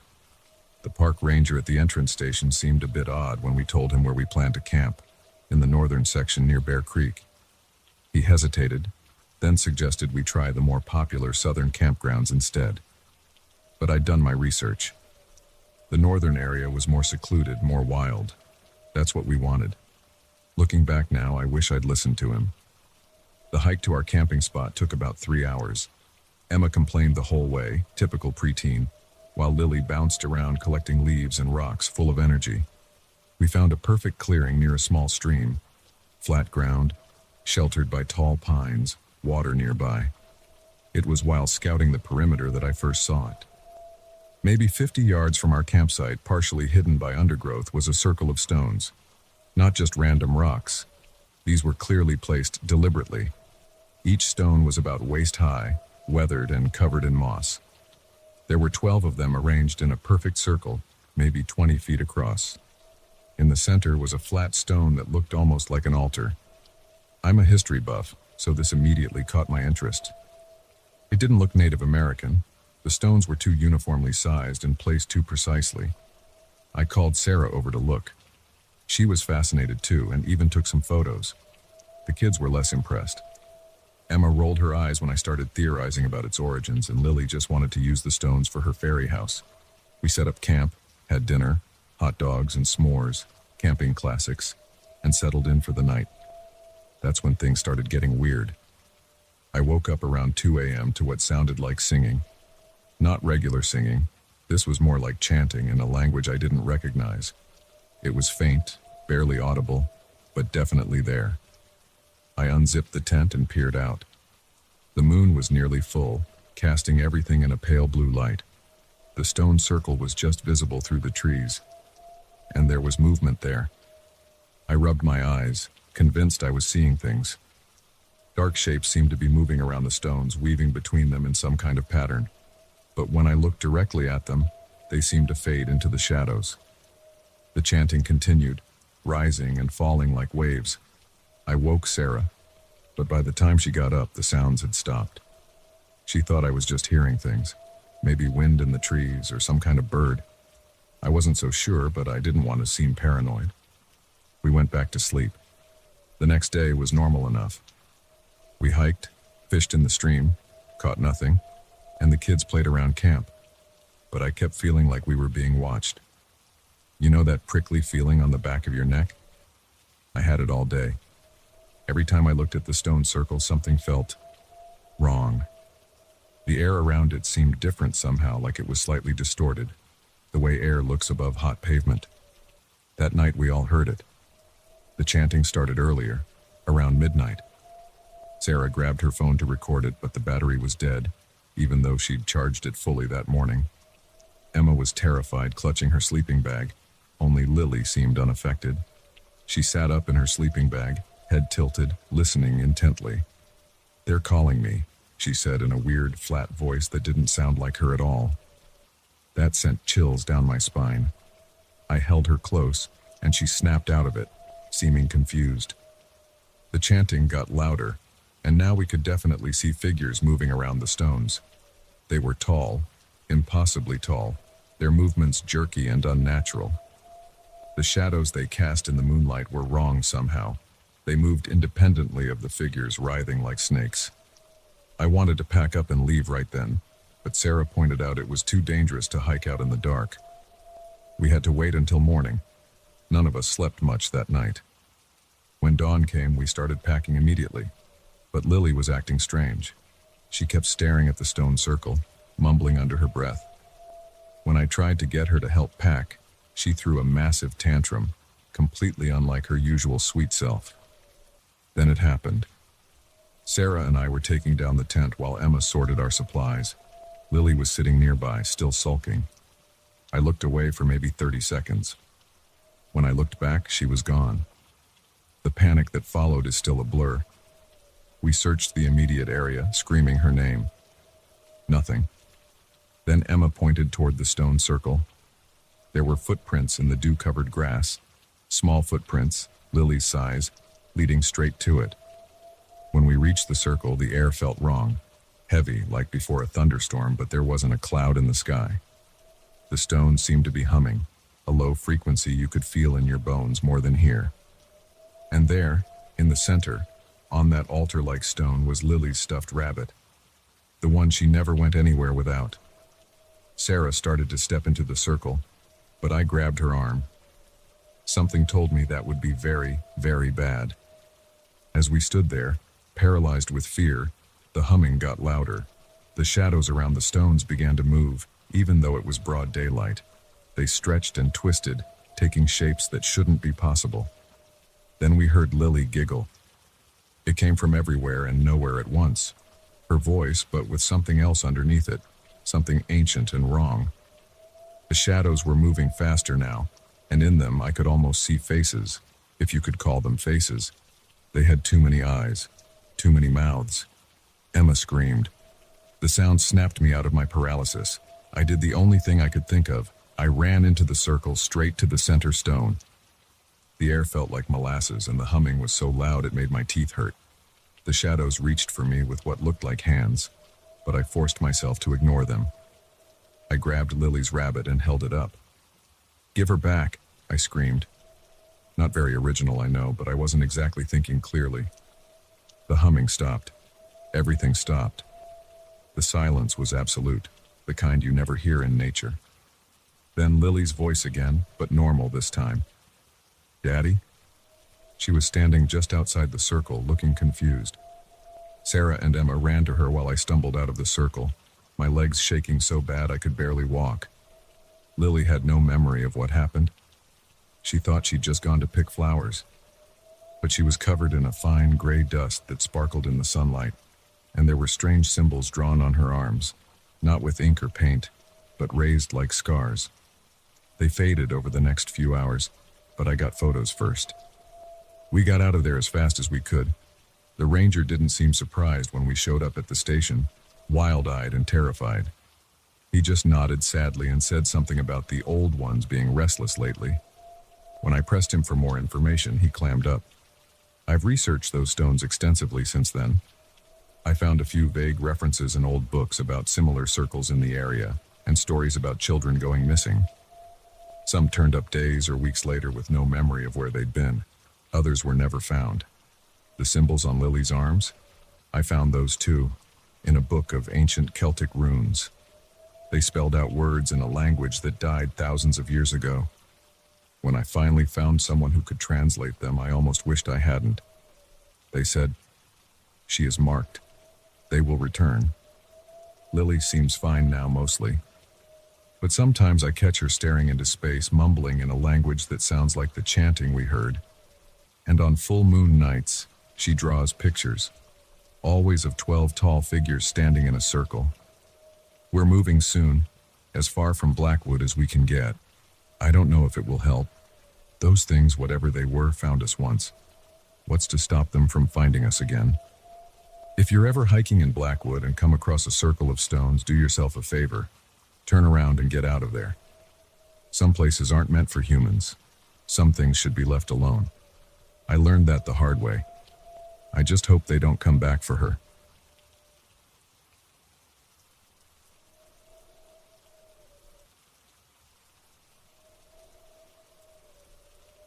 I've been sitting on this story for months now, trying to make sense of what happened. I still get chills thinking about it. Even as I type this, my hands are shaking. But I need to get this off my chest, and maybe someone out there has experienced something similar. Last August, me and 4 of my closest friends, Mike, Sarah, Josh, and Rachel, decided to go camping in the Blackwood Forest, not its real name for privacy reasons. We'd been planning this trip for weeks, looking to disconnect from our phones and just enjoy nature for a few days. We're all experienced campers, having done similar trips before, but nothing could have prepared us for what happened that night. We arrived at the campsite around 2 p.m. It was a beautiful day. Sunny, not too hot, perfect camping weather. The site was pretty remote, about a 4-hour drive from the city, and then another 2-mile hike from the nearest parking area. We wanted somewhere quiet, away from the usual tourist spots. Looking back, maybe that wasn't the smartest choice. Everything was normal at first. We set up our tents, gathered firewood, and spent the afternoon hiking and taking pictures of the scenery. The forest was dense with huge old-growth trees that blocked out most of the sunlight. The kind of trees that make you feel small, you know?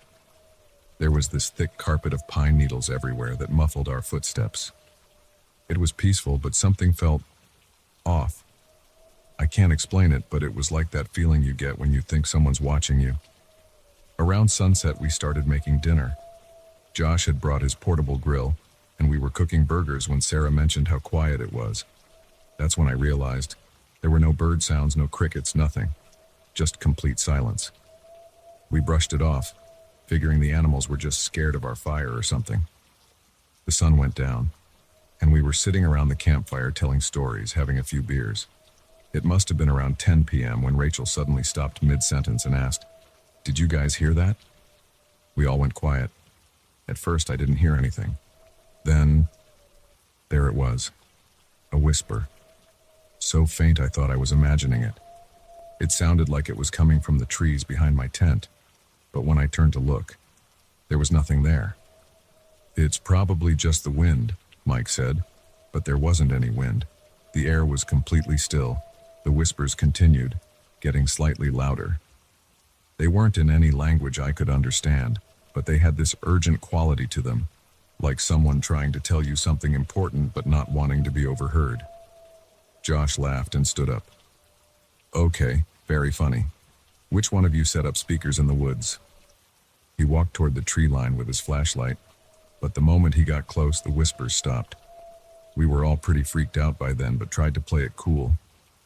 Sarah suggested we turn in for the night, thinking maybe we were just tired and our minds were playing tricks on us. I wish we'd just packed up and left right then. I couldn't sleep. The whispers started again around midnight, but different this time. They were clearer, more distinct. It sounded like multiple voices overlapping, all trying to say something at once. The weird thing was they seemed to be getting closer to our campsite. That's when I heard Mike unzip his tent. "Guys," he called out, "I'm going to check the perimeter real quick. This is getting weird." "Don't go alone," I said, quickly putting on my shoes. But by the time I got out of my tent, he was already at the edge of our campsite, flashlight beam cutting through the darkness. "Mike, come back," Sarah hissed. She was out of her tent too now, along with Rachel and Josh. Mike turned back toward us, his flashlight illuminating the concerned looks on our faces. "I'm fine. It's probably just some kids trying to..." The whispers suddenly got louder, much louder. They were coming from everywhere now, surrounding us. And they weren't just whispers anymore. They were urgent, almost panicked, like dozens of voices trying to warn us about something. "Behind you!" Rachel screamed. Mike spun around, but his flashlight beam caught nothing but trees. Then we heard it, a sound I'll never forget, like something between a growl and the creaking of old wood, but wrong. Just fundamentally wrong in a way I can't describe. Mike's flashlight flickered once, twice, then went out completely. "Mike?" Josh called out. "Mike, get back here now." No response. Sarah's flashlight beam joined mine as we desperately tried to see where Mike was. But he was gone. Completely gone. There 1 second, vanished the next. The only sound was those damn whispers growing more frantic by the second. Rachel was hyperventilating. "We need to find him. We need to find him right now." "Mike!" I shouted, my voice echoing through the trees. The whispers stopped abruptly, replaced by that terrible growling sound again, closer this time. We had no choice. We grabbed our flashlights and phones, no signal of course, and headed into the woods. The whispers started again, but they were different now. They seemed to be guiding us, growing louder when we went one way, quieter when we went another. It was terrifying, but it was the only lead we had. Our flashlight beams caught something strange on the trees as we walked. Marks that looked like claw marks, but huge, and they seemed to be glowing. Not reflecting our lights, but actually giving off a faint, sickly green luminescence. The whispers led us to a clearing we hadn't seen during our hike earlier. The trees here were different, older, twisted in unnatural ways. The ground was bare, no pine needles, no vegetation, just dark earth that looked almost black in our flashlight beams. In the center of the clearing was an old stone well. It wasn't on any of our maps, and it looked ancient. The stones were covered in symbols I'd never seen before, and they were glowing with the same greenish light as the claw marks. The whispers were almost deafening now, and they were coming from the well. Rachel started crying. Sarah was muttering, "This isn't real. This isn't real," over and over. Josh was just frozen, staring at the well. That's when we saw it. I still have trouble describing what it was. It was like someone took all your worst nightmares and twisted them together into something that shouldn't exist. It rose from the well, this mass of darkness that seemed to absorb our flashlight beams. It had eyes, so many eyes, all glowing with that same sickly green light. And it had Mike. He was suspended in the air, unconscious, or I couldn't tell. The thing held him with what looked like tendrils of pure darkness. The whispers reached a crescendo, and suddenly I could understand them. "Run! Run! Run!" We ran. God help me. We ran and left Mike behind. The thing made that horrible sound again, and we could hear it pursuing us through the trees. The whispers were all around us, guiding us back to our campsite. I could feel the cold radiating from whatever was chasing us, feel its hunger. We burst into our campsite, and the whispers suddenly changed. Light, light, light. Josh understood first. He dove for his backpack and pulled out the emergency flare he always carried. The thing was at the edge of our campsite now, its countless eyes fixed on us, Mike still in its grasp. Josh fired the flare directly at it. The flash of red light was blinding. The thing made a sound that I felt more than heard, like reality itself was screaming. Through my squinted eyes, I saw Mike fall to the ground as the creature recoiled from the light. Sarah and Rachel ran to Mike while Josh fired another flare. The thing retreated into the darkness, those horrible eyes disappearing one by one. The whispers faded to nothing. The forest was silent again. Mike was alive, but unconscious. When he came to a few minutes later, he had no memory of what happened after his flashlight went out. We packed up our stuff in record time and got the hell out of there, half carrying Mike back to our cars. We reported what happened to the park rangers, but they found nothing. No claw marks, no signs of anything unusual. They probably thought we were drunk or high. Mike recovered physically, but he's different now. He can't stand being in the dark, and sometimes I catch him staring at nothing, listening intently. The rest of us have nightmares. Sarah moved to the city, saying she needed to be around people and lights. Rachel and Josh broke up. They couldn't handle how the experience changed them both. I've researched for months trying to find any similar stories, any explanation for what we encountered. The closest I've found are some old local legends about an ancient entity that feeds on fear, that was trapped in a well by indigenous people centuries ago. But the details are vague, and I can't verify any of it. The whispers still haunt me. Were they trying to warn us? Save us? Or were they part of that thing's trap? I don't know. All I know is that something is out there in those woods. Something that shouldn't exist, and sometimes late at night when everything is quiet, I swear I can still hear them whispering. I haven't been camping since. None of us have. Some things you just can't explain, and some experiences change you forever. If you're planning a camping trip in any remote forests, please be careful. And if you hear whispers in the trees, run.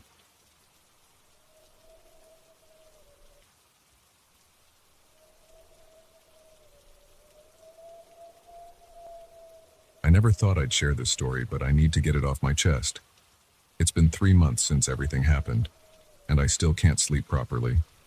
Every time I close my eyes, I see that painting, and my hands shake just typing this out. I'm an art collector. Nothing fancy, just someone who enjoys finding unique pieces at estate sales and small auctions. That's how I found the painting that would turn my life upside down. It was at this estate sale in a Victorian house just outside of Boston. The previous owner had passed away and her children were selling everything. The painting caught my eye immediately. It wasn't particularly large, maybe 24-36 inches, but something about it just pulled me in. It showed a peaceful countryside scene, rolling hills, an old oak tree, and a small cottage in the distance. The colors were stunning, deep greens and rich earth tones with this incredibly realistic fog rolling in from the corners. The asking price was ridiculously low, just $75. The seller, an elderly man who introduced himself as the deceased woman's brother, seemed eager to get rid of it. Looking back, I should have noticed how his hands trembled when he handed me the painting, or how he wouldn't look directly at it, but I was too excited about my find. The artist's signature was barely visible in the bottom corner, EM 1962, and the style reminded me of the Hudson River School, though something about it felt more intimate. I hung it in my bedroom that same evening, opposite my bed. That's when things started getting weird. The first night I had this dream that I was standing in the exact landscape from the painting. It felt so real. I could feel the damp grass under my feet, smell the earthy scent of approaching rain. But there was this overwhelming sensation of being watched. Not just watched, studied. Like something was memorizing every detail of my face, every movement I made. I woke up drenched in sweat, my heart pounding. The painting looked different in the morning light. I could have sworn the fog had spread further across the canvas, obscuring more of the cottage. I took photos to compare, thinking I was just being paranoid. I wish I hadn't lost my phone a week later. Those pictures would have proved I wasn't going crazy. The dreams continued every night, becoming more intense. In each one, I could walk further into the landscape. The cottage got closer, but the feeling of being watched grew stronger. Sometimes I'd catch glimpses of movement in my peripheral vision, a shadow darting between trees, a figure in the cottage window. But whenever I turned to look directly, there was nothing there. What really started freaking me out was how the painting seemed to change depending on my mood. After a particularly rough day at work, when my boss criticized my presentation, I came home to find the sky in the painting had darkened, with threatening storm clouds gathering above the cottage. When I got news that my sister was expecting her first child, the next morning the oak tree was covered in spring blossoms, in what was clearly an autumn scene the day before. I tried to research the artist, but EM gave me nothing concrete to go on. That's when I started having flashbacks to something I'd buried deep in my memory. When I was 12, I had an imaginary friend named Emma. She was an artist too, and I used to spend hours watching her paint in my mind. My parents sent me to therapy because I became too invested in this friendship, refusing to accept she wasn't real. Eventually, I forced myself to forget about Emma. But here's the thing that makes my blood run cold. The landscape in the painting? It's identical to the place where Emma and I used to meet in my imagination. Every single detail matches my childhood memories perfectly. The dreams kept getting more intense. One night I woke up in the dream to find myself inside the cottage. The walls were covered in hundreds of paintings, all showing different moments from my life. My first day of school, my high school graduation, my father's funeral, everything. And in each painting, if you looked carefully, there was a figure in the background watching me. Always watching. In the center of the room stood an easel with a blank canvas. Next to it was a woman, her back turned to me. She was wearing clothes from the 1960s, her gray hair tied in a neat bun. When she turned around, I recognized her immediately. It was Emma, but aged, real. She smiled at me, but it wasn't the warm smile I remembered from my childhood. This smile was hungry, desperate. "You abandoned me," she said. "But now I've found you again. And this time, I'll make sure we stay together forever." I woke up screaming. my room freezing cold despite it being a warm September night. The painting had changed completely. The peaceful landscape was gone, replaced by the interior of the cottage. And there we were, Emma and I, frozen in that moment, her hand reaching out toward me. I ripped the painting off the wall and drove to my sister's house at 3 a.m.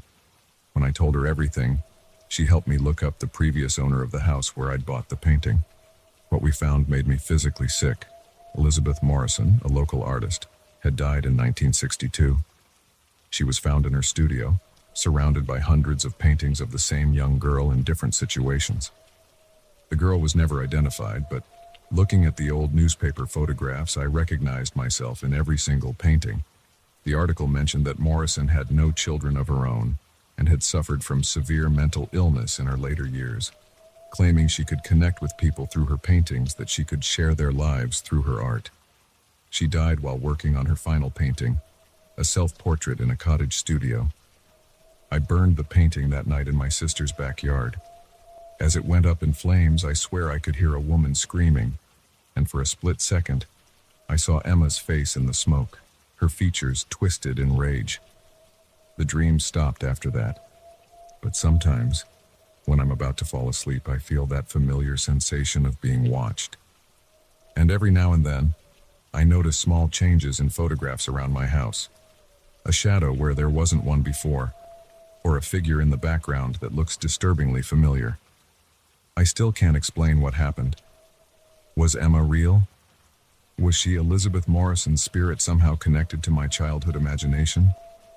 Or am I just losing my mind? All I know is that I haven't bought any more paintings since then, and I've covered every mirror in my house. Because sometimes, just sometimes, I catch a glimpse of an elderly woman standing behind my reflection, holding a paintbrush, smiling that hungry smile. I try to tell myself it's just my imagination playing tricks on me. But deep down, I know Emma is still out there, still watching, still painting my life from the shadows. And I can't help but wonder, in how many other paintings is she trapped, waiting for someone else to bring her back into the world?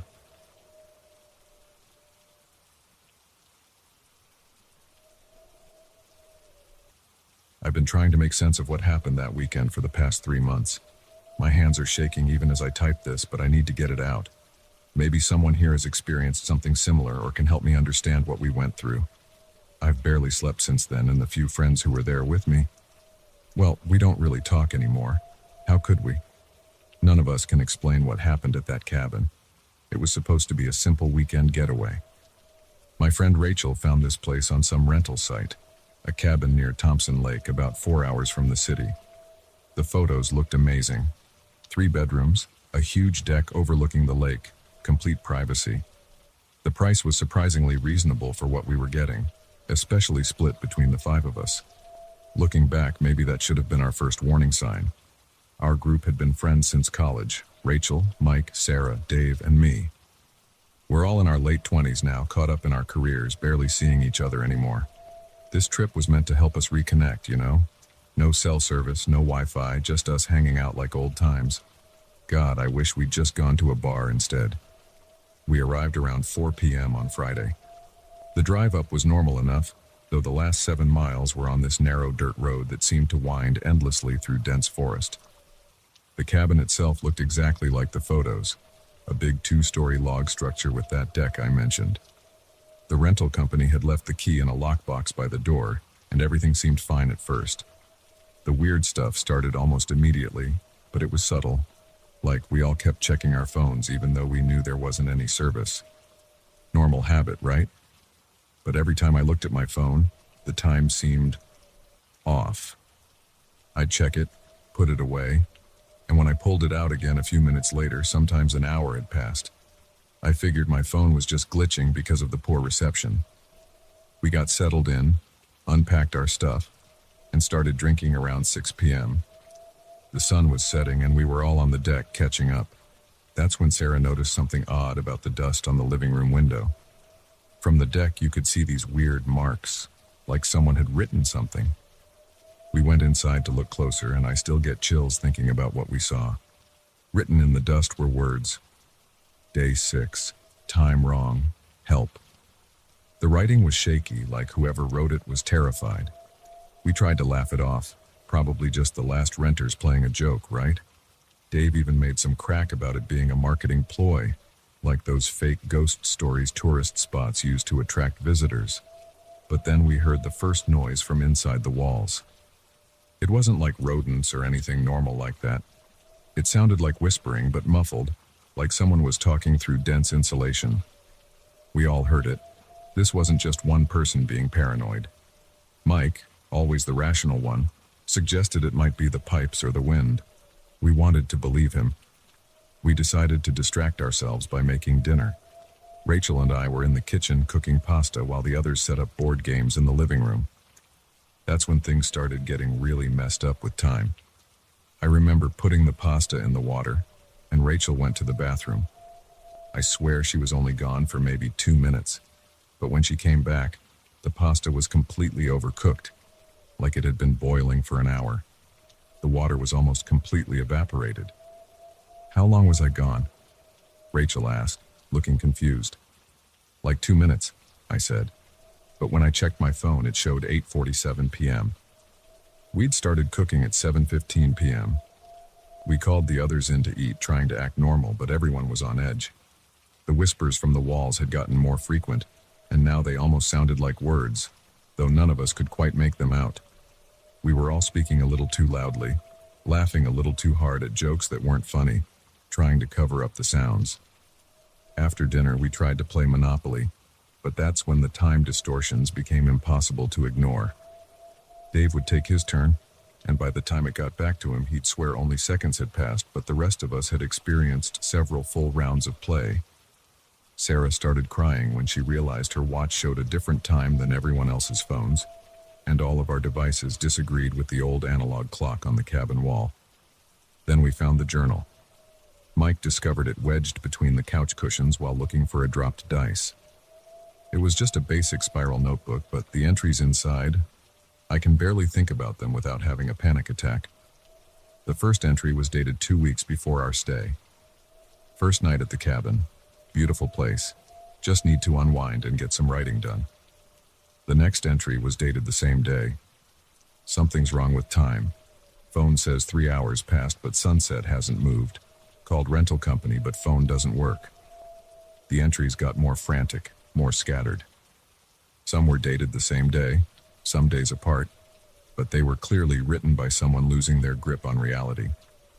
The last entry just repeated, "The walls know when it is," over and over for 3 pages.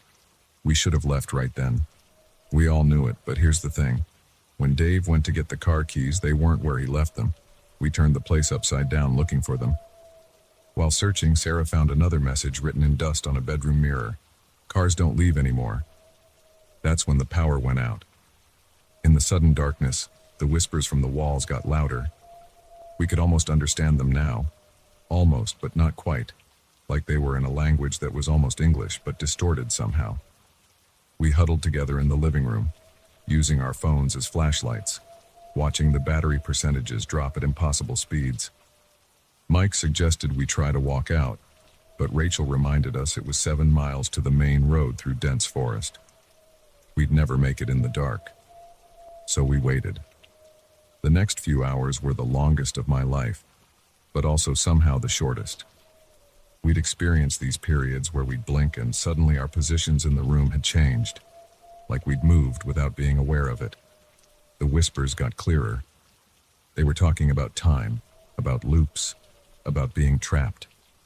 Sometimes we'd hear footsteps upstairs when all 5 of us were clearly in the living room.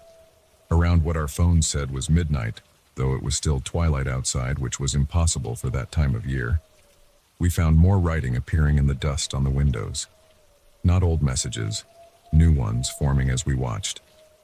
They said things like, "You're in it now," and "Time is food." Sarah had some kind of breakdown around then. She started screaming about how she could see herself sitting in different parts of the room, like multiple versions of her were occupying the same space. When we looked where she was pointing, we could almost see it too, like shadow versions of ourselves, slightly out of sync.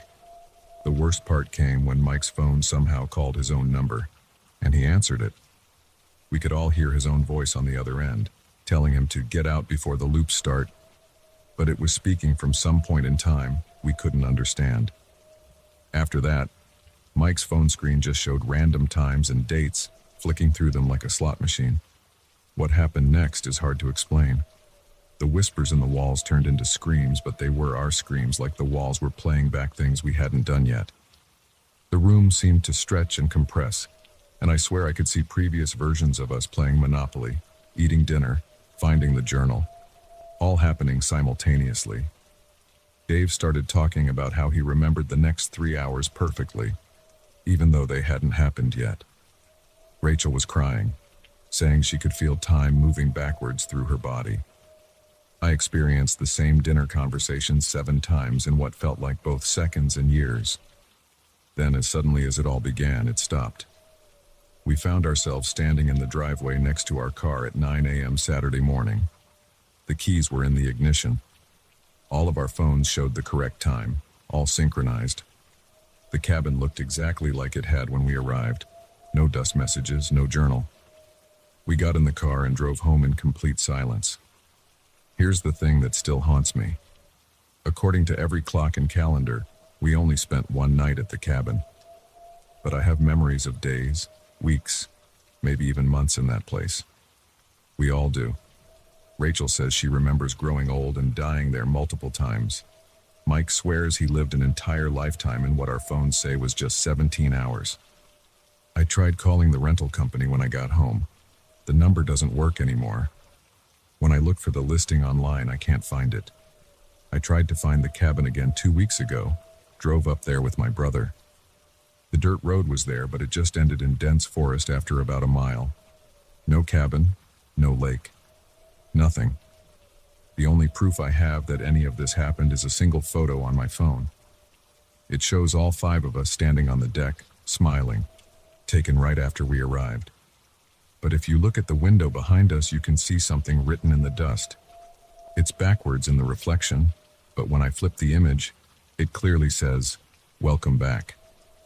I still can't sleep most nights. Every time I close my eyes, I hear those whispers from the walls. Sometimes I wake up and catch myself writing messages in the dust on my windows, but I can never remember doing it.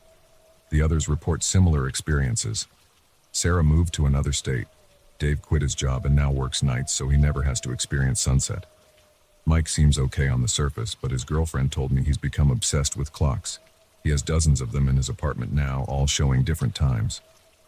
And Rachel sent me a text last week that just said, "I can still feel the loops." When I called her about it, she had no memory of sending it, but her phone showed it was sent at exactly the same time as when we first pulled up to that cabin 3 months ago. I don't know what happened to us that weekend. I don't know if time is really what we think it is. All I know is that somewhere, in some version of time, we're still there, writing messages in the dust, trying to warn ourselves. And sometimes late at night, I swear I can hear whispers coming from my walls, speaking in my own voice, telling me that time isn't a line, it's a loop, and we're all still caught in it.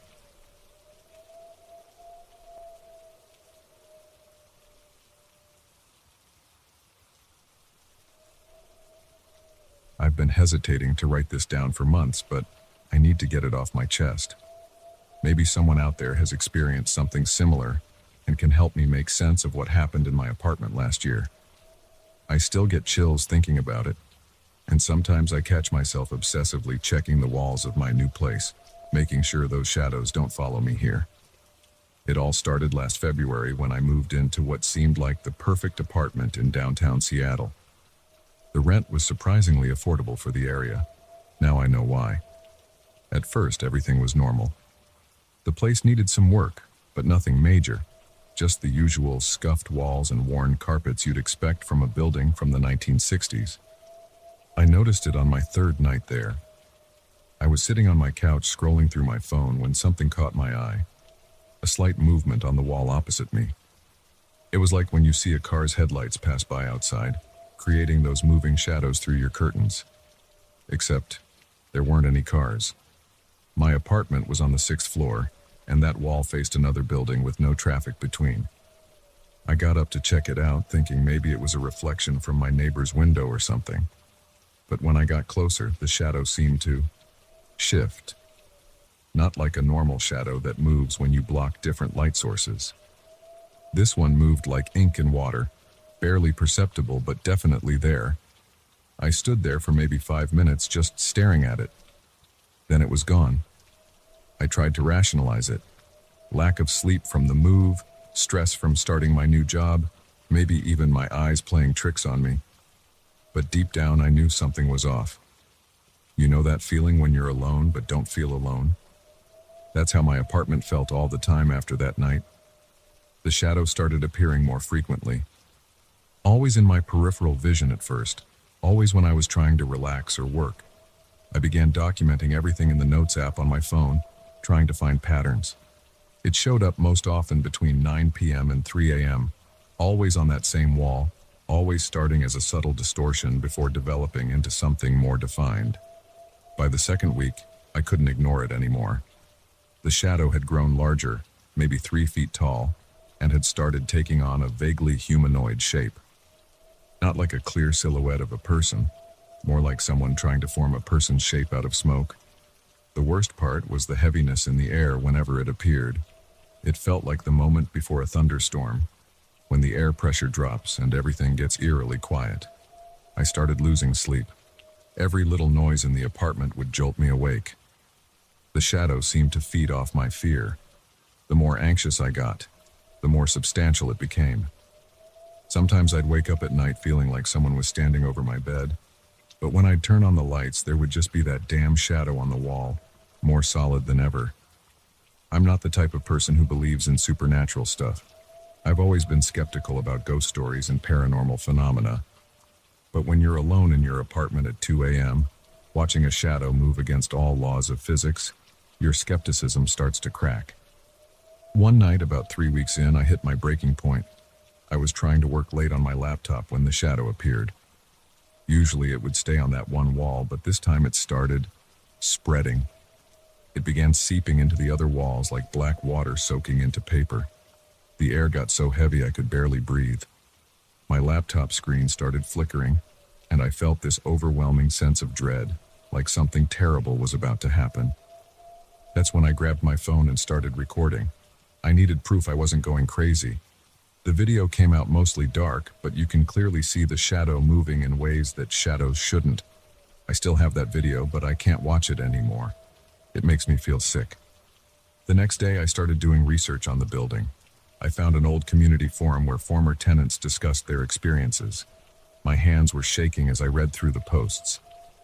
3 different people who'd lived in my unit described seeing moving shadows. One person lasted 2 months before moving out. Another only made it 3 weeks. I dug deeper into newspaper archives at the local library. In 1968, a man died in my apartment. The official report said natural causes, but there were rumors about him being involved in some kind of occult practices. The article mentioned strange symbols found painted on the walls after his death, though the police dismissed them as graffiti. The shadow's appearances became more frequent and aggressive. It would flicker and pulse like a strobe light, making me dizzy. Objects in the apartment started moving. Nothing dramatic like in the movies, just small things. My keys would be in a different place than where I left them. Books would fall off shelves with no explanation. The temperature would drop suddenly in specific areas of the apartment. The worst part was the dreams. Every night I'd dream about being trapped in endless dark corridors, following a shadowy figure that always stayed just out of reach. I'd wake up exhausted, covered in sweat, with that same heavy feeling in my chest. I started sleeping at friends' places, making excuses about plumbing issues in my apartment. During the day, I'd research ways to deal with whatever this thing was. I tried sage, useless. Religious symbols, nothing. Even contacted a local paranormal investigation group.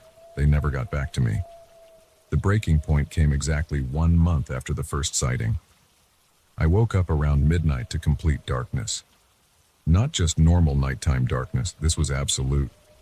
The kind of darkness that feels solid. My phone wouldn't turn on. None of the lights worked. And there, on every wall, was the shadow. But this time it wasn't just moving, it was pulsing like a heartbeat. The air was so heavy I could barely move.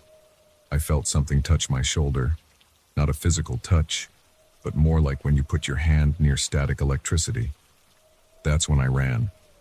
Didn't even grab my shoes. Just bolted out of the apartment in my pajamas and spent the night in my car in a well-lit parking lot. When I returned the next morning, everything was normal. The shadows were gone. The lights worked. My phone had power, but something had changed. The apartment felt empty. Not in a good way, but in the way a snake's shed skin feels empty, like whatever had been there had moved on. I broke my lease that week, lost my security deposit, and had to crash on a friend's couch for a month while finding a new place. The building manager didn't even argue when I said I was leaving, just nodded and took my keys. It's been a year now, and I haven't seen any unusual shadows in my new place. But sometimes when I'm lying in bed at night, I swear I can feel that same heaviness in the air, just for a moment. And whenever I drive past my old building, I always check the windows of my old apartment. Sometimes I think I see something moving behind the curtains, even though I know the unit is vacant. I still don't know what that thing was. Part of me wants to go back and investigate, to try and understand what happened. But a bigger part of me knows that some questions are better left unanswered. I've thought about reporting it to authorities or warning potential new tenants. But who would believe me? Hey, don't rent this place, it has a sentient shadow that might try to consume you. Yeah, right. So I'm sharing this here, hoping someone else has experienced something similar. Sometimes I convince myself it was all in my head. Stress, isolation, and overactive imagination. But then I remember that video on my phone, the one I can't bring myself to delete, but can't watch either. And I know what I saw was real. I just don't know what it was. The scariest part? Last week I was getting coffee at a shop near my old building, and I overheard someone describing the same thing to their friend. Moving shadows, heavy air, the feeling of being watched.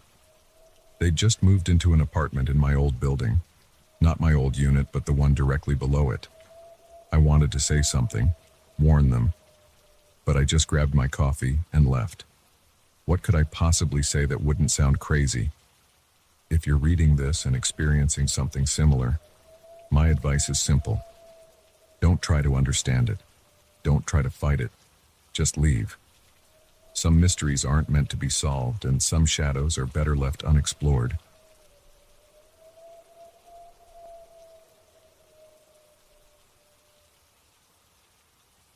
I never wanted to write about this, but I need to get it off my chest. What happened at my grandmother's house last month still haunts me, and I find myself jumping at every creaking floorboard and musical note. I can't sleep without checking under my bed anymore, and the worst part is that I still don't have any real answers. It started when my mom asked me to help clean out Grandma Rose's old Victorian house in rural Massachusetts. She'd passed away 3 months ago, and none of us had been ready to deal with her belongings until then.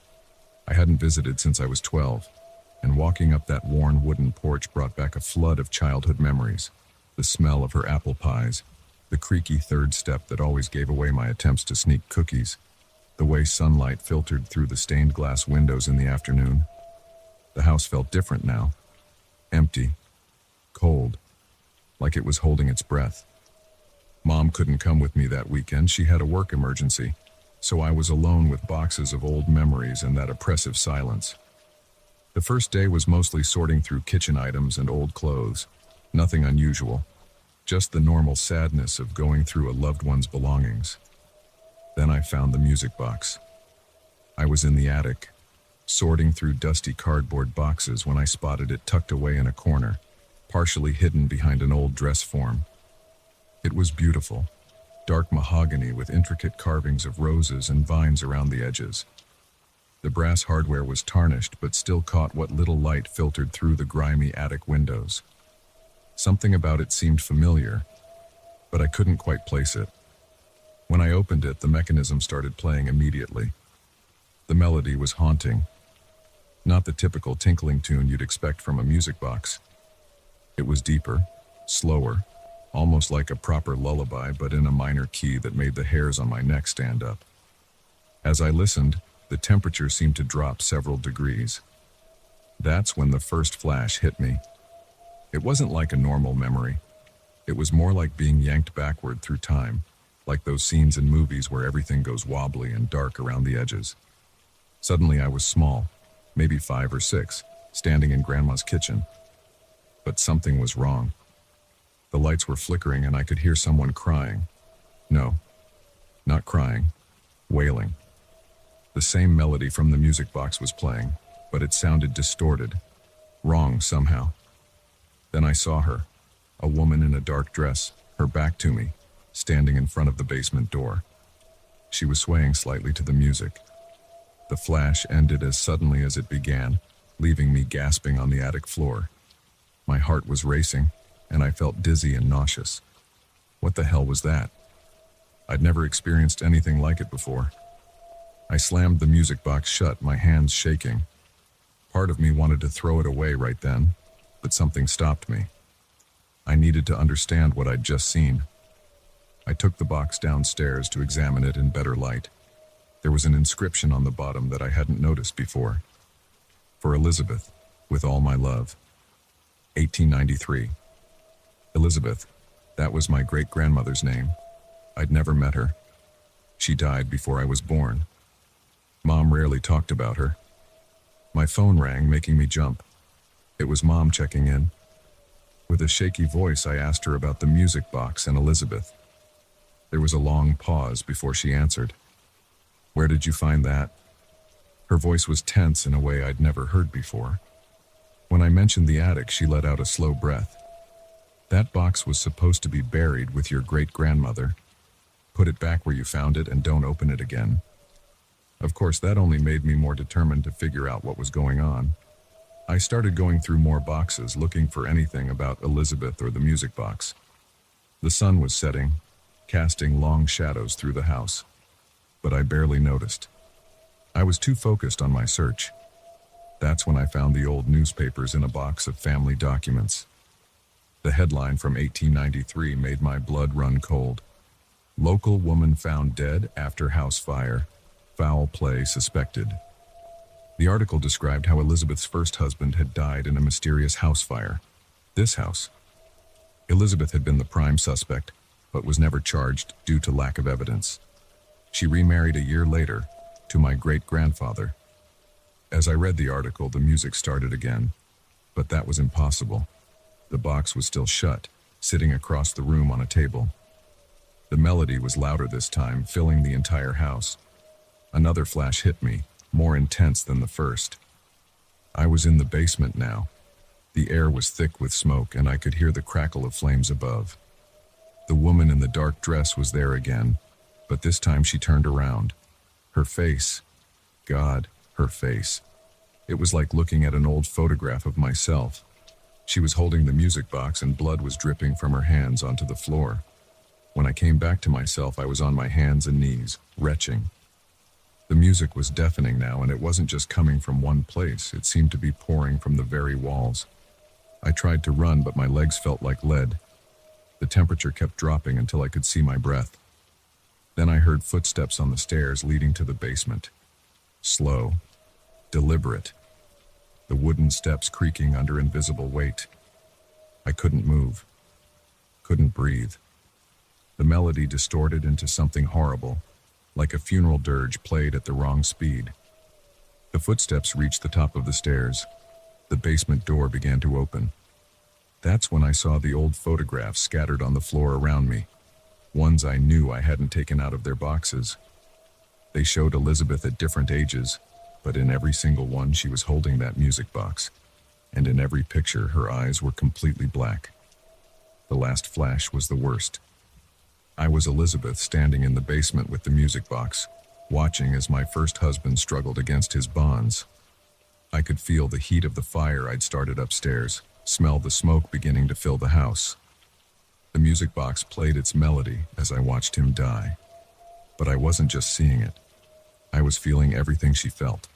The rage, the satisfaction, the power. Part of me was her, and she was trying to make me understand. No, not understand. She wanted me to finish something. The basement door flew open. I ran. I don't remember much about getting out of the house, just crashing through the front door and not stopping until I reached my car. I drove straight home, leaving everything behind, including the music box. But here's the thing that keeps me awake at night. When I called Mom the next day, she said she'd gone to the house early that morning to check on me. She'd found everything exactly as Grandma had left it. No scattered photographs, no newspapers, no open basement door, and no music box. I asked her to check the attic where I'd found it. She said that corner of the attic had been empty, except for an old dress form and some boxes of Christmas decorations. According to her, she'd never seen a music box in that house, and she'd never heard of Elizabeth having one. But sometimes, late at night, I still hear that melody. It comes from nowhere and everywhere, soft at first, then growing louder. And in those moments between sleeping and waking, I swear I can feel invisible hands placing something heavy and wooden in my lap, asking me to open it one more time. I never went back to help clean out the rest of the house. Mom ended up hiring someone to do it, but she called me last week, her voice shaking. The workers found something behind a false wall in the basement. Police are calling it a cold case. They found bones, and next to them small pieces of burned wood and tarnished brass that might once have been a music box. I'm writing this because I need someone to tell me I'm not crazy, that what happened was real. Because the thing that scares me most isn't the ghost or the visions or even the music box itself. It's that sometimes, when I catch my reflection in the mirror, I see her face instead of mine, and I hear myself humming that melody.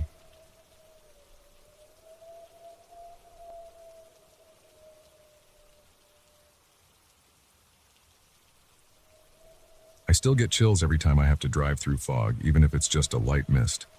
What happened to me last month on Highway 43 changed me forever. I've been trying to make sense of it, but I can't. Maybe writing about it will help, I don't know. I just need to get this off my chest. I'm a long-haul trucker, been doing this job for almost 12 years now. That night, I was making my usual run from Portland to Seattle. It was around 2 a.m. and I was about halfway through my route. The weather forecast hadn't mentioned anything about fog, but man, this wasn't your regular fog. It started rolling in suddenly, thick as soup, the kind where you can barely see your own hood. I slowed down to maybe 25 mph, but even that felt too fast. My headlights were basically useless. They just created this white wall in front of me. The fog was so dense it seemed to swallow the light completely.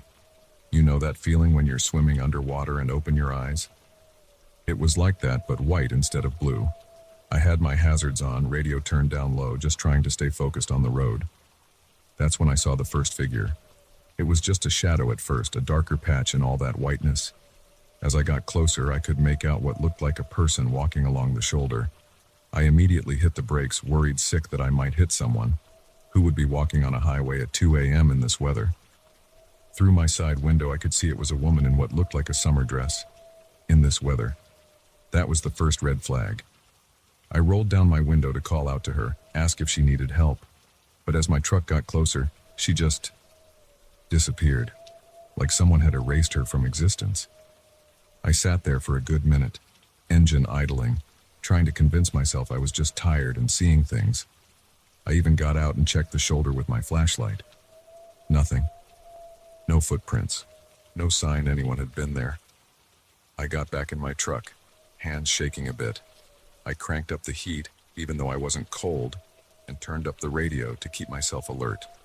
That's when my engine started making this weird, clicking sound. I've been driving trucks long enough to know when something's not right. The temperature gauge was climbing even though it was a cool night. Then everything just died. The engine, the radio, even my headlights flickered and went out. I coasted to a stop, somehow managing to keep the truck straight on the road. I tried starting it again. Nothing. Not even a click. My cell phone showed no signal, which was weird because I usually had decent coverage on this route. That's when I saw them. More figures in the fog. They were just standing there, scattered across the road and shoulders. Some were closer, some further away, but I could see at least 6 or 7 of them. They weren't moving, just standing still like mannequins. One was a man in what looked like an old-fashioned suit. Another was a kid, maybe 10 years old, with a backpack. There was an elderly woman with a cane, and others I couldn't make out as clearly. I sat in my truck for what felt like hours but was probably only minutes debating what to do. I knew there was a rest stop about a mile ahead. Maybe I could walk there and use their phone. But that would mean going out there with whatever those things were. My hands were trembling as I grabbed my flashlight and emergency kit from behind the seat. I decided to walk along the center line of the road. It felt safer somehow, being as far from the figures as possible. As I stepped out, the silence hit me. You know how fog usually dampens sound? This was different. It was like being in a vacuum. I couldn't even hear my own footsteps on the asphalt. The figures didn't move as I walked past them, but they all slowly turned to face me. I tried not to look directly at them, but I couldn't help it. Their faces... Something was wrong with their faces. They weren't deformed or monster-like. That almost would have been easier to handle. They looked like normal people, except their expressions were frozen in what I can only describe as absolute desperation. Their eyes followed me as I walked, but not like normal eyes. It was like their entire faces were rotating to track my movement. I picked up my pace, trying to focus on putting one foot in front of the other. That's when I noticed something that made my blood run cold. None of them had shadows. Even in the dim light from my flashlight, they should have cast some kind of shadow. But there was nothing. As I walked, I started hearing whispers. Not from any particular direction. They seemed to be coming from the fog itself. I couldn't make out words exactly, but they sounded like people asking for directions, asking for help, asking how to get home. The voices overlapped each other, getting louder and more desperate the further I walked. Then I saw her again, the woman in the summer dress. She was standing directly in my path, maybe 20 feet ahead. This time I could see her clearly. She was young, probably mid-20s, with long dark hair. Her dress was blue with white flowers, but her feet, they weren't touching the ground. She was hovering about an inch above the asphalt. I stopped dead in my tracks. She opened her mouth to speak, and the whispers from the fog suddenly got much louder. I could finally make out what they were saying. "Do you know the way? Can you show me the way? I need to get home. Please help me get home." I turned around to run back to my truck, only to find more figures had appeared behind me. They were closing in, all of them asking the same questions, their voices blending together into this horrible chorus. I was surrounded. In pure panic, I shut my eyes tight and dropped to my knees, covering my ears. I don't know how long I stayed like that. Could have been minutes or hours. I just kept thinking about my family, my kids, how I needed to get home to them. Then, as suddenly as it had started, the whispers stopped. When I opened my eyes, the fog was gone. My truck's headlights were on, engine humming like nothing had ever happened. I was kneeling in the middle of the highway, my flashlight rolling slowly away from me. The sky was clear, stars twinkling overhead like nothing had happened. I ran back to my truck, got in, and drove straight to the nearest rest stop. The engine ran perfectly the whole way. When I got there, I checked the time. Only 30 minutes had passed since I first encountered the fog. That's impossible. It felt like hours. I finished my route that night, but I couldn't shake what had happened. I've driven that same stretch of road many times since then, but I've never seen that fog again. Sometimes, though, when I'm driving late at night and hit a patch of normal fog, I swear I can see figures starting to form in my peripheral vision. I never look directly at them anymore. I just grip the wheel tighter and keep driving. The thing that haunts me most isn't the figures themselves or even their desperate expressions. It's the question that keeps nagging at me. What if I was supposed to help them? What if I actually knew the way home they were looking for, but I was too scared to figure it out? Some nights I lie awake wondering if they're still out there trapped in that fog, asking every passing driver for directions they'll never be able to follow. I've never told anyone this story before. My family would think I'm crazy and my coworkers would probably never let me live it down. But I know what I saw that night. And sometimes when the fog rolls in thick, I take the long way home just to be safe.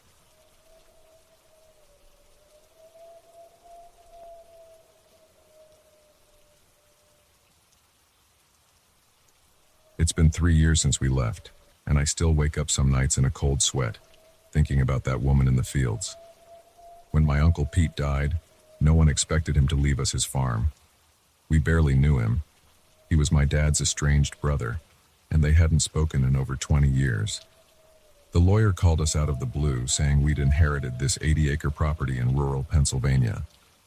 My husband Mark and I were struggling with rent in Philadelphia at the time, and with 2 kids and mounting bills, it seemed like a miracle. We didn't even know Uncle Pete had a farm. Dad never talked about him. The property taxes were surprisingly low, and the house itself was paid off. It seemed too good to be true. A fresh start, a chance to give our kids some space to grow up, maybe even start a small business. Looking back, I should have wondered why no one had bought it in the 3 years since Uncle Pete's death. The first red flag came when we drove up to the property. The realtor was supposed to meet us there, but she called last minute with some excuse about a family emergency. She emailed us the key code to the lockbox instead. The long gravel driveway was completely overgrown, and we had to park our U-Haul at the entrance and walk the quarter-mile to the house. The kids, Emma, 9, and Tyler, 6, were excited, running ahead and playing in the tall grass. But something about those overgrown fields made the hair on my neck stand up. The farmhouse itself was a big 2-story colonial, white paint peeling, shutters hanging crooked. It needed work, but the structure seemed solid. The front porch creaked under our feet as Mark got the key from the lockbox. The door stuck. The wood had swelled from moisture, and he had to put his shoulder into it to get it open. The smell hit us first. Not decay, exactly. More like earth. Like someone had been storing wet soil in there. The electricity was off, so we propped open doors and windows to air it out.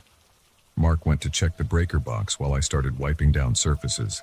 The kids explored upstairs, their footsteps echoing through the empty rooms. That first day was just cleaning and moving in basics. Beds, some furniture, kitchen stuff. By sunset, we had the electricity on and some rooms livable. The previous owner's belongings were mostly gone, though we found some old photos in the attic and a few pieces of furniture under sheets. In one photo, a severe-looking woman in a white dress stood in front of the house, probably from the 1940s or 50s. Something about her expression made me uneasy. That first night, the noises started. At first I tried to rationalize them. Old house settling, wind in the eaves, mice in the walls. But around 3 a.m., Emma shook me awake. "Mom," she whispered, "the lady in white is crying." I sat up, heart pounding. Through the thin walls I could hear it, a sound like someone weeping, distant but clear. It seemed to be coming from outside. Mark was already awake beside me, his body tense. "Stay here with Tyler," he said, grabbing his phone for a flashlight. I followed him downstairs, my bare feet silent on the old wood floors. The crying got louder as we approached the back door. It was definitely coming from the fields. Mark opened the door, and the sound stopped immediately. The moon was nearly full, casting everything in pale light. The wheat field behind the house rippled in the breeze, and there, maybe 50 yards out, I saw her, a figure in white, standing perfectly still, facing away from us. "Hello?" Mark called out. No response. He started to step off the porch, but I grabbed his arm. Something felt wrong. The figure slowly turned, and I swear my heart stopped. Her face. There was something wrong with her face in the moonlight. It looked twisted, distorted. Then she started walking toward us. I slammed the door and locked it, dragging Mark inside. We ran upstairs to check on the kids. They were both in Emma's room, huddled together. Tyler was crying. "She's looking for her baby," Emma said matter-of-factly. "She lost it in the field." I asked her how she knew that, but she just shrugged and said, "She told me." The next morning, I started researching the property's history, while Mark took the kids into town for supplies. The County Historical Society had surprisingly little information, but I did find some old newspaper clippings. In 1952, a woman named Margaret Blackwood disappeared from the farm, leaving behind her husband and infant son. The police suspected foul play, but no body was ever found.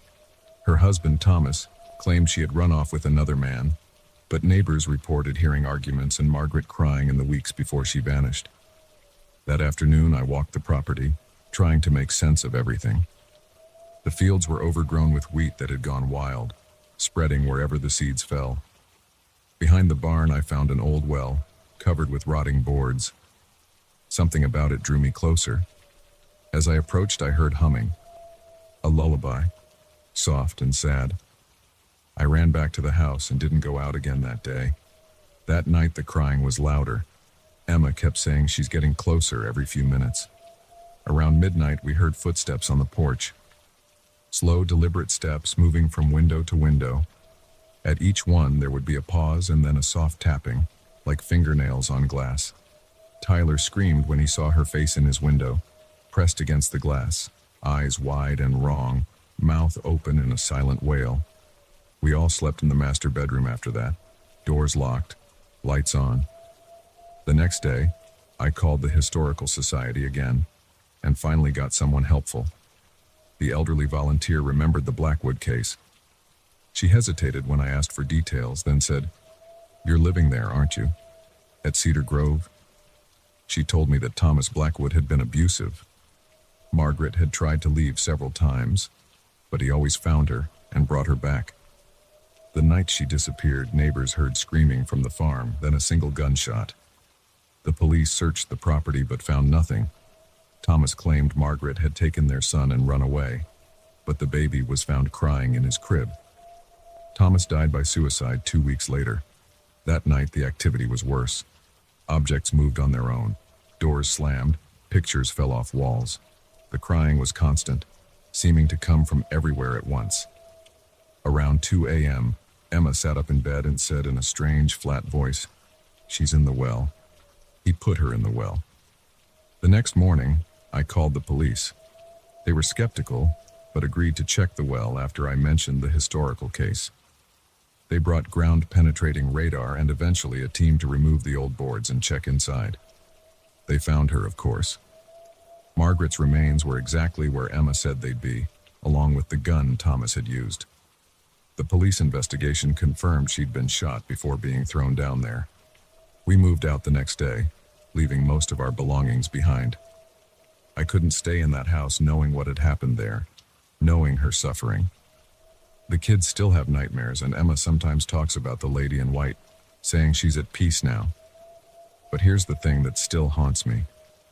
2 weeks after they found Margaret's remains, I was looking through the photos we'd grabbed from the house. In that old picture of the woman in white standing in front of the house, the one I thought was from the 1940s or 50s, the date stamp on the back was from 1985, long after Margaret died. And when I looked closer at her face, at her eyes, they were wrong, like she wasn't really there at all. I still drive by the farm sometimes, just to make sure it's still there, that it wasn't all some shared delusion. The house stands empty.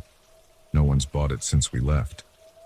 But sometimes, just at sunset, I see movement in the upstairs windows. And on quiet nights, if you park at the end of that long driveway, you can still hear crying in the fields. They say Margaret's spirit is at rest now that they've found her body and given her a proper burial. But I don't believe it. I think she's still there, walking those fields. Only now she's not looking for something. She's protecting it, keeping others away from whatever darkness still lives in that house. And some nights when I wake up in a cold sweat, I wonder if she was trying to warn us all along.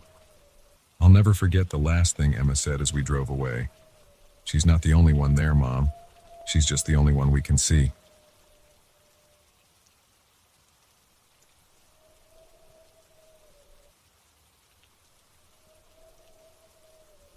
I never wanted to share this story online, but I need to get this off my chest. It's been 3 months since that night at the Riverside State Asylum, and I still wake up in cold sweats, hearing those screams. I know how this might sound, but every word I'm about to tell you is true. I wish it wasn't. I'm part of an urban exploration group in northern Massachusetts. Nothing too serious, just a few friends who enjoy photographing abandoned places and documenting local history. We'd explored dozens of locations before, from old factories to abandoned schools. But nothing could have prepared us for what happened at Riverside. The asylum had been abandoned since 1987 after a series of patient abuse scandals. Local news archives mentioned mysterious deaths and unethical experiments, but most records were destroyed or sealed. The 5-story building sits isolated on 40 acres of overgrown land, about 2 hours from Boston. The state kept it fenced off for years, but urban explorers always found ways in. That Friday night in August, there were 4 of us. Me, my best friend Mike, his girlfriend Sarah, and our newest member Chris, who'd joined us on a couple previous explorations. We'd been planning this for weeks, studying old blueprints and waiting for a moonless night. The forecast showed storms coming later, so we wanted to get in and out before the rain hit. We parked about half a mile away and hiked through the woods with our backpacks full of camera gear, flashlights, and basic supplies. The humidity was suffocating, and thunder rumbled in the distance. Mike took point with the bolt cutters while I kept watch. We'd done this routine dozens of times before.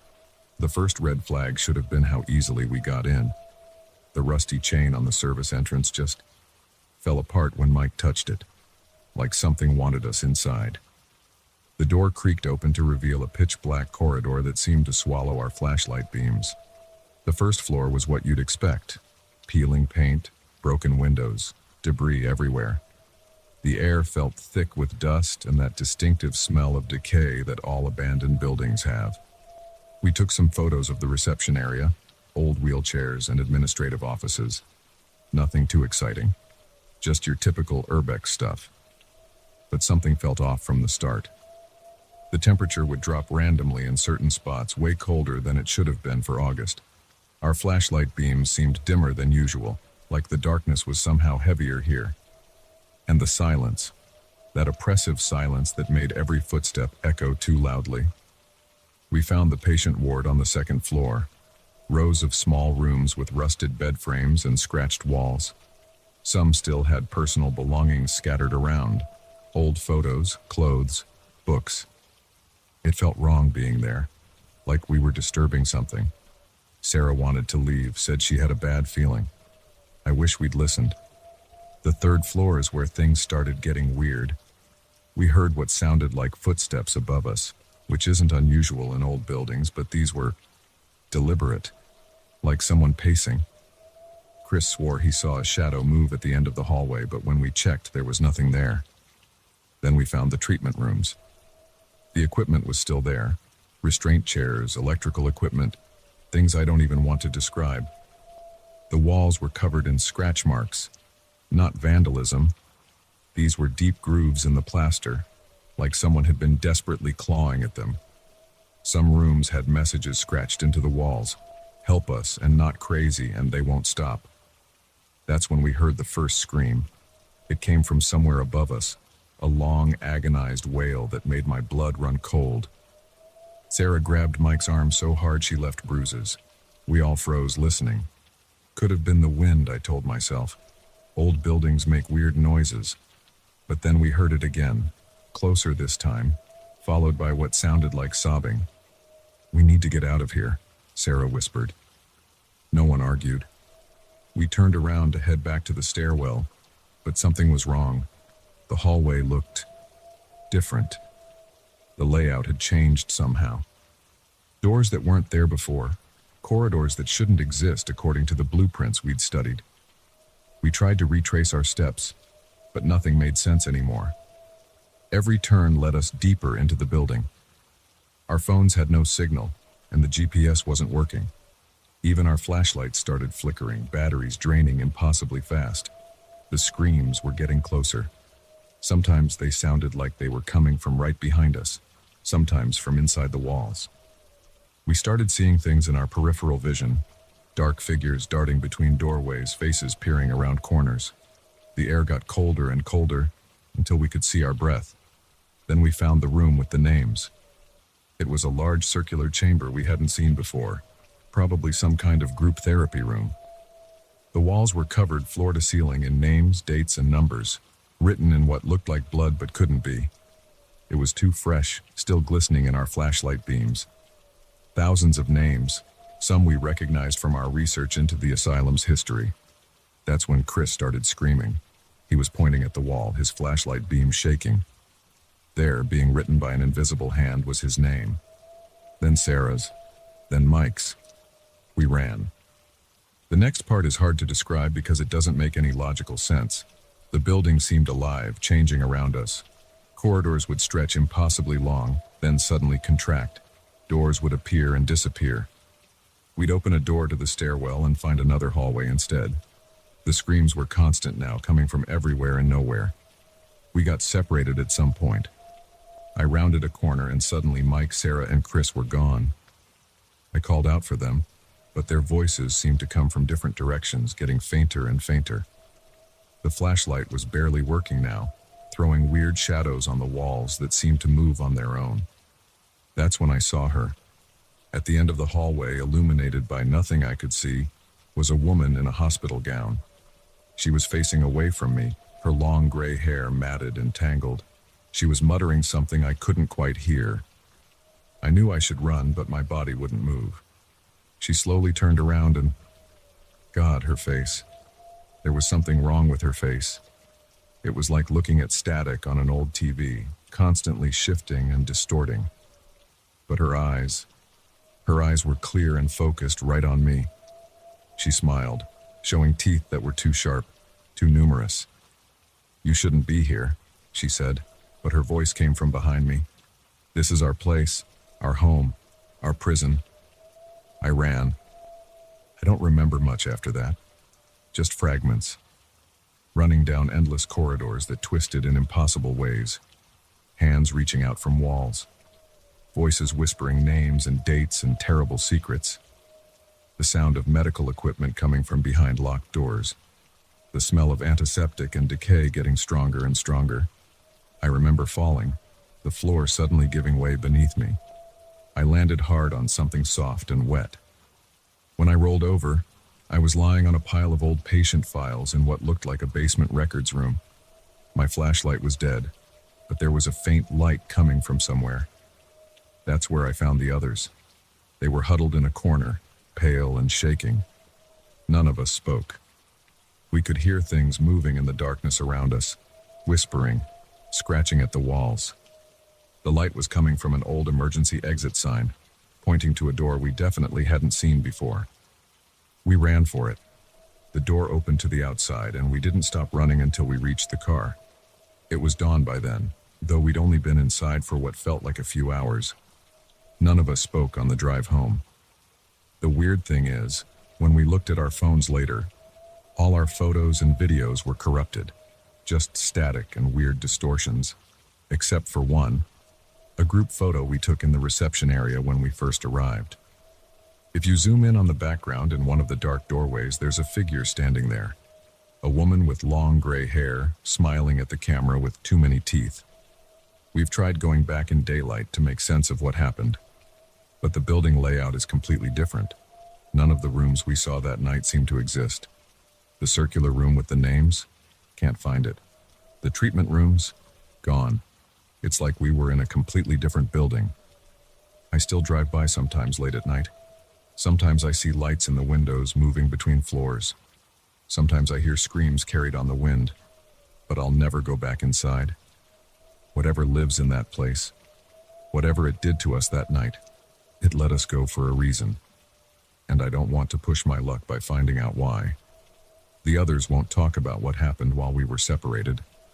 Chris moved away shortly after. Sarah and Mike broke up. They can't even be in the same room anymore. Me? I don't do urban exploration anymore. But sometimes, late at night, I wake up to the sound of footsteps in my hallway. And sometimes, just sometimes, I see a familiar figure standing in my doorway smiling with too many teeth. I know how this all sounds. But I know what we experienced that night was real. The Riverside State Asylum may be abandoned, but it's far from empty. And whatever lives there, whatever it does to people who venture inside, I don't think it's just ghosts. I think it's something worse. Something that's been there since the beginning, feeding off the pain and suffering of the patients, growing stronger, waiting for people like us to wander in. If you're an urban explorer and you're thinking about checking out Riverside, don't. Some places are abandoned for a reason. Some doors should stay locked. Some stories shouldn't be told. But I had to share this even if no one believes me. Because maybe, just maybe, it'll stop someone else from making the same mistake we did. And if you ever find yourself in an abandoned building and the layout starts to change, if you hear screams that sound too real, if you see a woman with long gray hair and too many teeth, run. Run as fast as you can, and pray that whatever's in there decides to let you go too. I still haven't figured out why it let us leave that night. But sometimes I wonder if it wasn't letting us go at all. Maybe it just wanted us to spread the story, to lure others in. Maybe that's why I felt compelled to write this. Maybe that's exactly what it wanted all along.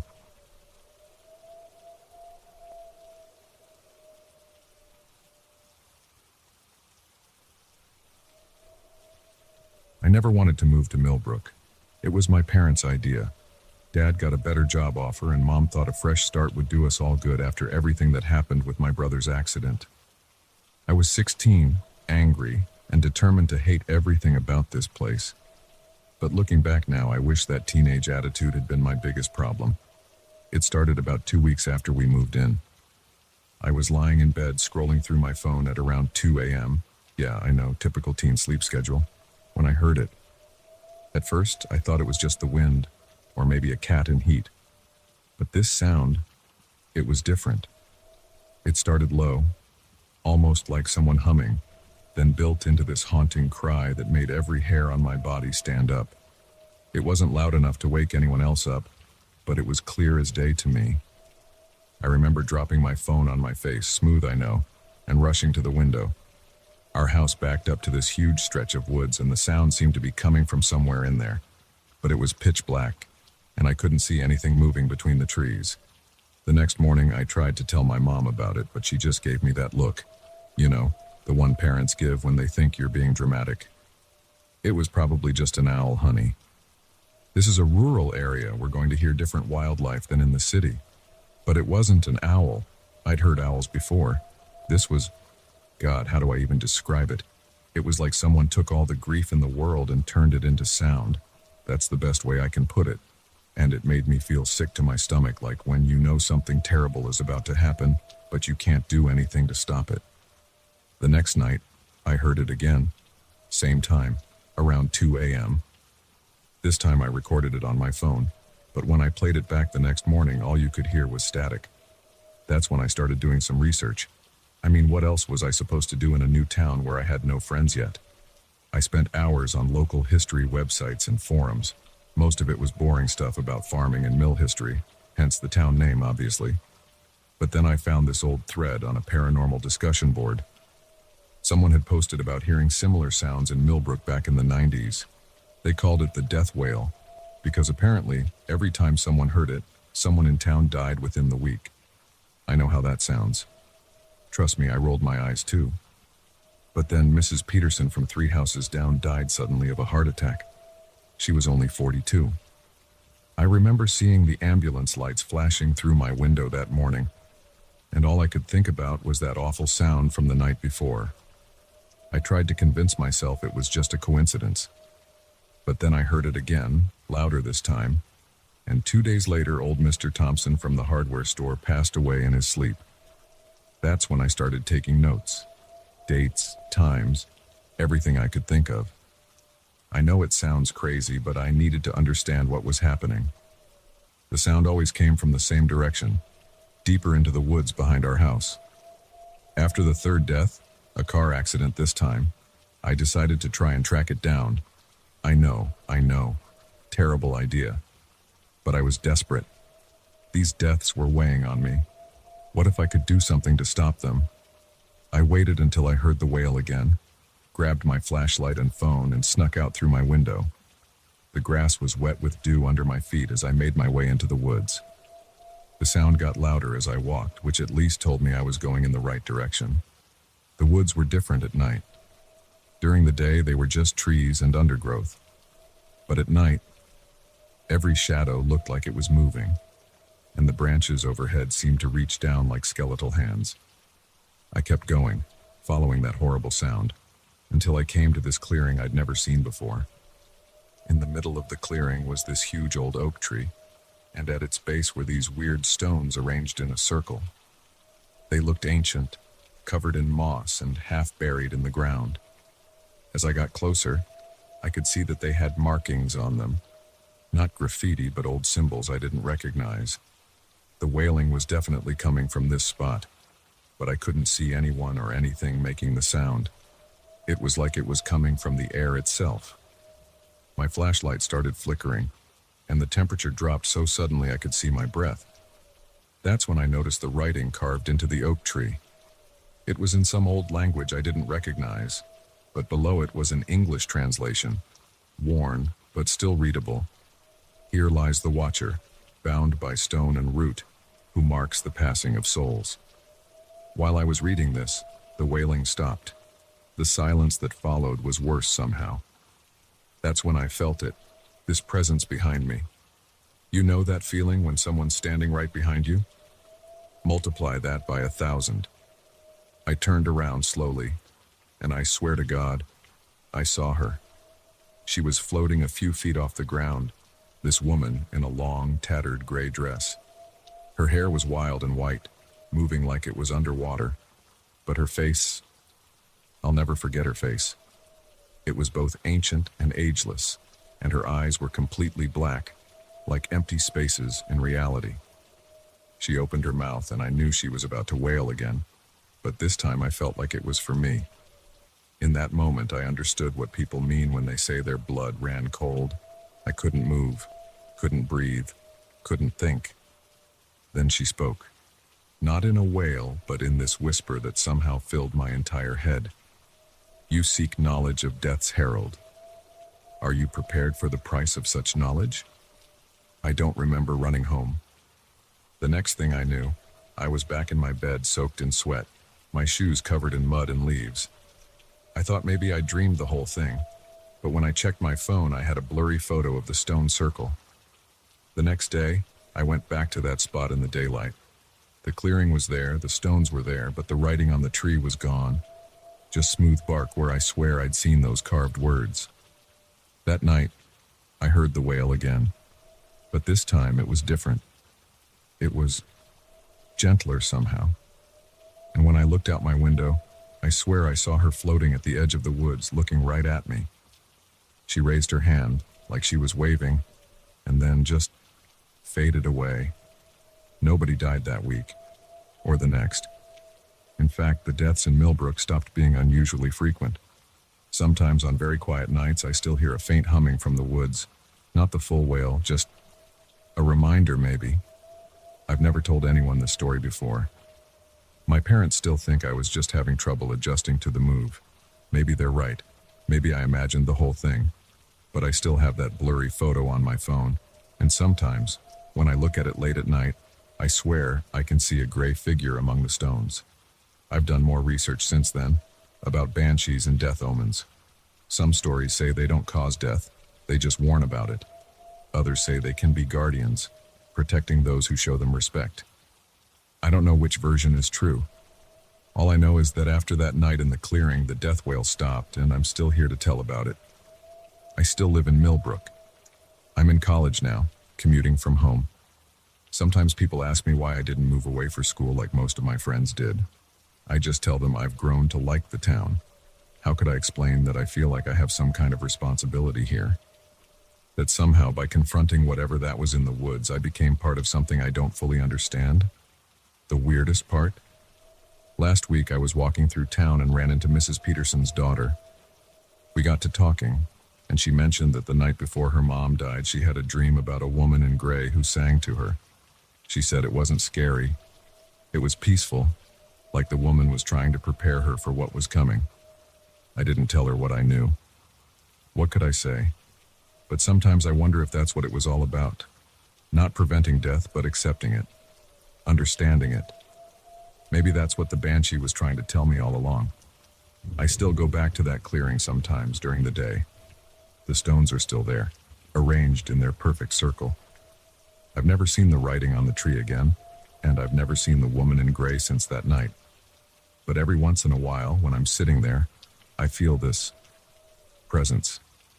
Not scary anymore, just watchful. And sometimes, just sometimes, I hear a soft humming on the wind, like a lullaby from very far away. I don't know if anyone will believe this story. I'm not sure I would, if someone else told it to me. But I know what I experienced, and I know that something in those woods changed me forever. Death isn't just an ending anymore.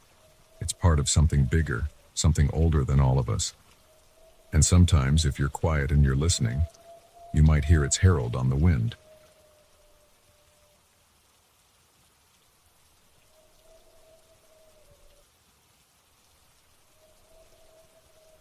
What happened to me last month has completely changed my life, and I still can't make sense of it. Maybe writing it down will help, or maybe someone out there has experienced something similar. I'm a regular guy who likes to spend weekends hunting for vintage stuff at flea markets. Nothing fancy, just a hobby that gets me out of the house and away from my boring IT job. That Sunday started like any other, with me browsing through the usual tables of old junk at the Cedar Grove flea market. You know the type.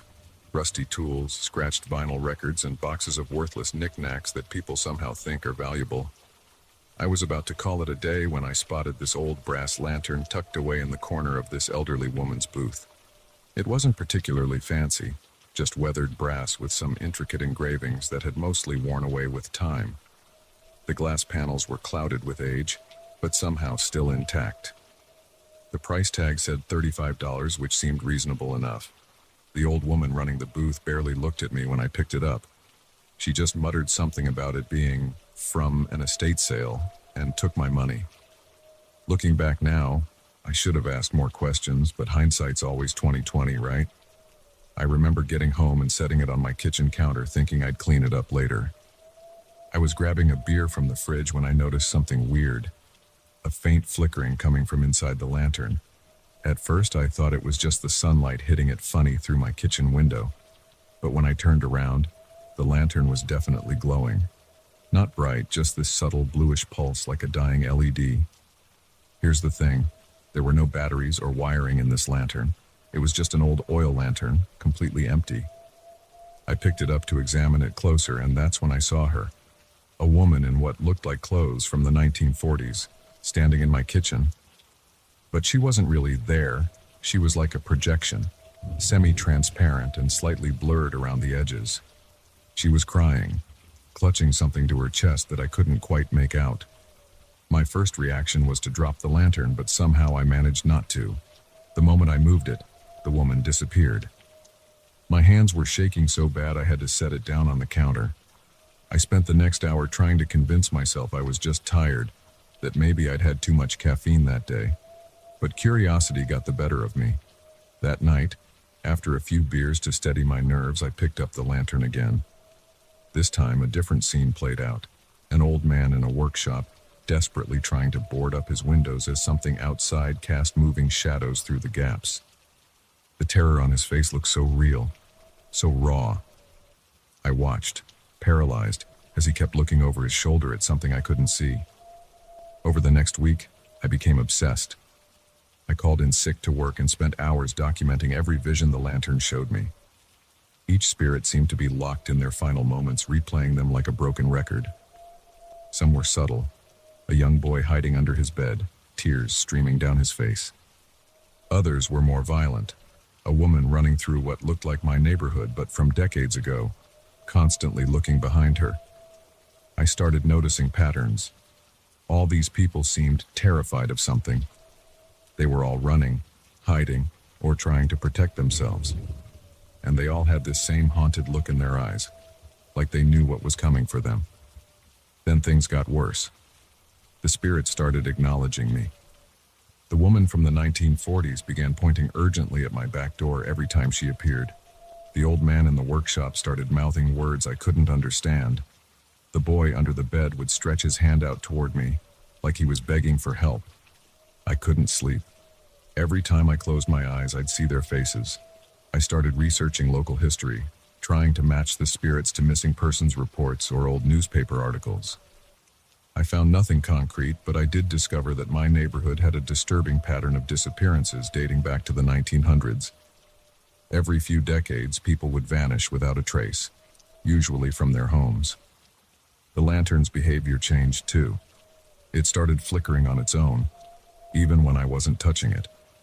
I'd wake up at 3 a.m. to find it pulsing with that eerie blue light, casting shadows that shouldn't have been possible. The visions became more frequent and more intense. The spirit seemed more desperate to communicate something. Last week, things reached a breaking point. I was sitting in my living room, the lantern on the coffee table, when all the spirits appeared at once, something that had never happened before. They were pointing, gesturing, their mouths moving in silent screams. The temperature in my house dropped so low I could see my breath. The lantern's light grew brighter and brighter until it was almost blinding. That's when I felt it, a presence behind me. Not one of the spirits, but something else, something dark, something that had been watching me through the lantern all along. I could feel its malevolence, its hunger. The spirits weren't trying to show me their final moments. They were trying to warn me about what had taken them. I ran. I didn't grab anything, just my car keys and my phone. I drove straight to my sister's house 2 states away and haven't been back since. The lantern is still sitting on my coffee table, probably still flickering, still showing those poor souls in their final moments. I've been staying at my sister's place for the past week, trying to make sense of it all. Sometimes I catch myself wondering if I imagined everything, if maybe I just had some kind of breakdown. But then I'll see a news alert about another disappearance in my neighborhood, and that cold feeling comes right back. I'm writing this now because I need to warn others. If you ever come across an old brass lantern at a flea market or estate sale, especially one with worn engravings, just walk away. Some things aren't meant to be bought. Some stories aren't meant to be witnessed. And some warnings come too late. I don't know what that thing was that came through the lantern, or if it's still in my house. I don't know if it's connected to all those disappearances over the years. All I know is that those spirits were trying to save me from their fate, and I almost didn't listen in time. The weirdest part?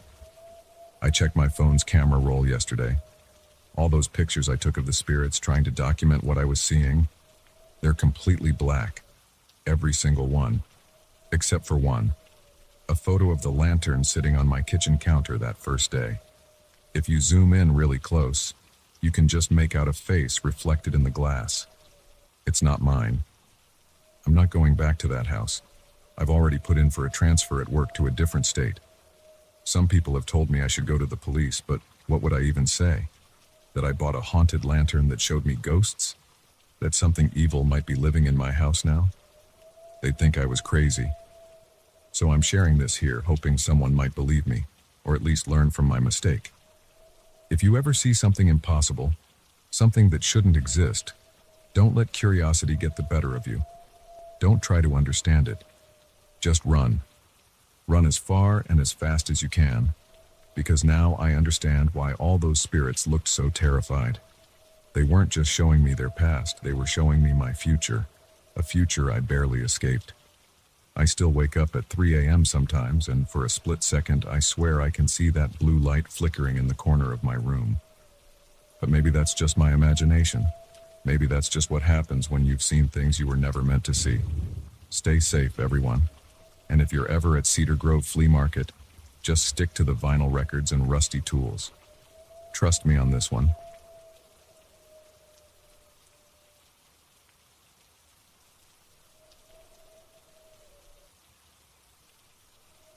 It's been 3 months since that day, and I still wake up in cold sweats hearing those whispers. I know how this might sound, but every word I'm about to tell you is true. My girlfriend Sarah and I are avid hikers. We've been exploring trails across New England for the past 2 years, always looking for new routes off the beaten path. That Sunday in late September started like any other hiking day. Crisp autumn air, leaves just starting to turn, perfect visibility. We'd found this new trail online, somewhere in western Massachusetts. It wasn't on any official maps, but a few hiking forums mentioned it as a hidden gem, with some interesting historical sites along the way.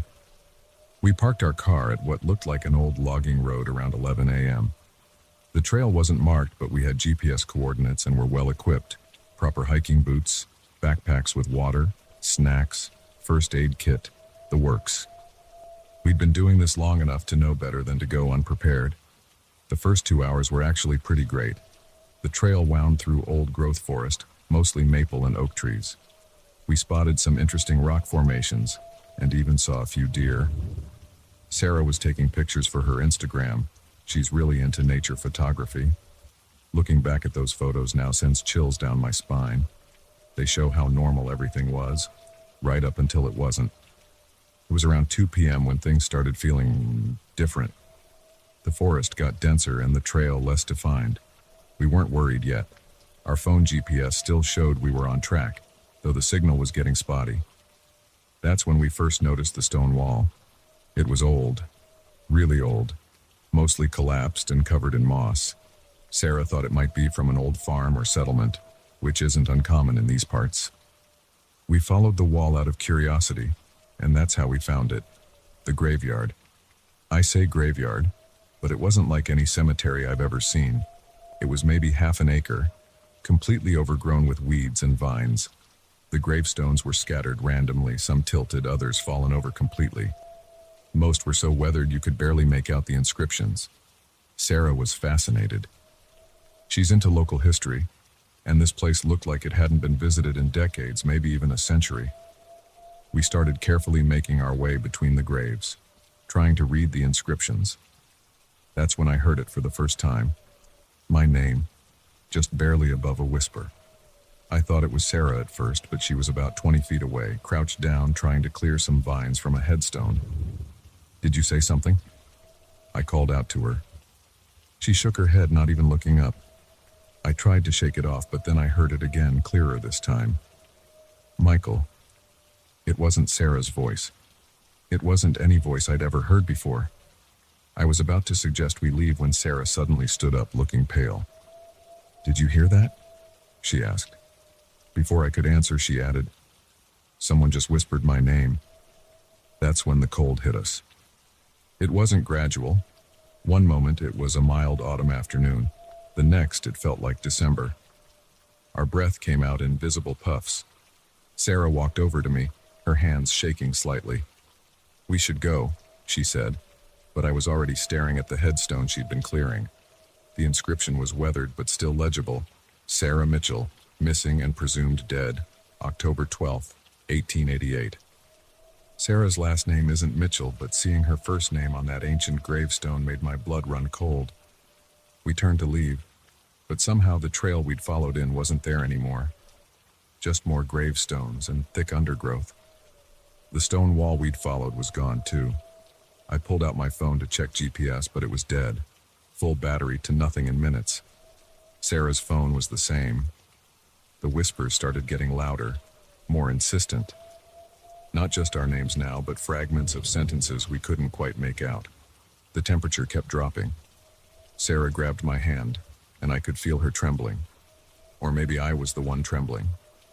We picked a direction and started walking, trying to find a way out, but it felt like we were going in circles. Every clearing led to more gravestones. As the day started fading, we began noticing things about the graves. Too many of them had the same phrase: missing and presumed dead. Different names, different dates, spanning over a century, but the same terrible phrase. Some were recent, from the 1990s and even early 2000s. We found one from just 2 years ago. The whispers were constant now, coming from all around us. Sometimes they sounded like pleas, sometimes like warnings. We couldn't make out most words, but occasionally something would come through clearly. Stay. Help us. Join us. And the voices seemed to be coming from the graves themselves, as if the stones were speaking. The real terror set in when we started seeing the shadows. As the light dimmed, they appeared between the trees and gravestones, human shapes, but wrong somehow. They moved like smoke but had weight to them, and they seemed to be reaching out. We huddled together in what we thought was the center of the graveyard, too afraid to run into the deepening darkness where the shadows waited. Sarah was the one who noticed the patterns. Between her sobs, she pointed out that the gravestones seemed to be arranged in some kind of spiral pattern, all leading to the center where we stood. And in that center was the oldest grave we'd seen yet. The stone was almost completely worn away, but you could just make out a date from the 1700s. As night fell completely, the whispers turned to wails. The shadows pressed closer. The air was so cold it hurt to breathe. We could see our flashlight beams passing right through the shadow figures, illuminating nothing. They were everywhere now, dozens of them, moving closer, their forms becoming more solid as darkness deepened. That's when Sarah screamed. One of the shadows had touched her arm, leaving an angry red welt like severe frostbite. I tried to pull her away, but we were surrounded. The shadows were closing in, and the voices were almost deafening now. A chorus of lost souls calling our names, begging us to stay, to join them, to help them. I still don't know exactly what happened next. Sarah says I started shouting something, but I don't remember that. What I do remember is the sudden silence. The absolute, complete silence that fell over everything. The shadows froze in place, then seemed to retreat slightly. In that moment of quiet, we heard something. A church bell, very distant but clear. 3 rings. The shadows dissipated like smoke in a strong wind. The whispers faded. And suddenly, impossibly, we could see flashlight beams through the trees, hear voices calling. Human voices. Search and rescue. Somehow we'd been in that graveyard for over 24 hours, though it had felt like only a few hours to us. The search team found us huddled together, severely dehydrated and hypothermic. They'd been looking for us since our car was spotted, still parked by the logging road the previous evening. When we tried to lead them back to the graveyard, we couldn't find it. The whole area was just normal forest. No stone walls, no gravestones, no shadows. But we know what we saw. The welt on Sarah's arm from the shadow's touch took weeks to heal, leaving a scar that looks like a handprint. We've researched the area extensively since then. There are records of an old colonial settlement there, abandoned in the 1700s after multiple disappearances. And the disappearances never really stopped. Every few years, hikers go missing in those woods, their bodies never found. I've thought about going back, trying to find that graveyard again. Sarah says I talk about it in my sleep sometimes, muttering about the shadows and the whispers. But we both know we can't go back, because sometimes late at night we still hear them. Those whispers calling our names, begging us to return. And sometimes, just at the edge of our vision, we see the shadows, waiting. The thing that terrifies me most isn't the memory of what happened. It's the fear that part of us never left that place. That somehow, someday, our names might appear on those gravestones too. Just 2 more entries in that spiral of the missing and presumed dead. So if you're hiking in western Massachusetts and you find an old stone wall in the woods, turn back. Don't follow it. Don't look for what's behind it, because sometimes the dead don't want to be forgotten, and they'll do anything to make sure they're remembered.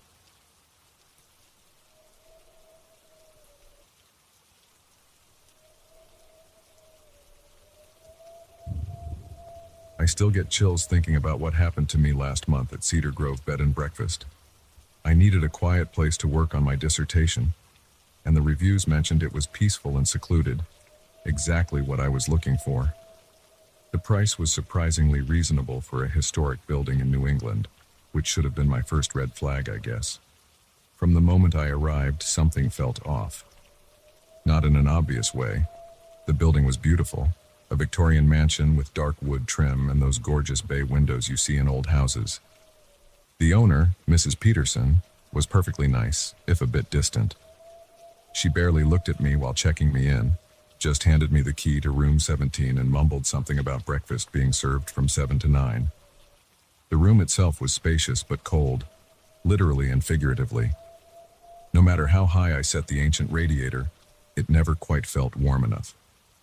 The furniture was all antique, a heavy wooden dresser, a writing desk by the window, and a queen-sized bed with a worn floral quilt. The walls were covered in this faded wallpaper, with a pattern that made my eyes hurt if I looked at it too long. I spent that first afternoon setting up my laptop and organizing my research materials. Everything was normal until around sunset. I was taking a break scrolling through my phone when I noticed something weird about the wall opposite my bed. There was this slight discoloration, like a rectangle about the size of a door. I probably wouldn't have noticed it if the light hadn't hit it just right. Being naturally curious and procrastinating on my work, I went to check it out. When I ran my fingers along the edge of the discoloration, I felt a slight draft. Heart pounding, I pressed harder, and there was definitely some give. After a few minutes of pushing and prodding, I heard a click, and a panel swung inward. I know what you're thinking. Who in their right mind would go through a hidden door in an old house? But I've always been the type to investigate things, and honestly, I figured it was probably just an old servant's passage or something. I turned on my phone's flashlight and stepped through. The room I found wasn't big, maybe 10 by 12 feet, but what I saw made my blood run cold. The walls were covered in artwork, dozens of pieces, all in different styles, but they shared one horrifying detail. They all featured me. Me as a child in my ballet recital costume. Me at my high school graduation. Me crying at my dad's funeral last year. Moments from my life, perfectly captured, some from angles that would have been impossible for anyone to photograph. The most disturbing part? They were all signed with the same initials, E.M. in spidery red ink and dated, get this, 1887. That's not a typo. These paintings of my life were supposedly created over a century before I was born. I backed out of there so fast I slammed my elbow into the doorframe. The pain felt distant, unreal. I spent the next hour sitting on my bed trying to convince myself I was hallucinating from too much coffee and stress. But when I finally worked up the courage to check again, the door was still there. The room was still there. The artwork was still there. That night was when things got worse. I couldn't sleep. Every time I closed my eyes, I felt someone watching me. Around 3 a.m., I heard scratching sounds coming from behind the hidden door. Not like a mouse or a rat, but like someone dragging their nails across canvas. I pulled the covers over my head like a kid, my heart threatening to burst out of my chest. When morning finally came, I practically ran down to breakfast, desperate for some normal human interaction. But Mrs. Peterson wasn't there, just a note saying she had to run errands and there were muffins in the kitchen. I ate quickly, then spent the whole day at the local library, researching the history of Cedar Grove. What I found made me wish I hadn't looked. The house had belonged to a painter named Elizabeth Madden in the 1880s. She was known for her eerily accurate portraits, but there were rumors about her methods. People claimed she could paint events that hadn't happened yet. 3 of her subjects died mysteriously, and each death matched a scene she'd painted months earlier. In 1887, she supposedly locked herself in her studio and set it on fire. They never found her body. I should have left right then. But I had already paid for the week, and I kept telling myself I was being ridiculous. Ghost stories and coincidences, that's all it was. Besides, I really needed to finish this chapter of my dissertation. That night, I took a sleeping pill and went to bed early. I woke up around midnight to the sound of something wet hitting canvas. Drip, drip, drip. The hidden door was open. I know I had closed it. The beam from my phone's flashlight shook as I approached. The artwork had changed. The pieces now showed me in the B&B. Me sleeping. Me at the library earlier that day. Me standing in the doorway with my phone, exactly as I was at that moment. But the last painting, the one still glistening wet, showed me screaming, my face twisted in terror while a dark figure stood behind me. I felt it then, a cold breath on my neck, the smell of smoke and oil paint. I turned around slowly, my whole body shaking. There she was, Elizabeth Madden, her dress and hands stained with paint, her eyes burning with an unnatural light. She smiled at me, revealing teeth stained red with what I desperately hoped was paint. "You've been avoiding your sitting," she whispered, her voice like crackling paper. "But every portrait must be finished." I ran. I don't even remember grabbing my things. One minute I was in that room, the next I was in my car, driving way too fast down dark country roads. I left my laptop, most of my clothes, everything. I didn't care. I just had to get out. The weird thing is, when I called the next day to arrange getting my stuff back, the number was disconnected. When I finally worked up the courage to drive back a week later, the house was boarded up. It looked like it had been abandoned for years. I've tried researching more about Elizabeth Madden since then, but I can't find any of the information I read at the library. It's like it never existed. The only proof I have that any of this happened is a single Polaroid-sized painting I found in my coat pocket when I got home.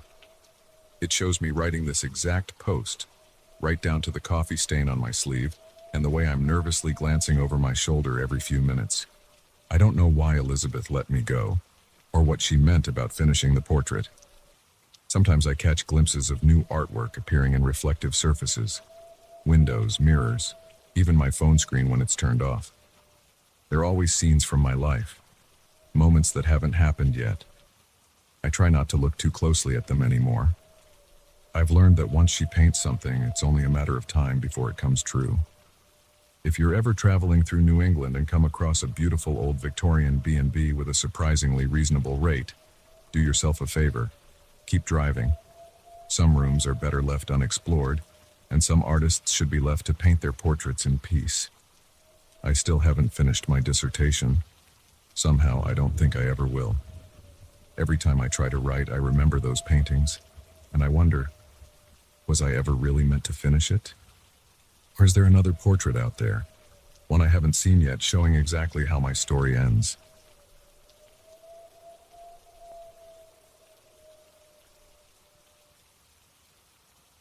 I still get chills thinking about what happened that weekend.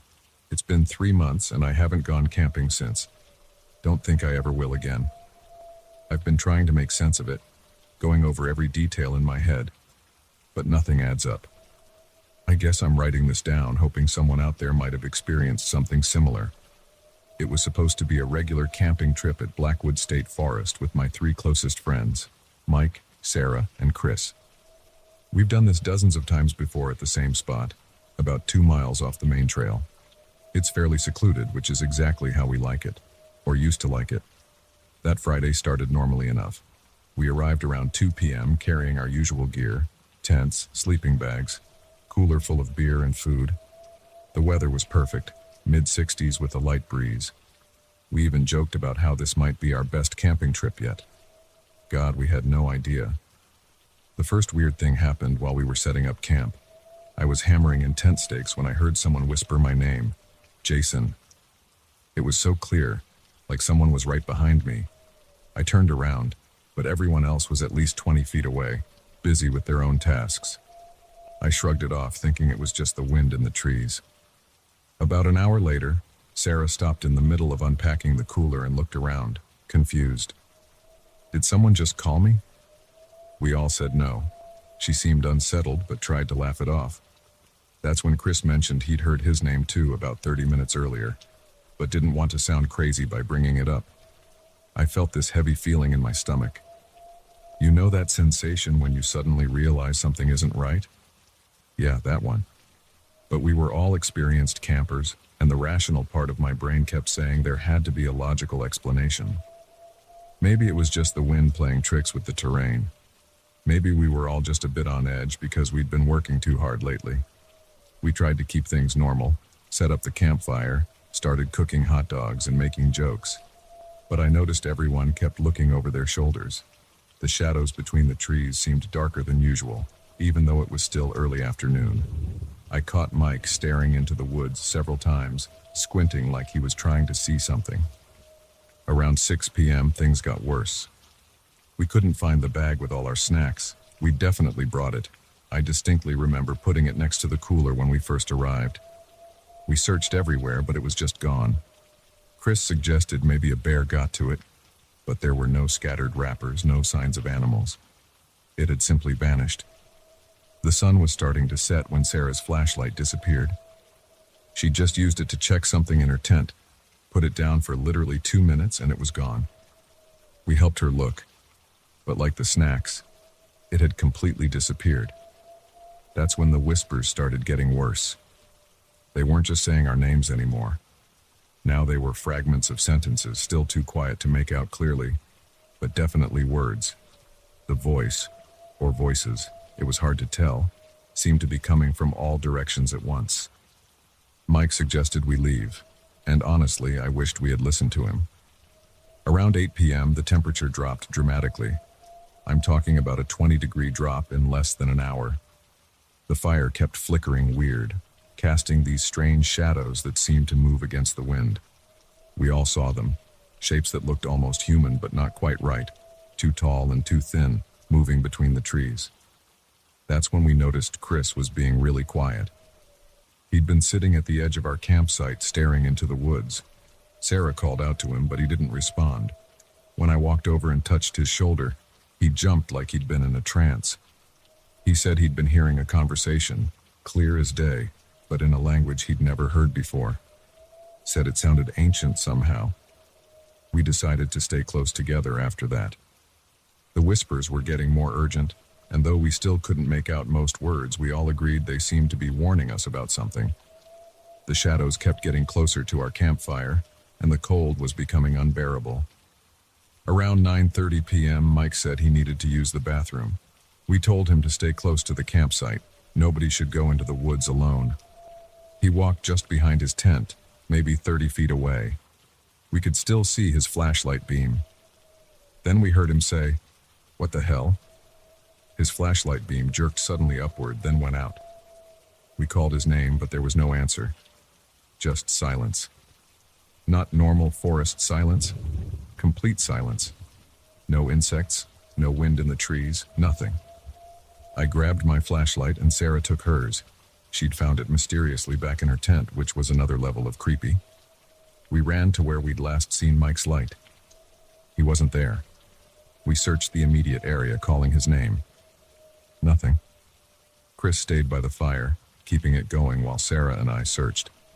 We made sure to stay within sight of the campfire. No way we were going deeper into those woods. We searched for maybe 20 minutes, our flashlight beams cutting through the darkness, revealing nothing but trees and shadows that seemed to move when you looked directly at them. That's when we heard Chris yell. We ran back to the campfire to find him backed up against a tree, pointing at something near Mike's tent. There was a shadow there, but it wasn't normal. It was darker than the surrounding darkness, and it seemed to be standing. Not like a person stands, but like how smoke might form the shape of a person while constantly shifting and changing. The whispers suddenly got loud enough to understand. They were saying, "Leave now," over and over, from every direction. The shadow thing started moving toward us, and the air got so cold it hurt to breathe. We could see our breath even next to the fire. We ran. We didn't even think about it. Pure survival instinct kicked in and we just ran. Didn't stop to grab anything from the tents, didn't try to follow the trail. We just ran toward where we thought the car was parked, our flashlights bouncing wildly in the darkness. I could hear something moving through the woods behind us, but I didn't look back. Sarah was crying as she ran, and Chris was praying under his breath. The whispers followed us, getting more and more frantic, overlapping each other until it was just a wall of noise. Somehow, we made it back to the car. I've never been so happy to see my old Honda in my life. We piled in, and I started driving before the doors were even fully closed. As we sped down the dirt road toward the highway, our headlights caught something in the rearview mirror. A tall, dark figure standing in the middle of the road, but it wasn't casting a shadow despite the bright moonlight. It was like it was made of shadow itself. We drove straight through the night, not stopping until we hit the next town.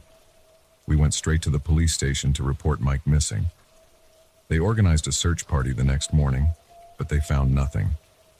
Not just no sign of Mike, nothing. Our entire campsite was gone. No tents, no gear, no signs that anyone had been there at all. The police thought we were crazy or playing a prank. Mike's still missing. The police investigation is ongoing, but they're focusing on the wrong things. Checking his bank accounts, interviewing his ex-girlfriend, looking into his work history. They don't believe us about what really happened. I've been back to that forest 3 times since then in broad daylight with different search groups. The area looks completely different now. The trees seem normal. The temperature is normal. There are no whispers. But sometimes, just for a split second, I'll catch a glimpse of something moving between the trees. Something that looks like a shadow but isn't quite right. I keep wondering why we survived and Mike didn't. Was he specifically targeted? Did he see something we didn't? The whispers seem to be trying to warn us, but warn us about what? And why were our things disappearing throughout the day? Was something trying to strand us there? I haven't told many people this story. It sounds crazy, I know, but I know what we experienced was real. Sometimes late at night, when everything is quiet, I still hear whispers in the wind. And sometimes, just sometimes, I think I can make out what they're saying. They're still trying to warn us about something. I just wish I knew what it was.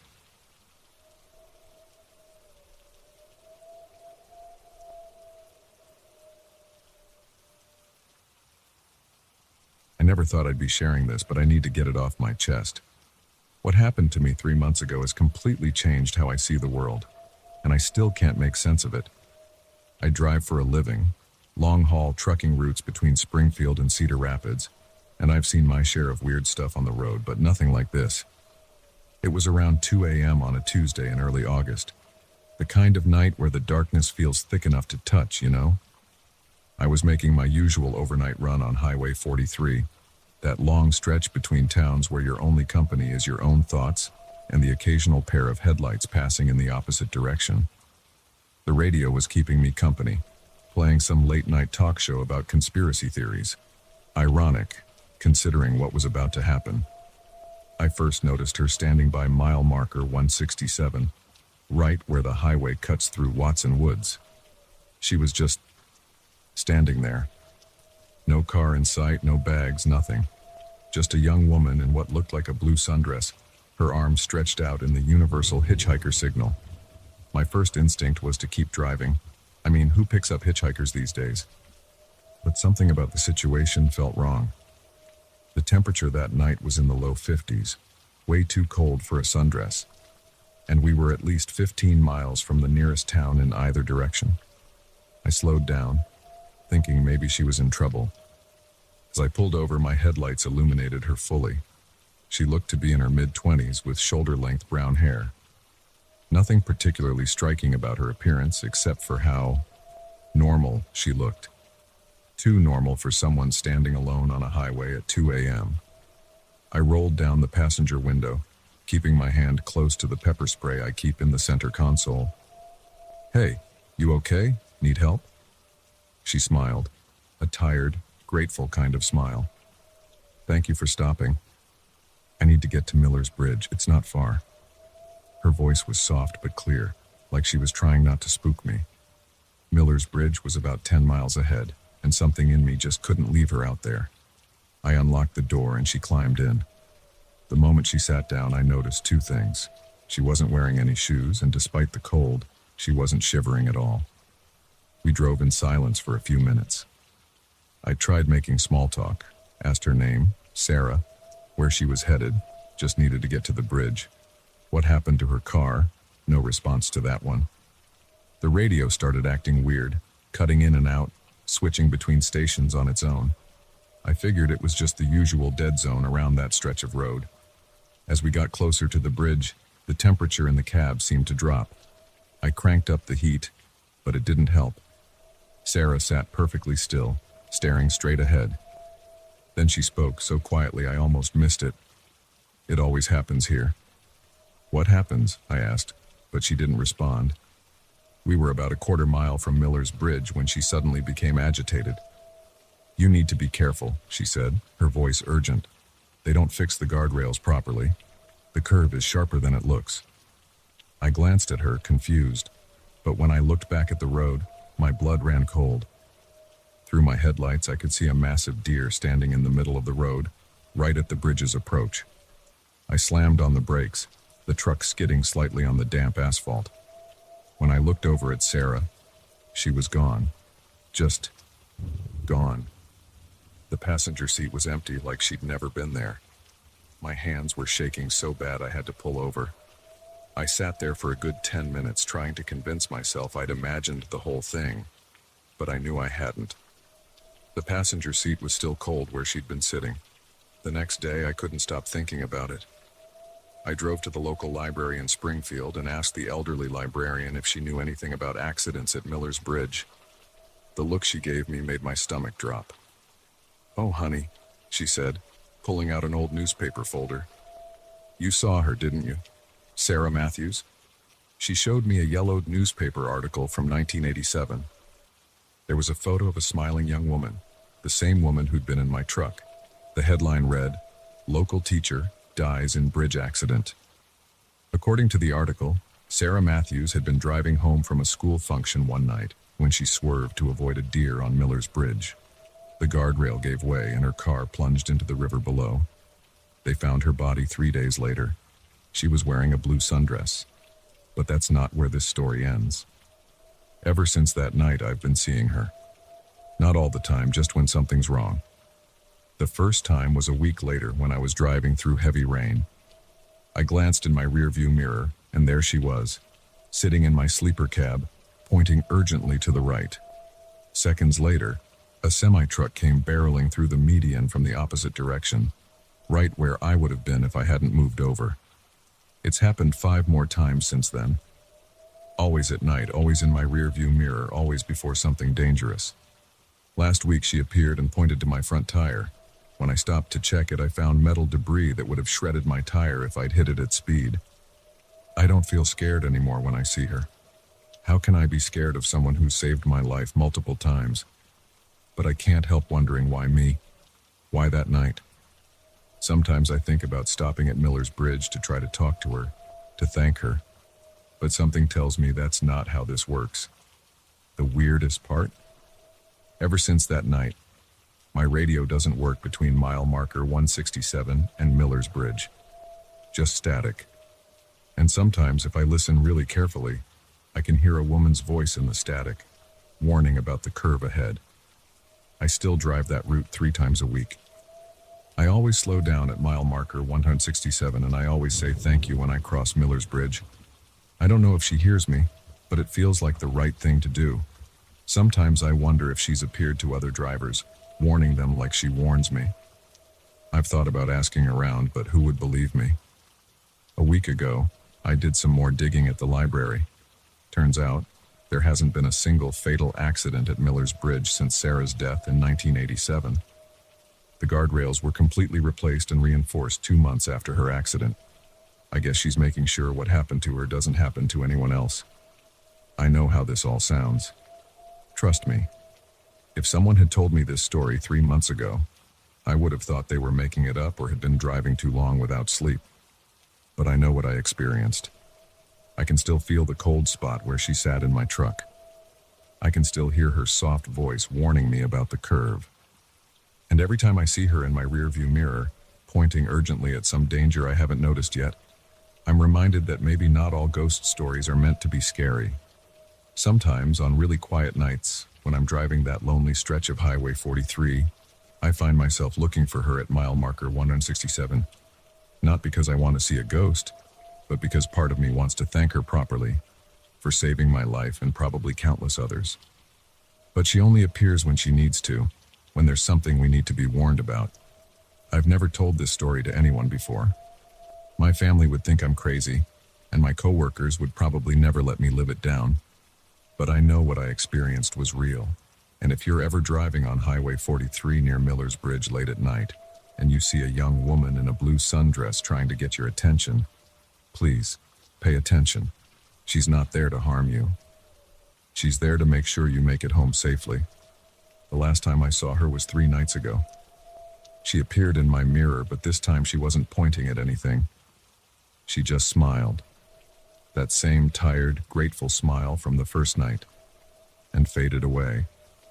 I haven't seen her since, but somehow I know she's still watching over that stretch of road, still keeping drivers safe, still making sure no one else meets the same fate she did. Sometimes I wonder if she'll ever find peace, or if this is her way of finding it, protecting others from what happened to her. Either way, I hope she knows that at least one person is grateful for her presence, that at least one person knows her story and understands what she's trying to do. To Sarah Matthews, the guardian angel of Highway 43, thank you.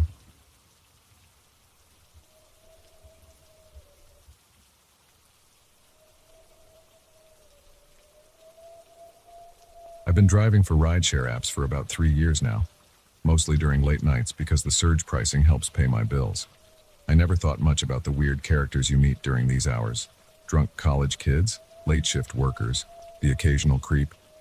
But what happened last month changed everything.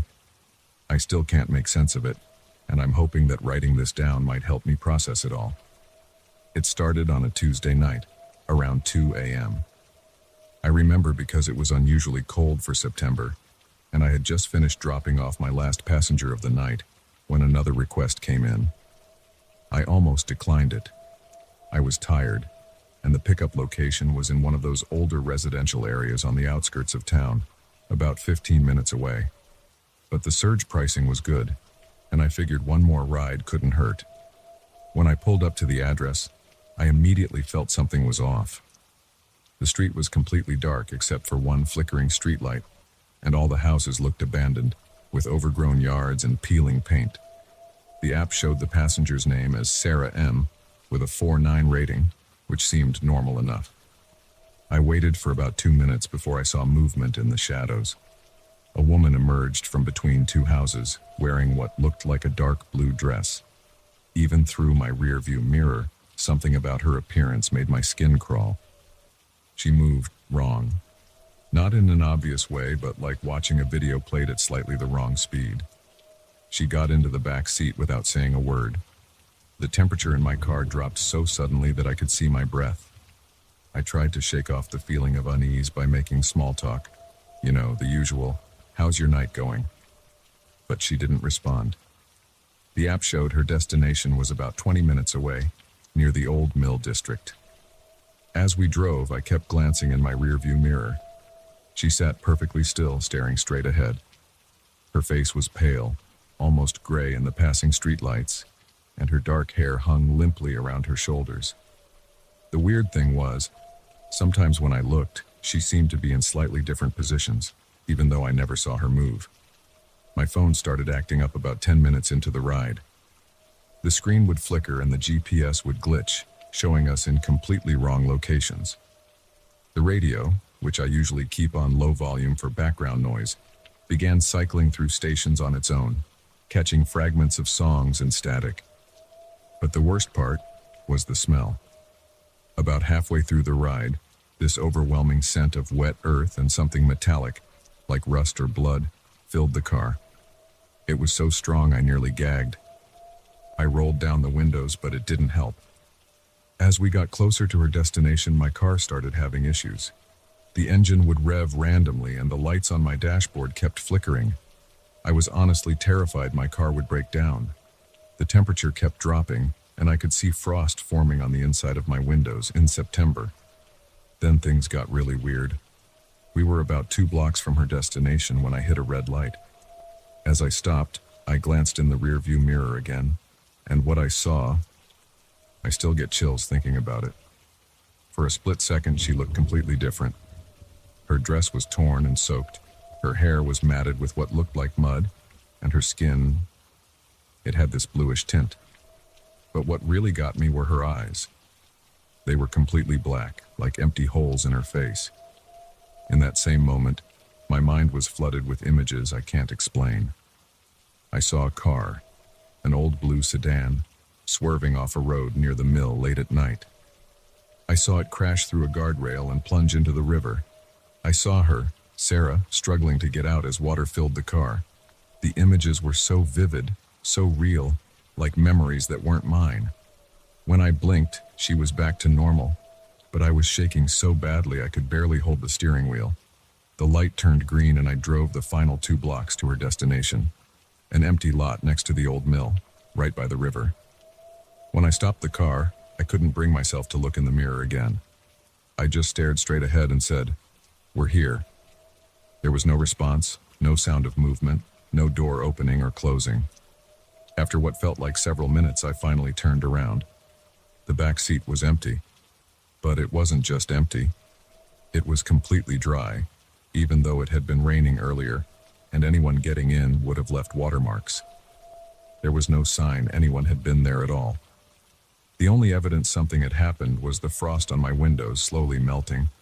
With trembling hands, I checked the app. The ride had been canceled, and there was no record of it in my history. I sat there for a while trying to make sense of what had happened. That's when I remembered hearing about an accident from a few years back. A young woman had driven off the road near the mill late one night. They found her car submerged in the river, but never found her body. I drove home in silence that night, but it wasn't the end. Over the next few weeks, I kept getting ride requests from Sarah M., always around 2 a.m., always from that same dark street. I declined them all. But last night, curiosity got the better of me and I looked up news articles about the accident. I found it, from 5 years ago. There was a picture of the victim, Sarah Mitchell, 27, wearing a dark blue dress in her driver's license photo. The same dress, the same face. I quit driving late nights after that. I still do rideshare, but only during daylight hours now. Sometimes when I'm driving past the mill district, my phone will glitch or my radio will start acting up, and I'll catch that faint smell of wet earth and metal. When that happens, I just keep driving and I definitely don't look in my rearview mirror. The weirdest part? I checked my phone's photos recently, looking for something else, and found a picture I don't remember taking. It's from that night, just a dark, blurry shot of my back seat. But when I zoom in, there's this pale face in the shadows, looking directly at the camera. I deleted it immediately, but sometimes I swear I still see it in my photo gallery, even though I know it's not there anymore. I don't know what to make of all this. I'm not saying I believe in ghosts or anything, but I know what I experienced. Sometimes I wonder if she's still out there, requesting rides, looking for someone else to share her last moments with. If you're driving late at night and get a request from Sarah M., my advice? Just decline it. Some passengers should stay where they are.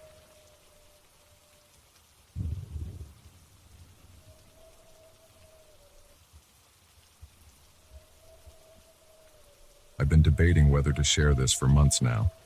Even typing this makes my hands shake. But I need to get this off my chest, and maybe someone out there can help me make sense of what happened that day in Lost Valley. I'm an experienced hiker. Been doing solo treks for over 15 years. Nothing crazy, just weekend trips to clear my head and escape the city noise. That Sunday started like any other hiking day. I packed light, water, protein bars, first aid kit, the usual stuff. The forecast showed clear skies, perfect for exploring a new trail I'd found on an old topographic map.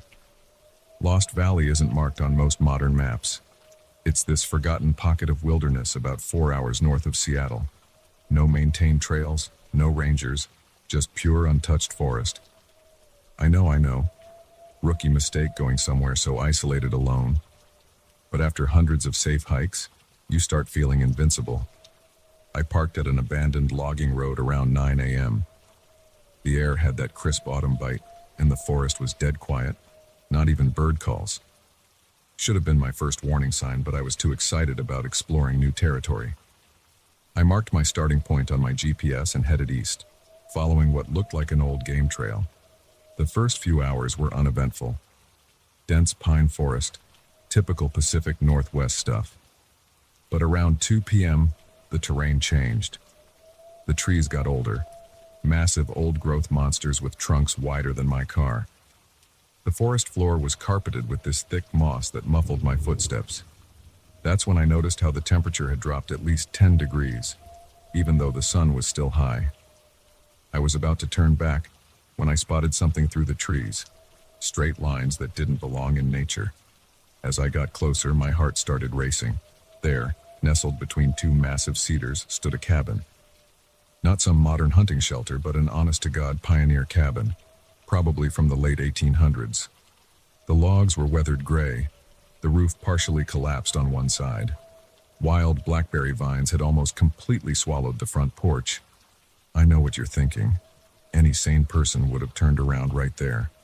But I've always been fascinated by abandoned places, and my camera was practically begging me to document this find. The door was hanging off its hinges, creaking softly in the barely there breeze. The smell hit me first when I stepped inside. This musty, damp odor mixed with something else I couldn't place. My eyes took a while to adjust to the darkness. The cabin was basically one large room with a loft above. There was an old cast iron stove in one corner, rusty pot still sitting on top. A wooden table, one leg broken, lay on its side. What really got me were the personal touches.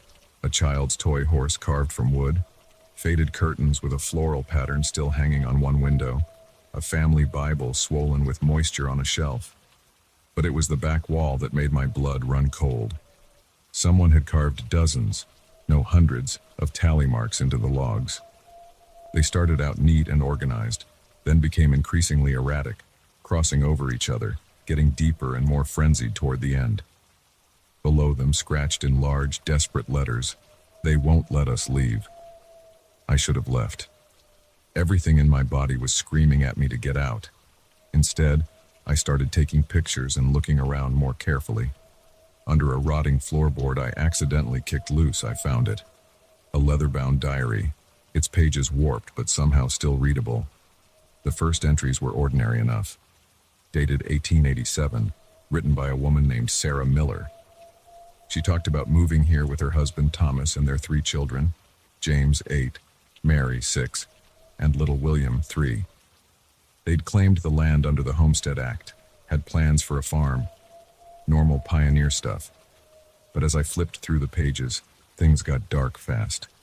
Sarah wrote about the children talking to friends in the woods that she couldn't see, about Thomas becoming convinced they were being watched, about livestock disappearing, only to be found weeks later arranged in bizarre patterns in the forest. The handwriting became increasingly erratic, the entries more disjointed. The last entry chilled me to my core. "They're getting closer. The children laugh and say their friends want to play.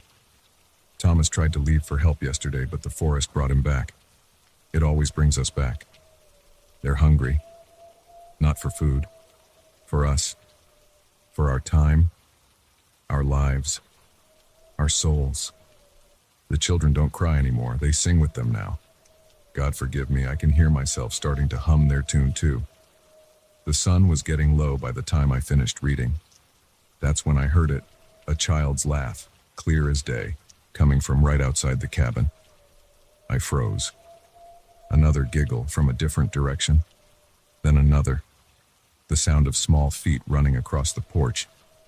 I wish I could say I was brave, but fear had me paralyzed. The temperature plummeted so fast I could see my breath. That's when the singing started. A soft, melodic humming that seemed to come from everywhere and nowhere at once. A tune I'd never heard before, but somehow felt ancient and wrong.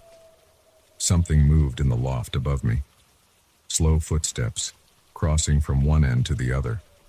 Dust filtered down through the floorboards. I finally managed to turn on my flashlight with shaking hands. The beam caught something moving by the window, a pale face gone in an instant. Small handprints began appearing in the dust on the window glass, forming from the outside in. I ran, left my backpack, the diary, everything. Just bolted out the door into the growing darkness. That's when I saw them, flickering shapes among the trees. A woman in a long dress, her face hidden in shadow. A tall man with an axe, walking stiffly. And the children. God, the children. They flitted between the trees like fireflies, laughing that horrible laugh. Their eyes reflected my flashlight beam like animals. The forest had changed. The trees seemed to have moved closer together, forming walls. Every direction looked the same. My GPS was going haywire, spinning in circles. I swear the ground itself was shifting under my feet, herding me back toward the cabin. The singing got louder, and I realized I was humming along without meaning to. Something touched my shoulder. Cold. So cold it burned through my jacket. I screamed and ran blindly. Branches whipped my face. I tripped over roots that felt like grasping hands. The laughter surrounded me, getting closer. My flashlight caught glimpses of them, always just at the edge of vision. The family trapped in their endless dance of madness, reaching out to welcome me into their circle. I still don't know how I made it back to my car. I just remember running until my lungs were on fire, following the distant sound of a truck on the highway. When I finally broke through the tree line, I was miles from where I'd parked. It was almost dawn. The bruises from my fall lasted weeks. But the tune, that haunting, horrible tune, it won't leave my head. Sometimes I catch myself humming it without realizing. My dreams are filled with children's laughter and that cabin in the woods. The worst part? I've tried to find Lost Valley again. Spent hours searching maps, driving logging roads. It's just gone. Like it never existed. But last night I heard familiar giggles outside my bedroom window. When I looked out, small handprints were forming in the condensation on the glass. They found me, and I think they're still trying to invite me back into their family. Edit. For those asking, no, I never went to the police. What would I even say? And before you ask, I did try to research the Miller family.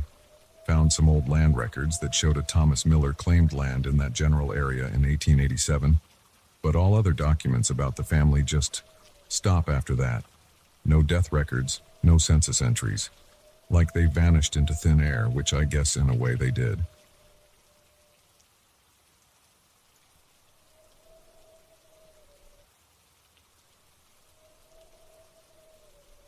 I never thought I'd be sharing this, but I need to get it off my chest. Maybe writing it down will help me make sense of what happened 3 months ago. Even now, I avoid mirrors whenever I can, and my hands are shaking as I type this. It started when I was browsing the Riverside flea market, something I did every other Sunday. I'd just gotten divorced, moved into a small apartment, and was trying to decorate on a budget. That morning was unusually cold for September, and most vendors hadn't even shown up. I remember pulling my jacket tighter as I walked past the usual stalls of rusty tools and weathered furniture. That's when I saw it. An ornate Victorian mirror propped against a card table at Betty's Antiques stall. The brass frame was tarnished but intact, with intricate vine patterns that seemed to curl and twist the longer you looked at them.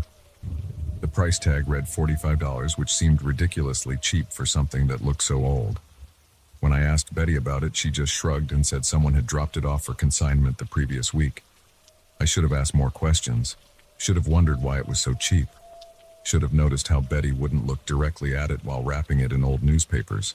But I was too excited about my find. Getting it home was a struggle. The mirror was heavier than it looked, and I nearly dropped it twice going up the stairs to my third-floor apartment. I hung it in my bedroom that afternoon, opposite my bed. The first thing I noticed was how the reflection seemed deeper somehow, like you could step right through it into another room. I chalked it up to superior craftsmanship and went about my day. That night was when things started getting weird. I was getting ready for bed, doing my usual routine, when I noticed something off about my reflection. There was a slight delay, maybe half a second, between my movements and the reflection's response. I blinked hard, thinking I was just tired, but then I saw it again. I raised my right hand, and my reflection raised its hand just a fraction of a second too late.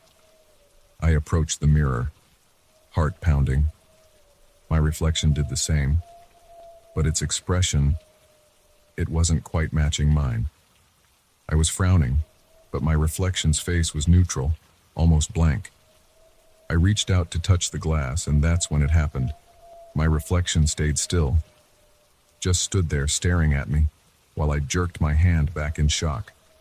I'm not proud to admit it, but I ran out of my bedroom and slept on the couch that night. I told myself I was being ridiculous, that I was stressed and seeing things. The next morning, I forced myself to go back in. Everything seemed normal in the daylight. My reflection behaved exactly as it should. But as I was about to leave for work, I noticed something on the mirror's surface. What looked like tiny scratches forming letters. I leaned in closer and felt my blood run cold. Barely visible, like someone had etched it with a needle, was a name. Margaret Winters. I Googled the name during my lunch break. It took some digging, but I finally found an article from 1892 about a woman named Margaret Winters who had been accused of witchcraft in my town. She wasn't burned or hanged like in Salem. This was much later. But she died under mysterious circumstances while under house arrest. The article mentioned that many of her victims had reportedly disappeared while looking into mirrors. I should have gotten rid of the mirror right then, but something stopped me. It was like the mirror itself was compelling me to keep it, to learn more. That evening, I noticed my reflection had started moving on its own again, but this time it was subtle. When I'd turn away, I'd catch glimpses of it turning its head to watch me. Sometimes it would smile when I wasn't smiling, or its eyes would follow me around the room while my real eyes were focused elsewhere. Then it started showing me things, memories I'd tried to forget. Like the time in college when I'd abandoned my drunk friend at a party because I wanted to hook up with her crush. She'd ended up in the hospital getting her stomach pumped. Or the time I'd spread rumors about my coworker Sarah because she got the promotion I wanted. Or how I'd really caused my parents' divorce by telling my mom about Dad's business trips when I was 12, even though I knew it would destroy our family. The reflection would show these scenes playing out behind me in the mirror, like movies of my worst moments. But they weren't quite accurate. They were darker, twisted versions where I seemed more malicious, more calculated. In the mirror, I wasn't just a selfish college student. I was someone who had deliberately tried to harm my friend. I wasn't just a jealous coworker. I was a calculating saboteur. I started losing track of time staring into the mirror. Hours would pass while I watched these warped memories play out. I'd find myself standing there at 3 a.m., unable to remember when I'd gotten up to look. My reflection would just smile, like it knew something I didn't. Things got worse when my reflection started suggesting things. Not with words, but with actions. It would pantomime calling my ex-husband, then show me visions of how I could ruin his new relationship. It would mime writing emails to my boss, showing me how easy it would be to frame my colleagues for mistakes. Each time I refused, my reflection would get angrier, its movements more jerky and unnatural. I tried covering the mirror with a sheet, but every morning I'd find it uncovered with no memory of removing it myself. I tried not looking at it, but I'd find myself drawn back, like a moth to flame. My reflection started looking less and less like me, gaunt, with dark circles under its eyes and a twisted smile that never quite reached them. One night, about 2 weeks after buying the mirror, I woke up at exactly 3:33 a.m. The room was ice cold, and I could see my breath in the air. My reflection was awake too, but it wasn't lying in bed. It was standing right up against the glass, pressing its hands against it from the other side.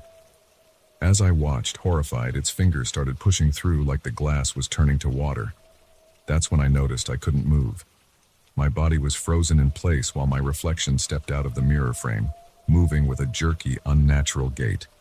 It looked almost exactly like me, but wrong in subtle ways. Its joints bent slightly differently, its smile was too wide, its eyes were just slightly too far apart.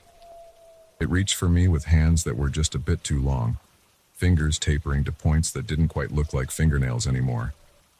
I tried to scream but couldn't make a sound.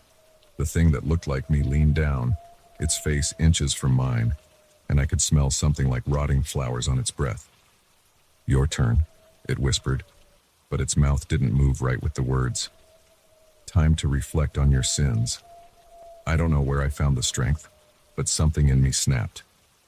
Maybe it was survival instinct, maybe it was rage at this thing trying to steal my life, but I managed to break free of whatever was holding me.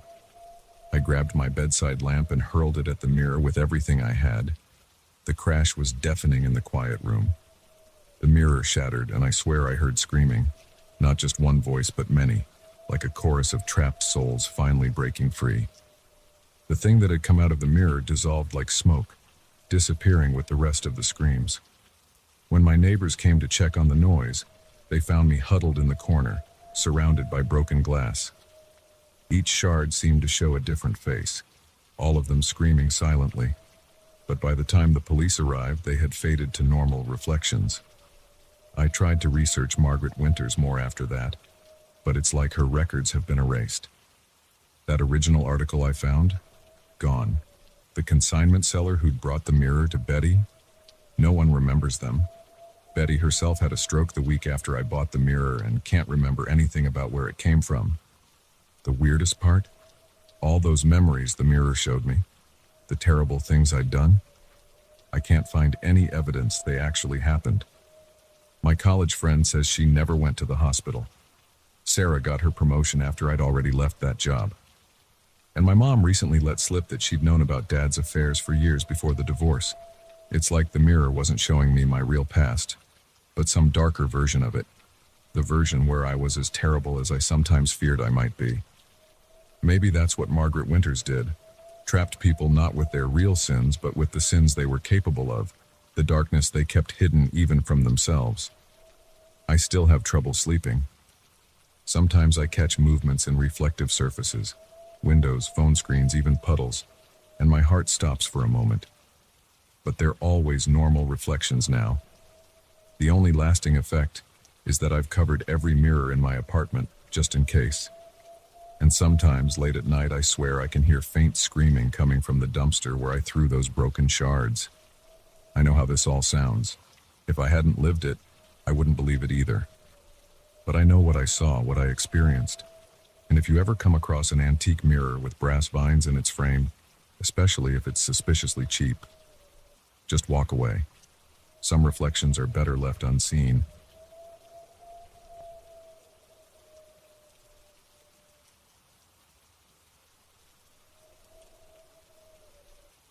I've always loved thrifting. There's something magical about finding hidden treasures among other people's discarded belongings. But after what happened to me last month, I haven't set foot in a single thrift store. I can't. My hands start shaking just thinking about it. It started innocently enough. I was browsing through my usual spots downtown on a lazy Sunday afternoon, killing time before meeting friends for dinner. The store was pretty quiet. Just me, a couple of other shoppers, and the elderly cashier who always wore those thick-rimmed glasses that made her eyes look huge. I was digging through the jewelry display case when I saw it. The necklace wasn't particularly flashy, just a delicate silver chain with a small oval pendant made of deep blue stone. Something about it caught my eye, though. The stone seemed to shift colors slightly as the fluorescent lights hit it, going from deep midnight blue to an almost purple hue. When I asked to see it closer, the price tag read only $12.99. A steal, really, for something that looked vintage and well-crafted. The cashier's hands trembled slightly as she unlocked the case. I remember thinking it was just her age showing. Now I wonder if she knew something. She barely made eye contact as she rang me up, which wasn't like her at all.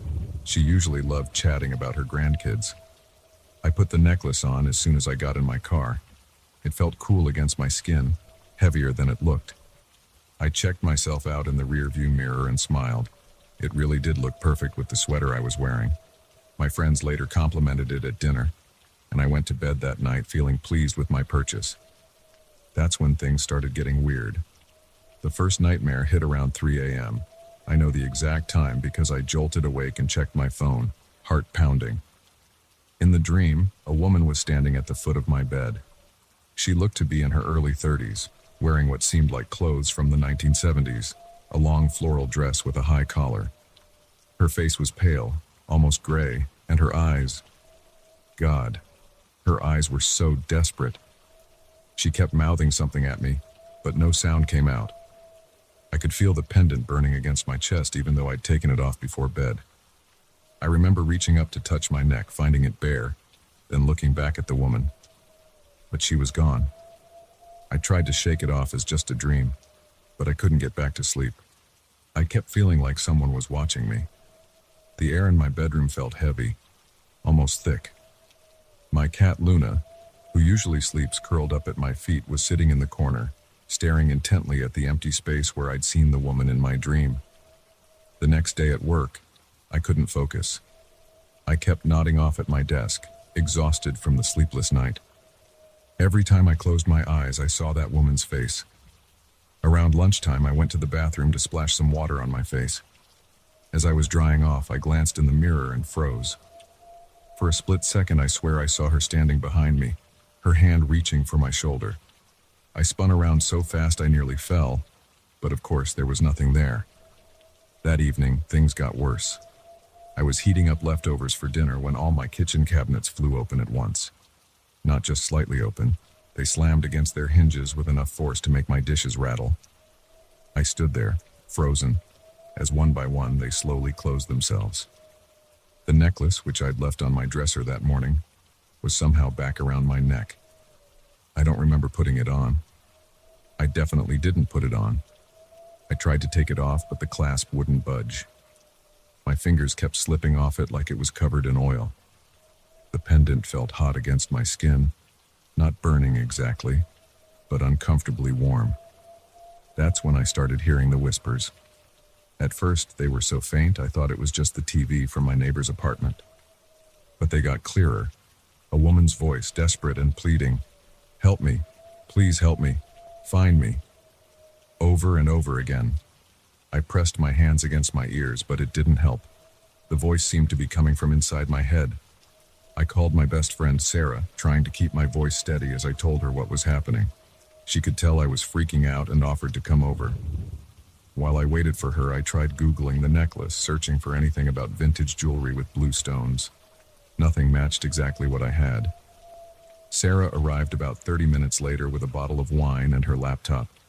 She's always been the rational one, the problem solver.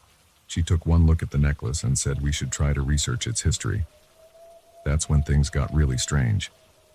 As soon as she opened her laptop, it started glitching. The screen kept flickering between normal and this weird static pattern. Then it shut off completely. She tried turning it back on, but nothing happened. Her phone died next, then mine. Both were fully charged minutes before. The temperature in my apartment dropped so suddenly we could see our breath. The whispers got louder, more urgent. Sarah heard them too. I could tell by the way her face went pale. The voice was clearer now. "Cemetery. Oak Grove Cemetery. Please." We looked at each other, both knowing what we had to do. It was almost 10 p.m., but we got in Sarah's car and drove to Oak Grove Cemetery, about 20 minutes outside town. The whole drive, the voice kept getting louder, more insistent. The pendant was practically burning now. The cemetery gates were locked, obviously. We probably should have waited until morning, but something told me we couldn't wait. Sarah helped me climb over the fence. Thank God it wasn't very high. As soon as my feet hit the ground on the other side, I felt it. Like something was pulling me, guiding me through the dark rows of headstones. We used our phones as flashlights, following this feeling. I can't explain it better than that. It was like the necklace was tugging me in a specific direction. We walked for what felt like hours, but was probably only about 20 minutes. Finally, we found it. A simple headstone, partially covered in moss. Sarah helped me clear it off, and there it was. Margaret Louise Cooper, 1946-1978. Beloved daughter and sister. The dates matched the style of the woman's dress from my dream. As soon as we uncovered the name, the whispering stopped. The pendant grew ice cold. The clasp that had been stuck suddenly came loose on its own. I knew what I had to do. I took off the necklace and buried it there, right in front of her headstone. The relief was immediate. The heavy feeling that had been following me around lifted. The air felt normal again. Sarah and I got out of there as fast as we could. The next day, I went back to the thrift store, determined to ask about where the necklace had come from. The elderly cashier was there. When I started asking questions, she finally told me the truth. The necklace had been brought in with a box of donations from an estate sale. Margaret Cooper's family home had finally been sold after being empty for decades. I looked up Margaret Cooper when I got home. It took some digging through old newspaper archives, but I found it. She had disappeared in 1978, last seen leaving work one evening. Her body was found 3 weeks later in a wooded area outside town. The case was never solved. The article mentioned she had been wearing her favorite necklace when she disappeared, a silver chain with a blue stone pendant, but it wasn't found with her body. I think she just wanted to be whole again, to have her necklace returned to her. Since that night, the nightmares have stopped. No more whispers, no more strange occurrences. But sometimes when I'm falling asleep, I swear I can feel a gentle touch on my shoulder, like someone giving me a grateful pat. And you know what? It doesn't feel scary anymore. I still have so many questions. Did Margaret reach out to others before me? How many people owned that necklace over the years? Did they experience the same things? I'll never know. But I do know one thing. I'm never buying secondhand jewelry again. Some things are better left undisturbed. I haven't told many people this story. Who would believe it? But sometimes I drive by Oak Grove Cemetery, and I swear I can see someone standing by Margaret's grave, a woman in a long floral dress, finally at peace.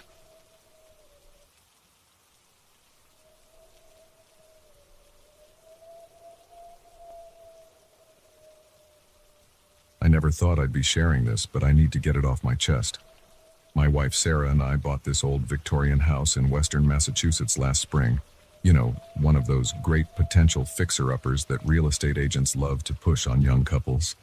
The price was surprisingly good for the area, and we were excited about having our first real project together. We're both pretty handy. I work in construction and Sarah's an interior designer, so we figured we could handle whatever renovations came our way. God, we were so naive. The previous owners had died years ago, and their kids just wanted to get rid of the place quickly. Should have been our first red flag, but we were too caught up in the excitement of buying our first house. It was built in 1887, and despite being neglected for years, the bones were solid. High ceilings, original hardwood floors, those gorgeous bay windows, exactly what we'd dreamed of. The first few weeks were normal enough. We started with basic repairs, fixing leaky pipes, updating the electrical, that sort of thing. Sarah was already planning color schemes and furniture placement. Everything changed the day I noticed something odd about the living room floor. I was replacing some damaged floorboards when I realized the measurements weren't adding up. The exterior dimensions of the house didn't match the interior layout. There was about a 15-foot discrepancy. I know houses this old often have weird quirks, but this was different.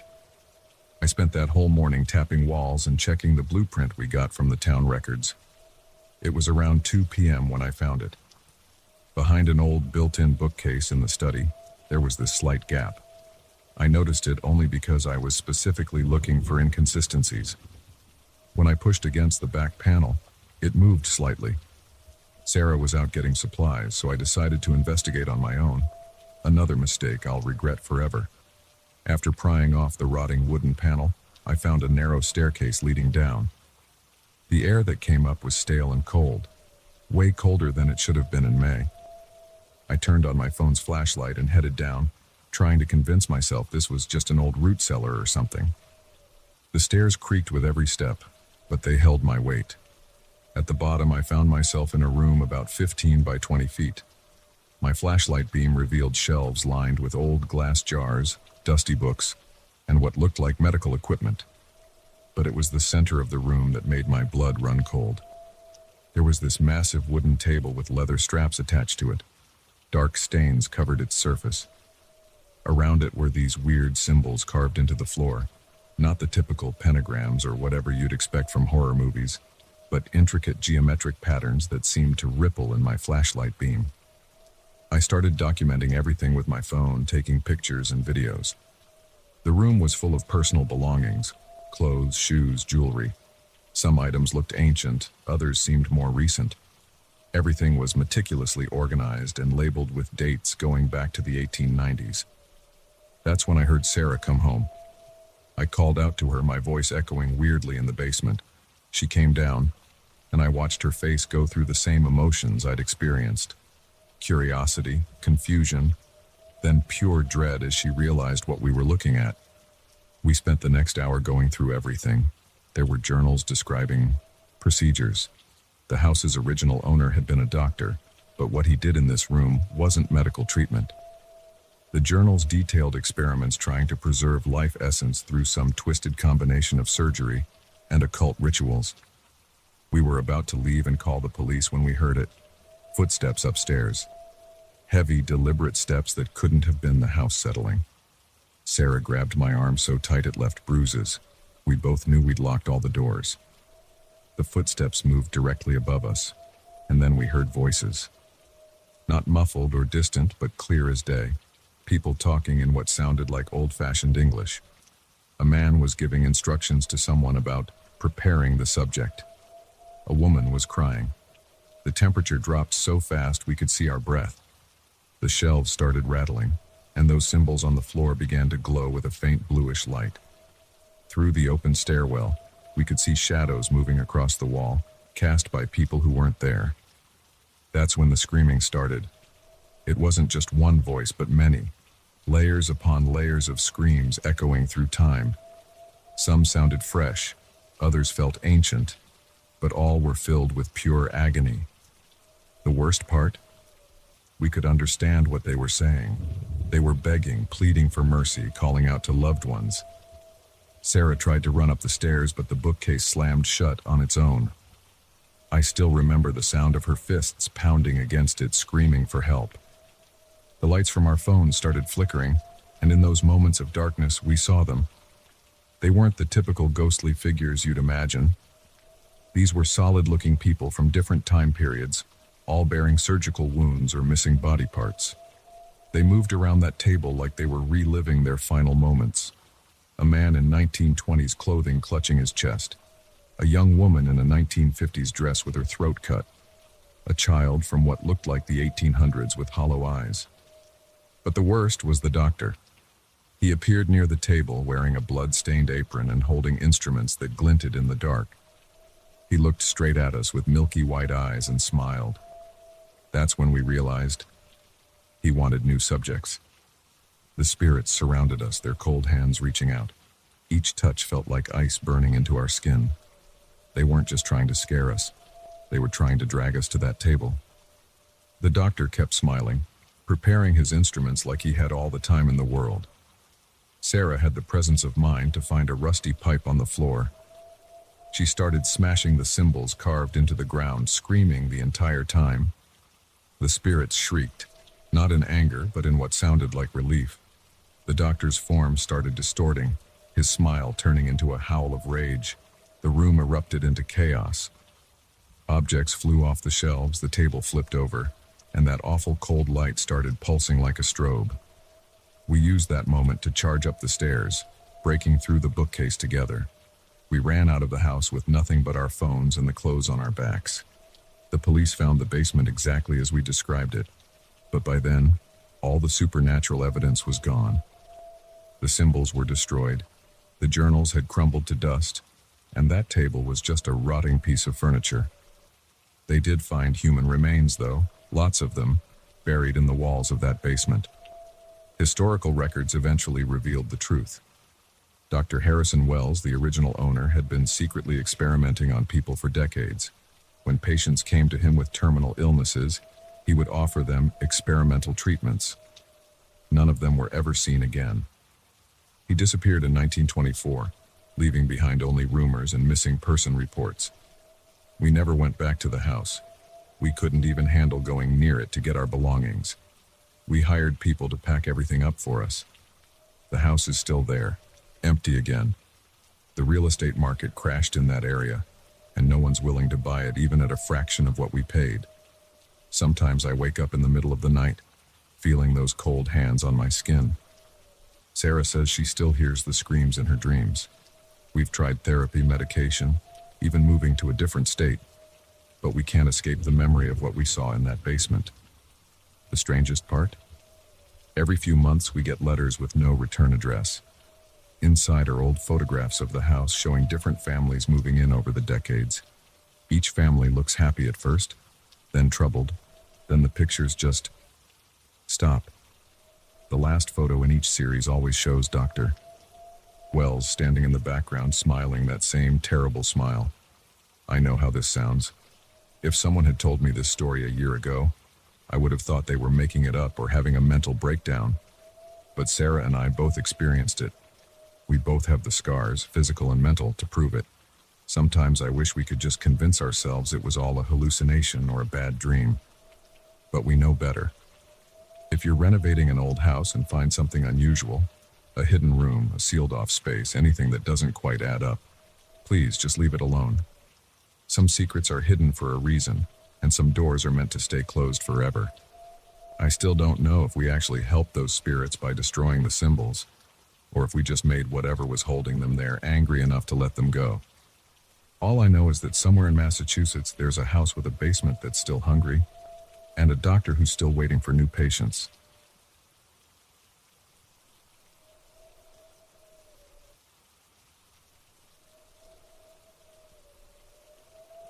I've been struggling with whether to share this for months now. Every time I try to write it down, my hands start shaking and I have to stop. But I need to get this out. Maybe someone else has experienced something similar or can help me make sense of what happened that night. I still wake up in cold sweats thinking about it. This happened last September when my girlfriend Sarah and I were driving back from visiting her parents in Montana. We'd been on the road for about 14 hours taking turns driving, and it was getting close to midnight. We were somewhere in eastern Nevada, on one of those endless stretches of highway where you don't see another car for hours, the kind where the darkness feels thick enough to touch. I was exhausted, having taken the last driving shift, and Sarah had dozed off in the passenger seat. We hadn't eaten anything substantial since lunch, just some gas station snacks. My stomach was growling, and I was starting to get that foggy-headed feeling you get when you've been driving too long. I knew we needed to stop soon, both for food and to stay safe on the road. That's when I saw it, a faint neon sign flickering in the distance. As we got closer, I could make out the words "Last Stop Diner" in red neon, with a smaller 24/7 sign underneath. The building was this old-style chrome diner, the kind you see in postcards from the 1950s. There were 2 cars in the parking lot, which seemed promising. At least it was open and had some customers. I gently shook Sarah awake. "Hey, want to grab something to eat?" She blinked sleepily and nodded, stretching in her seat. I pulled into the gravel parking lot, the headlights illuminating the chrome exterior of the diner. Something felt off about the place, but I chalked it up to road fatigue and hunger. The first thing that struck me when we walked in was how quiet it was. Despite the cars outside, there wasn't another customer in sight. The fluorescent lights buzzed overhead, creating an odd greenish tint that made everything look slightly sickly. The vinyl booths were cracked in places, and the chrome trim along the counter was dulled with age. A bell chimed when we opened the door, but nobody came to greet us. Sarah grabbed my hand, something she rarely does unless she's nervous. "Maybe we should try somewhere else," she whispered. But the next town was at least 50 miles away according to the GPS, and I was really starting to feel the effects of the long drive. "Let's just grab something quick," I said, leading her to a booth near the door. The vinyl seats made that distinctive squeaking sound as we sat down. That's when I noticed something strange about the other side of the diner. It seemed to fade into darkness, like the fluorescent lights couldn't quite reach that far. I couldn't make out what was in the shadows, but I had this overwhelming feeling that I shouldn't try to look too hard. After what felt like several minutes of uncomfortable silence, we heard shuffling footsteps from the kitchen area. An elderly waitress emerged, wearing a pale blue uniform that looked like it was from another era. Her name tag read Betty, but it was so faded I could barely make it out. Her smile was wrong somehow. Too wide, too many teeth, like someone had described a smile to her, but she'd never actually seen one. "Welcome to the last stop," she said in a voice that sounded like sandpaper on rust. "We don't get many visitors this late." Her pen hovered over her notepad, but I noticed she wasn't actually holding anything to write with. Sarah kicked my foot under the table, her signal that something wasn't right. But we were already here, and I was trying to be logical about the whole thing. It was just a weird old diner with a weird old waitress. Nothing supernatural about that. The menus she placed in front of us were sticky and yellowed with age. The prices looked like they were from decades ago. $2, $50 for a burger and fries, 75 cents for a slice of pie. Sarah just ordered coffee, but I was starving and asked for a burger with everything. While we waited, I started noticing more details that made my skin crawl. The clock on the wall was moving backward. Slowly, but I was certain of it. The few other plates and cups I could see on the counter looked like they had a layer of dust on them. And the air, it smelled wrong. Not like grease and coffee like you'd expect in a diner, but like old books and something metallic. That's when we started hearing the whispers from the kitchen. At first, it was just murmuring. Could have been normal kitchen talk. But then we caught fragments that made my blood run cold. Fresh ones. Young, perfect. Been so long. Haven't had a couple in ages. Sarah grabbed my arm, her nails digging in. "We need to leave. Now." I nodded, already reaching for my wallet to throw some cash on the table. But when we stood up, Betty was there, that terrible smile still plastered on her face. "Leaving so soon? But your food is almost ready. We made it special for you." I mumbled something about having to get back on the road, and we walked quickly to the door. The handle wouldn't turn. I pulled harder, then pushed, but it was like trying to move a solid wall. Sarah tried the other door. Same thing. That's when the lights started flickering, and I swear the diner got bigger. The shadows from the far end started creeping closer, and I could hear something moving in them. Multiple somethings. The whispers from the kitchen got louder, and now they were coming from all around us. Betty's smile grew even wider, impossibly wide now, and her uniform started to look less solid, more like a memory of clothing. "Nobody ever leaves the last stop," she said, her voice now sounding like multiple voices speaking in unison. "That's why they call it the last stop." The shadows were almost to our booth now, and I could see shapes in them, twisted, wrong shapes that hurt my eyes to look at. Sarah screamed, and I turned to see what looked like hands, but not human hands, reaching for her from the darkness. I don't remember exactly what happened next. I know I grabbed a napkin dispenser and threw it through the nearest window. The glass shattered with a sound that seemed to make the whole diner shriek. I grabbed Sarah's hand and practically dove through the broken window, not caring about the glass cutting into my arms. We ran to the car, and I've never started an engine so fast in my life. As we peeled out of the parking lot, I looked in the rearview mirror. The diner was different. The chrome was black now, and the neon signs were glowing with a light that made my eyes water. And in every window there were faces, dozens of faces pressed against the glass, their mouths open in silent screams. We drove for 3 hours straight after that, not stopping until we hit the next major city. We didn't talk about it until the next day, and even then we could barely put it into words. Sarah had bruises on her arm where the shadow hands had grabbed her, and I had cuts from the window glass, so we knew it wasn't just road fatigue making us hallucinate. Here's the thing that still haunts me. A week later, I tried to find the diner on Google Maps, retracing our route. There was nothing there, just empty desert for miles.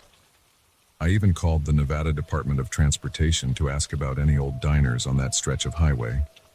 According to their records, there's never been any building at that location.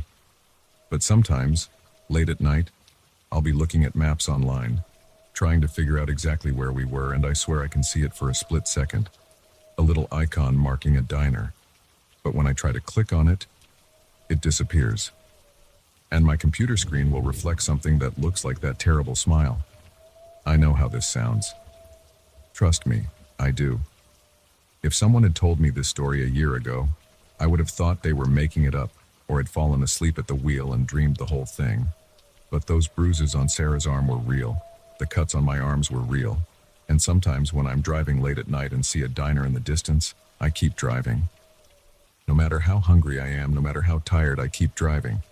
Because I know now some stops really are your last stop.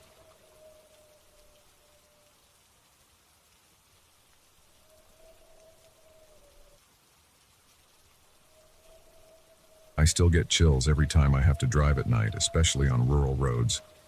What happened to me 6 months ago completely changed how I feel about darkness and being alone in my car.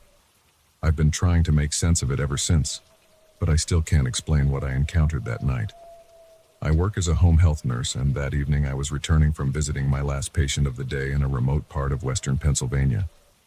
It was around 11:30 p.m., and I was taking Route 66 through Butler County, one of those winding back roads surrounded by dense forest and farmland. My GPS had decided to take me on this shortcut instead of the main highway, and like an idiot, I just went with it. The road was completely deserted. No streetlights, just my headlights cutting through the darkness and occasional reflective signs warning of deer crossings.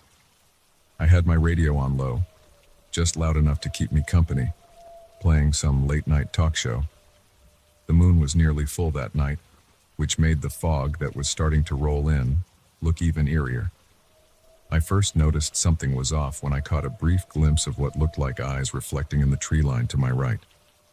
You know how animal eyes catch light and shine? These were like that, but wrong somehow. They were too high up to be a deer and too far apart. I'm used to seeing wildlife on these roads, but this made the hair on the back of my neck stand up. I slowed down a bit, thinking maybe it was just my tired mind playing tricks on me. But then I saw them again, keeping pace with my car through the trees. That's when I realized whatever it was had to be moving pretty fast to keep up with me, even at my reduced speed of about 45 mph. My hands were starting to sweat on the steering wheel. I'm not usually the jumpy type. You can't be when you work in healthcare. I've dealt with all sorts of situations, but something about those eyes triggered a primal fear in me. They were this sickly, yellowish-green color, and they seemed to be watching me with intelligence. Against my better judgment, I pulled over to the side of the road. I know. Classic horror movie mistake.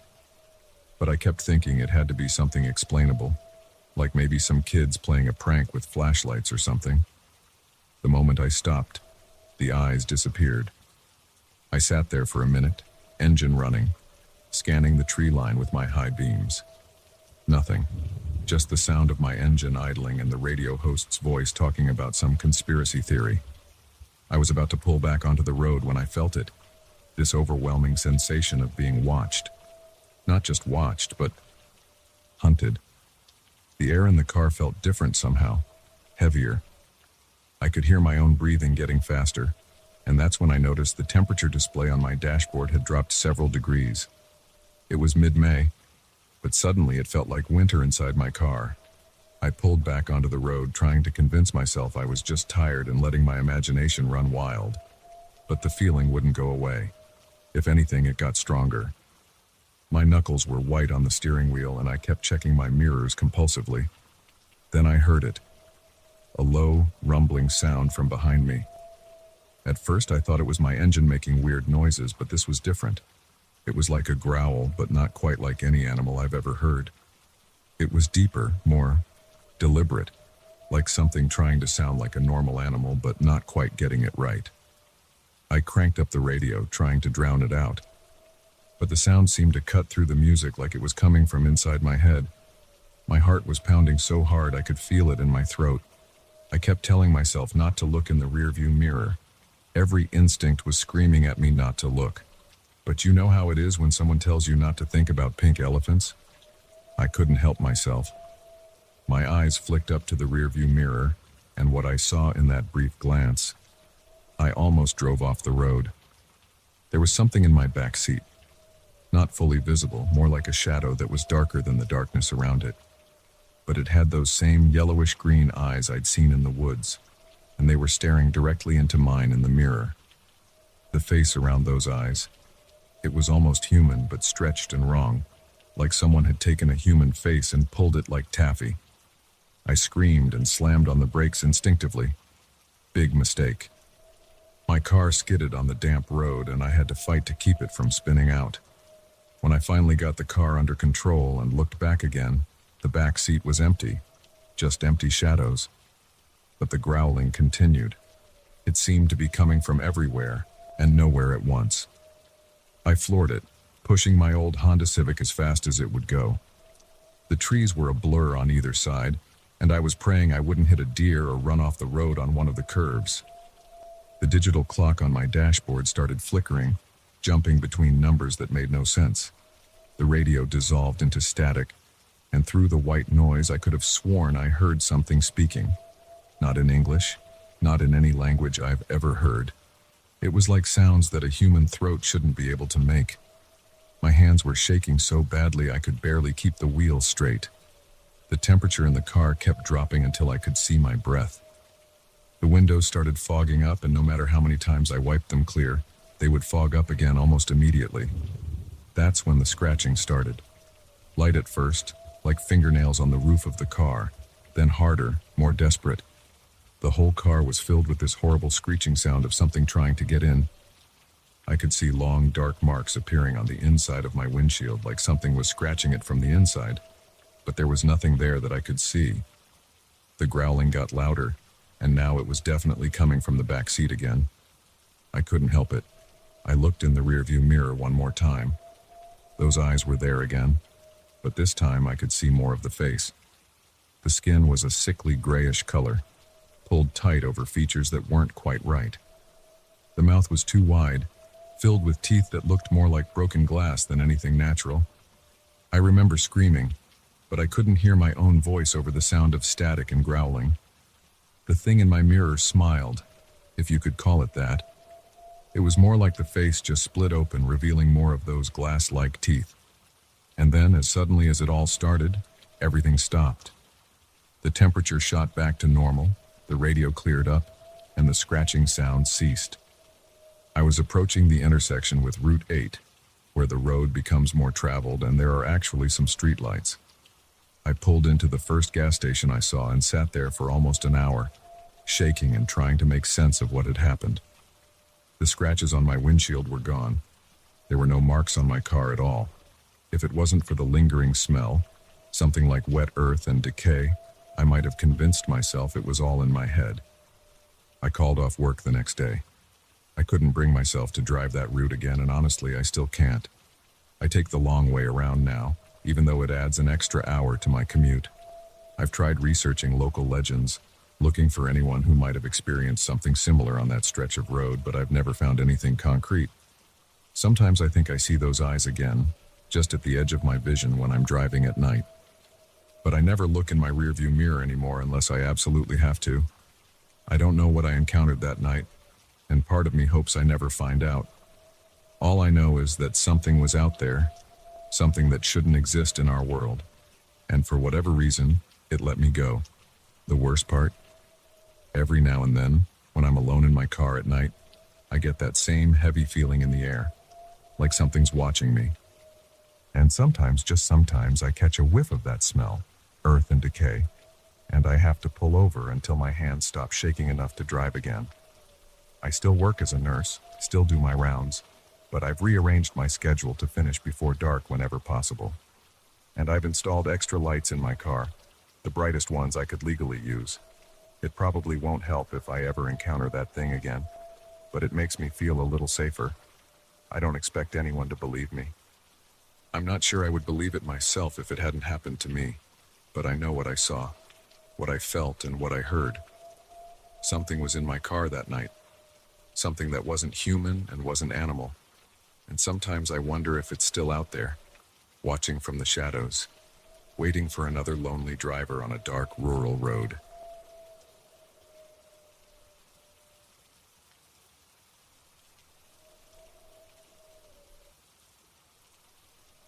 I never thought I'd share this story, but I need to get it off my chest. My hands are shaking even as I type this, and sometimes I still wake up in cold sweats thinking about what happened last summer. We just moved to Millbrook, a quiet suburb in Connecticut, after I got a job promotion. It seemed perfect. Good schools, safe neighborhoods, and plenty of other families with kids. Our daughter Emma was 6 at the time, and the move had been hard on her.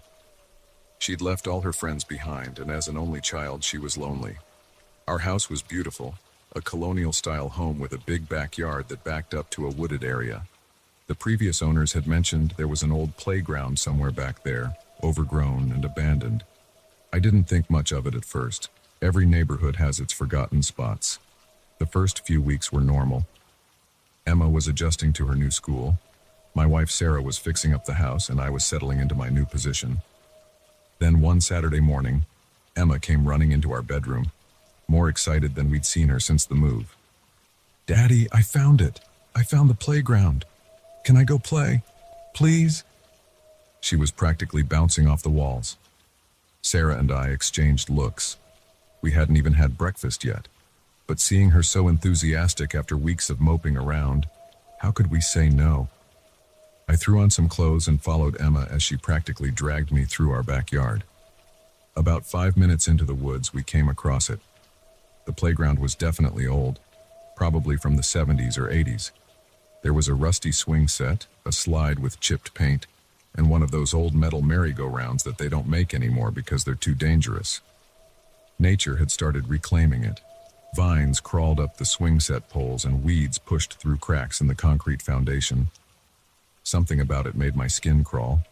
Maybe it was how the metal creaked in the wind, or how the morning fog seemed to hang extra thick around the equipment. But Emma was already running toward the swings. "Be careful, honey. Those might not be safe," I called out, testing one of the swing chains. They seemed sturdy enough, despite the rust. Emma hopped on and started pumping her legs. "Higher, Daddy, push me higher," she squealed.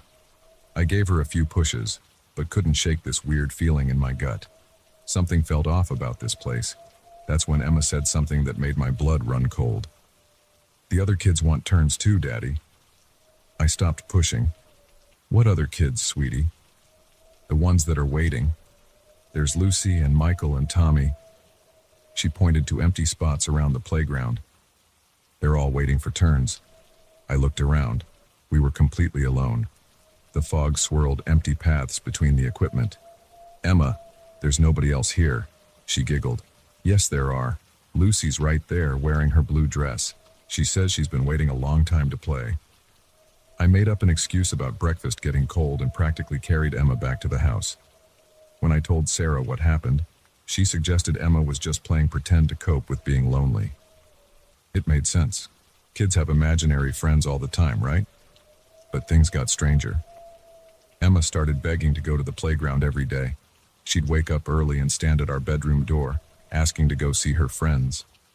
Sometimes we'd hear her talking to herself in her room at night, and when we'd check on her, she'd be sitting up in bed having full conversations with thin air. "Lucy says she misses her mommy," she told us one morning at breakfast. "She says she's been at the playground for a very long time." That's when I started digging into the neighborhood's history. I found old newspaper articles from the local library's archives. In 1983, 3 children had gone missing within months of each other. Lucy Chen, age 7, Michael Torres, age 8, Tommy Walsh, age 6. The only connection? They'd all last been seen playing at that playground. The cases went cold. The playground was officially closed, but the equipment was never removed. Parents warned their kids to stay away, and eventually nature started taking over. People moved away, new families moved in, and the missing children became urban legends, until my daughter started talking to them. One night, I woke up to Emma's voice coming through the baby monitor we still kept in her room. But something was wrong. She sounded different, almost mechanical. "They want me to come play. They say it's more fun on their side." I ran to her room. She was standing by her window, staring out toward the woods. When she turned around, her eyes looked wrong. Empty. "Lucy says I can stay forever if I go now." I grabbed her and held her tight, my heart pounding. She struggled against me, trying to get to the window. Then from somewhere in the woods, I heard children laughing. It wasn't the happy sound of kids playing. It was hollow, echoing, wrong. And underneath it, I swear I heard the creaking of swing chains. Sarah and I took turns staying up with Emma that night. By morning, she seemed normal again, but had no memory of what happened. We tried keeping her away from the playground, but she became obsessed. She'd throw terrible tantrums if we didn't let her go. She stopped eating, stopped sleeping. Dark circles formed under her eyes. "They'll be sad if I don't play with them," she'd cry. "They're so lonely." Then came the night that still haunts my nightmares. Around 3 a.m., Sarah shook me awake. Emma's bed was empty. Her window was open, cold air streaming in. We ran into the woods with flashlights, calling her name. The playground looked different in the darkness. Shadows seemed to move between the equipment. The swing chains clinked together, though there was no wind. We found Emma sitting on top of the slide. Around her, I swear I saw them, transparent shapes of children flickering like old film footage. They were holding hands in a circle around the slide, heads tilted at unnatural angles.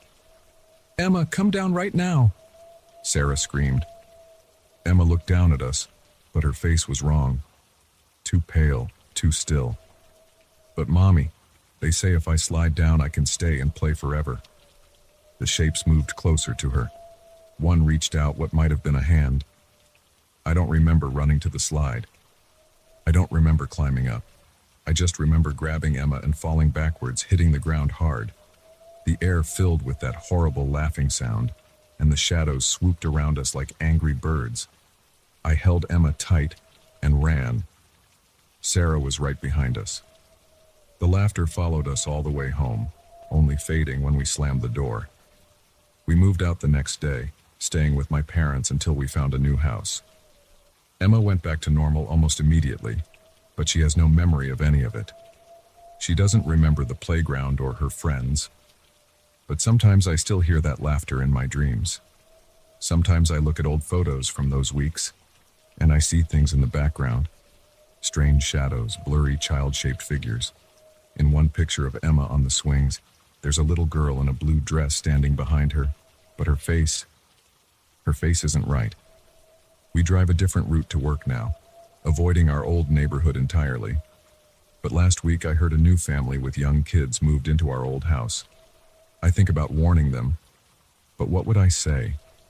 How could I explain?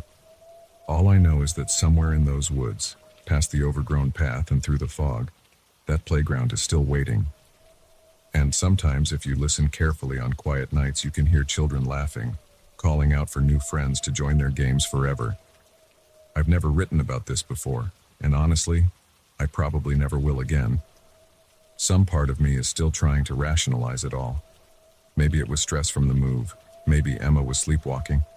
Maybe I was working too hard and imagining things. But deep down, I know what I saw. I know what almost happened to my daughter. So if you've recently moved to a new house and your kids start talking about making friends at an old playground, don't ignore it. Don't write it off as imagination. And whatever you do, don't let them play there after dark. Because sometimes when children disappear, they don't really leave. They just keep playing, waiting for someone new to join their games.